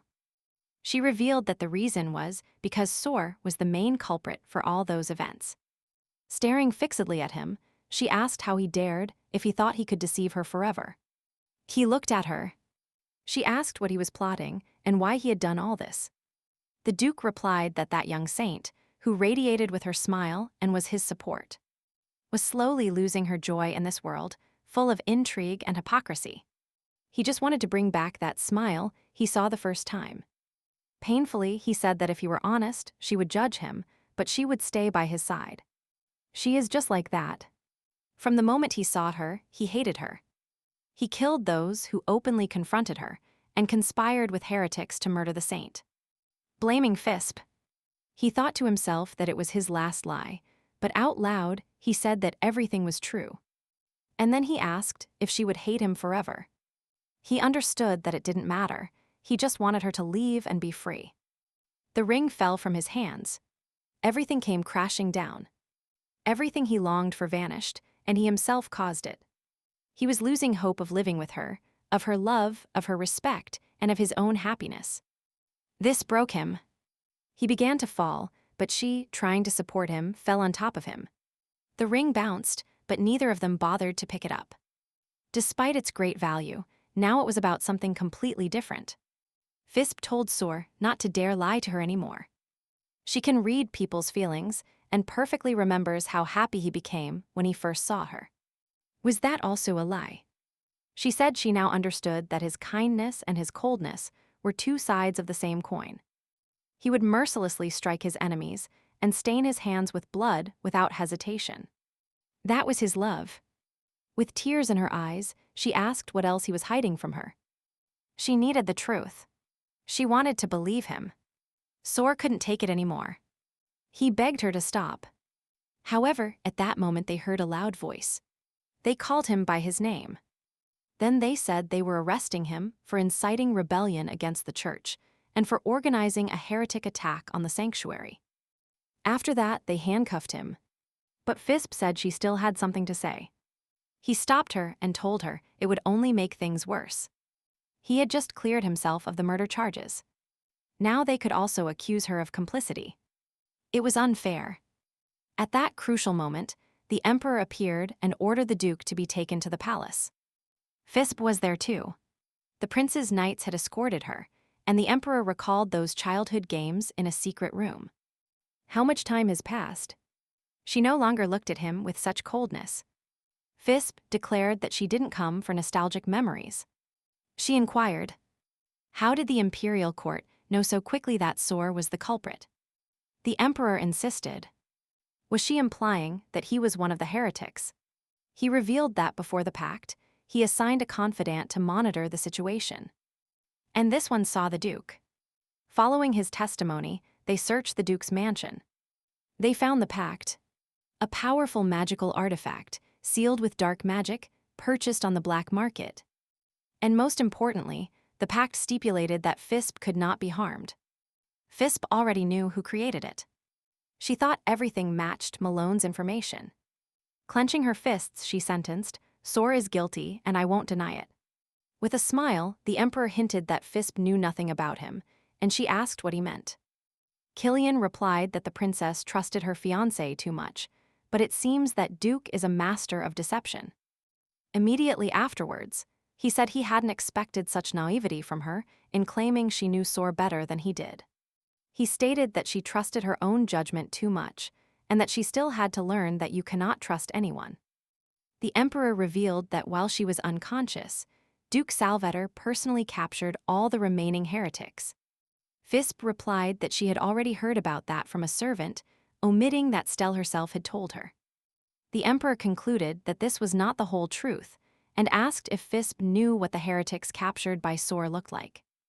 They informed her that none of them retained their limbs intact, and of course, their tongues had been torn out. After that, he sentenced that Sor was actually a murderer, and that she should never have trusted him. Fisbe was confused and stunned. She never imagined he could be so cruel. The Emperor placed his hands on Fisbe's shoulders, announcing that her fiancé would be tried for treason the next day. And he himself would witness the trial. He confessed that he did not wish to see her suffer, but it was very likely that her fiancé would face a death sentence. Fate hung by a thread. Killian intervened, pointing out that she knew what to do. She had to break off her engagement to save her own name. But Fisbe brushed his hand away with a brusque gesture and looked away indignantly, struggling to make a decision in the midst of the storm. The Emperor admitted that he intended to communicate everything to her in a more delicate manner. But apparently, he had failed miserably. Immediately afterwards, he stated that the longer she waited, the greater the risk of getting dragged into that dark plot. She didn't have to get her hands dirty. Seeing her indecision, he threw out the key question. Had she fallen in love with Duke Salvetor? The tension was palpable. Her silence was the worst answer. He understood that, most likely, the truth lay behind her eyes. However, Fisbe replied that even she didn't know. Then, while he poured himself wine, she asked him why he had lied in that way. The Emperor argued that he only cared about her, that he didn't want her to suffer any harm. Was that the truth or a cruel lie? He was monitoring the current leader of the heretic cult and knew that he did not resort to such complex acts. Fisbe caught him lying. So the Emperor had no choice but to say that the observer didn't exist. Thor was hiding well, and the investigation stalled. However, thanks to the unexpected help of a shadow, he was able to find the real villain. If he said that a shadow helped him catch the Duke, disobeying his lady's orders, Fisbe would be very upset.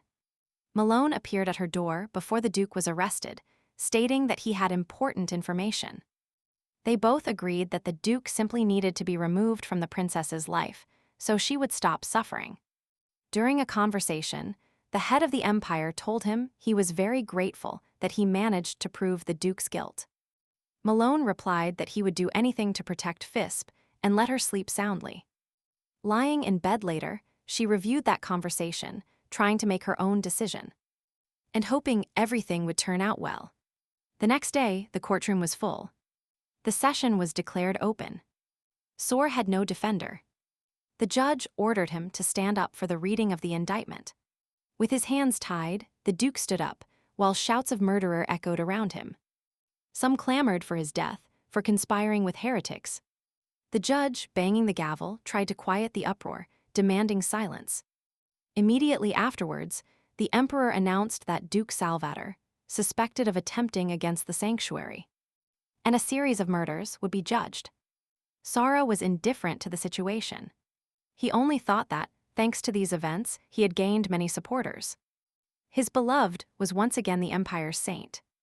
Now the Emperor had to protect her, even from the envious. He was only worried about one thing, seeing her so upset the last time. It was sad and painful, but during the trial he declared that everything was true, that he would not deny the accusations. But then, a voice proclaimed that his defender had appeared. She heard the sound of heels, and those familiar steps she wouldn't confuse with anyone else's. Fisbe appeared in the courtroom, whom he no longer expected to see again. The faithful immediately whispered, "Why does she support the Duke?" If she was the one who saved the sanctuaries during the Foundation Festival, is she involved in his crime? The emperor asked how she could enter, but no one could give a coherent answer. Sor asked her to leave immediately, because it wasn't his business, to which Fisbe replied that it wasn't entirely true. She declared that, according to imperial law, if the accused has no lawyer, their relatives or close ones can represent him. Leaving him completely astonished, she declared that she had come as his fiancé and that she had every right to defend him. The emperor did not understand. He thought she would simply appear in the courtroom, but she decided to complicate everything. Why? Knowing the truth about him, she continues to defend him. What is happening to her? Azar. Fisbe replied that she would not allow him to die just like that, and bravely looked at the emperor.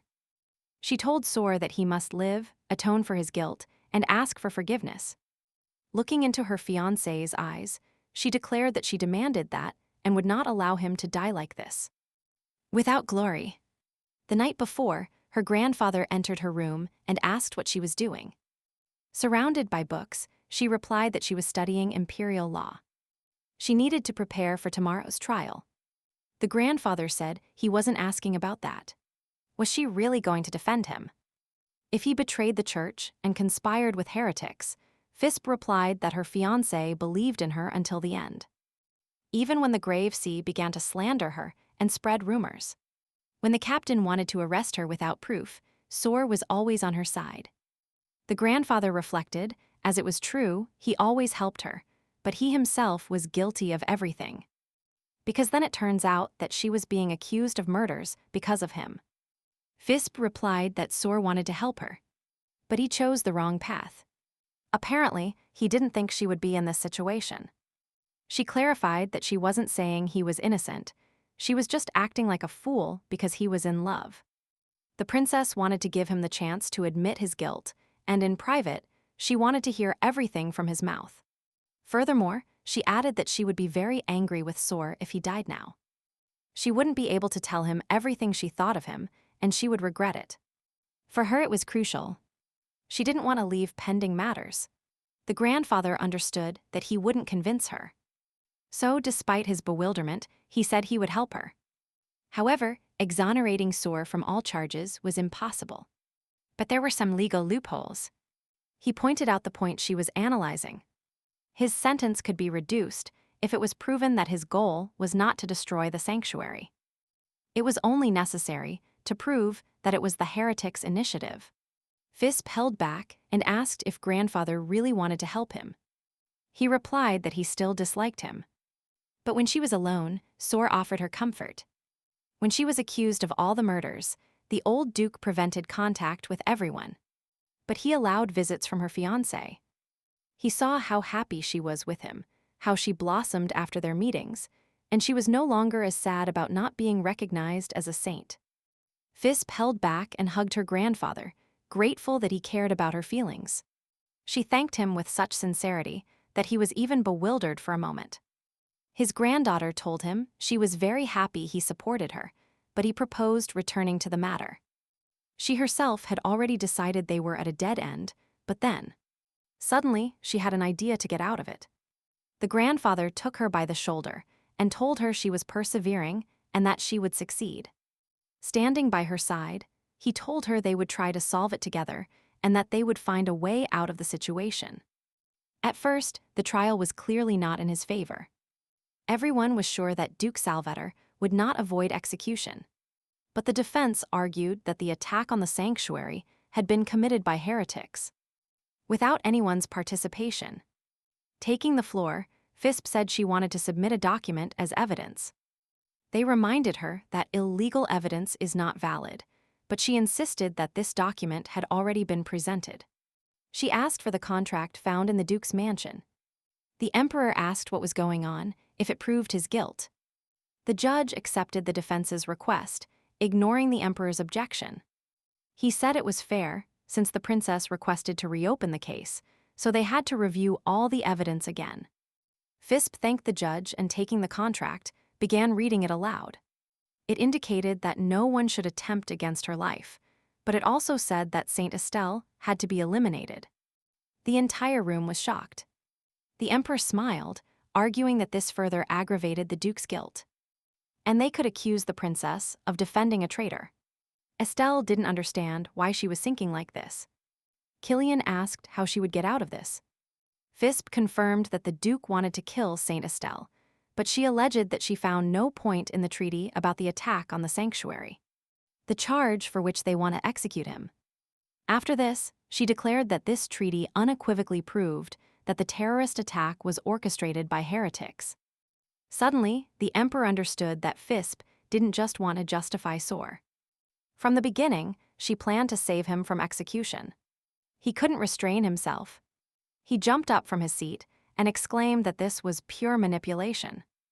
Fisbe calmly replied that then the emperor must have proof that her fiancé ordered the heretics to attack the sanctuary. He understood that he didn't have it. The news of the trial only became known the night before. It's not like he could gather information. He barely had time to prepare. Then he thought, how did she know everything so quickly? Fisbe observed the emperor and understood that, finally, he had realized that it was impossible to get information in one night. Unless you work in the empire's largest information agency, in Zodiac. During the conversation between her and Malone, she told him to get ready. She didn't care where to go now, as long as she wasn't there. He replied that he was completely ready, but asked if the princess was sure. Since she hadn't recovered from her injury yet, and they could go to the magical kingdom afterwards. She said that before leaving, she had some pending matters that she needed to attend to urgently. Fisbe said that the imperial palace was surely trying to extract information from the heretics. And if Malone was right, Soar's crime would soon be revealed. Then she uttered words that stunned her servant. She ordered him to go to the emperor and tell him everything. Malone exclaimed that, then the entire imperial guard would immediately arrive at this place. Fisbe replied that that was exactly what she was looking for. While the guard was here, he would steal documents and information that could be used in the trial. She was sure that the emperor would come here without fail. In that time, they could study enough documents to find points that would help her fiancé. The princess recalled how the emperor said she trusted her knowledge too much. But this time, the fool was him. This time, the most conceited of all turned out to be the emperor himself. He understood that this trial was already lost. He wouldn't manage to sentence the duke to death. He would have to resort to other measures. The judge struck the gavel to call for attention before the sentencing. He asked the emperor for permission to do it himself, but the latter refused. Killian knew he couldn't deliver the maximum penalty, but not the minimum either. He announced that, given the attack on the sanctuary by heretics and the attempted murder of the saint, the duke would receive a harsh punishment. However, considering that he reported the heretics first and helped in their capture, this would mitigate the penalty. His final decision was to sentence the duke to 10 years of exile. After the trial, Fisbe went after the emperor, but he didn't want to listen to her. He told her that the sentence was passed, that it couldn't be changed, so don't even try. She asked why that place was chosen for the exile. The emperor replied that the duke had fought hard in that region before becoming a knight. Fisbe noticed that 10 years is a long time. The emperor replied that he would be in a familiar environment there, to which the princess answered that she understood his motives. This place is a border area that hasn't known peace for 1,000 years, and the emperor wanted Soar never to return from there. However, the leader of the empire pointed out that without her, they would have executed him anyway. What does the term matter? He said he would have a noble death. He would die fighting for the empire, which made Fisbe's heart freeze and her fists clench. After that, he declared that if she didn't reject him now, she would regret it. To which the princess replied that she had a proposal for him. Duke Salvetter was preparing for a long journey. At that moment, a servant arrived and gave him what he had asked for. The loyal Lars decided to follow his master, even though the exile was planned to be long. The duke asked if he was really willing to embark on such a long journey, to which he replied yes. Completely. Then the duke, fully equipped, headed to a place he remembered from his bloody battles. This region was called the Ancient Conflict Zone. He spent his childhood and youth there after his mother's death. He was an heir with no right to inherit, but being the only son, he had only one path. He had to become a knight and obtain the title from the emperor himself, that is, earn it in battles. If he didn't hurry, the Salvator lineage would fall under the power of the elders. He swore to his mother that he would protect his family, just as she wished. And so, as a boy, he found himself on the battlefield, seeking glory in such a horrible place where they sent him so young. He spent an entire year there. His task was simply to strike enemies, young warriors like him. He stained the white snowy plain red, knowing neither fatigue nor pain. Already in the first week, his sword-wielding hands became numb. Only one thought kept him standing the entire time. He remembered the brightest moment of his life, when a young saint told him they would meet again. Sor hoped to see her one more time. For her sake, he overcame hundreds of battles and killed thousands of people. But he knew that if he showed up like this, he would frighten her greatly. He had to remove all evidence of murder, of that hard life of struggle. He hid his wounds under his clothes so she wouldn't see them, trying to appear like a man of the world. The Duke strove to give her everything he loved: clothes, jewelry, toys, sweets. He thought that if she received everything, she would surely smile at him like that day they met. But when they met again, he froze and couldn't answer what had happened to him when she arrived. He tried to pretend nothing was wrong. Although his demeanor betrayed him, he was very worried. He asked Fisbe if what they had sent him in the decree about her removal as a saint was true. She replied that another girl had been appointed in her place. And although she wasn't angry, she felt a little sad. Seeing her again, she was no longer that luminous and cheerful child from childhood, and he longed to get her back. At that moment, they were advancing through the snowy plains of Calgil, untouched for years. Sighing, Sor said that nothing changes easily. Perhaps everything was predestined. Seeing her again, he longed for her former smile. He couldn't just watch. He had to act. He wanted her love. He was too ambitious, and everything he built collapsed in an instant. With the ring he intended to give her in his hands, he relived their history. It was said that a tragic end awaited the owner of that ring. But if it was the ring's curse, even if he never saw her again, he would be happy if Fisbe found her happiness. But that doesn't matter. A new home, a new destiny awaited them. It wasn't the first time Sor had started over. Together with Lars, they headed at full speed towards the mansion that would be their home for many years. The Duke ordered to check that no one was left behind. Soon they would be in border territory. Here, one couldn't let their guard down for a second. He thought that Fisbe was barely escaping her bad reputation. He would prevent it. He decided to seal her in his heart, in his soul. He would never want to forget her true face. Never. But suddenly, he thought he saw a ghost. He glimpsed her light hair and sweet features right in front of the castle entrance. Suddenly, he realized that this was impossible. She couldn't be in that horrible place. She should be enjoying her victory. Sor heard her voice. She called him towards her. Perplexed, he asked, what was she doing there? Fisbe stood looking at him, clenching her fists and preparing to unleash all the fury she had accumulated.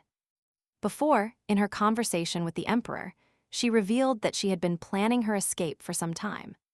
All that remained was to meet with the Pope.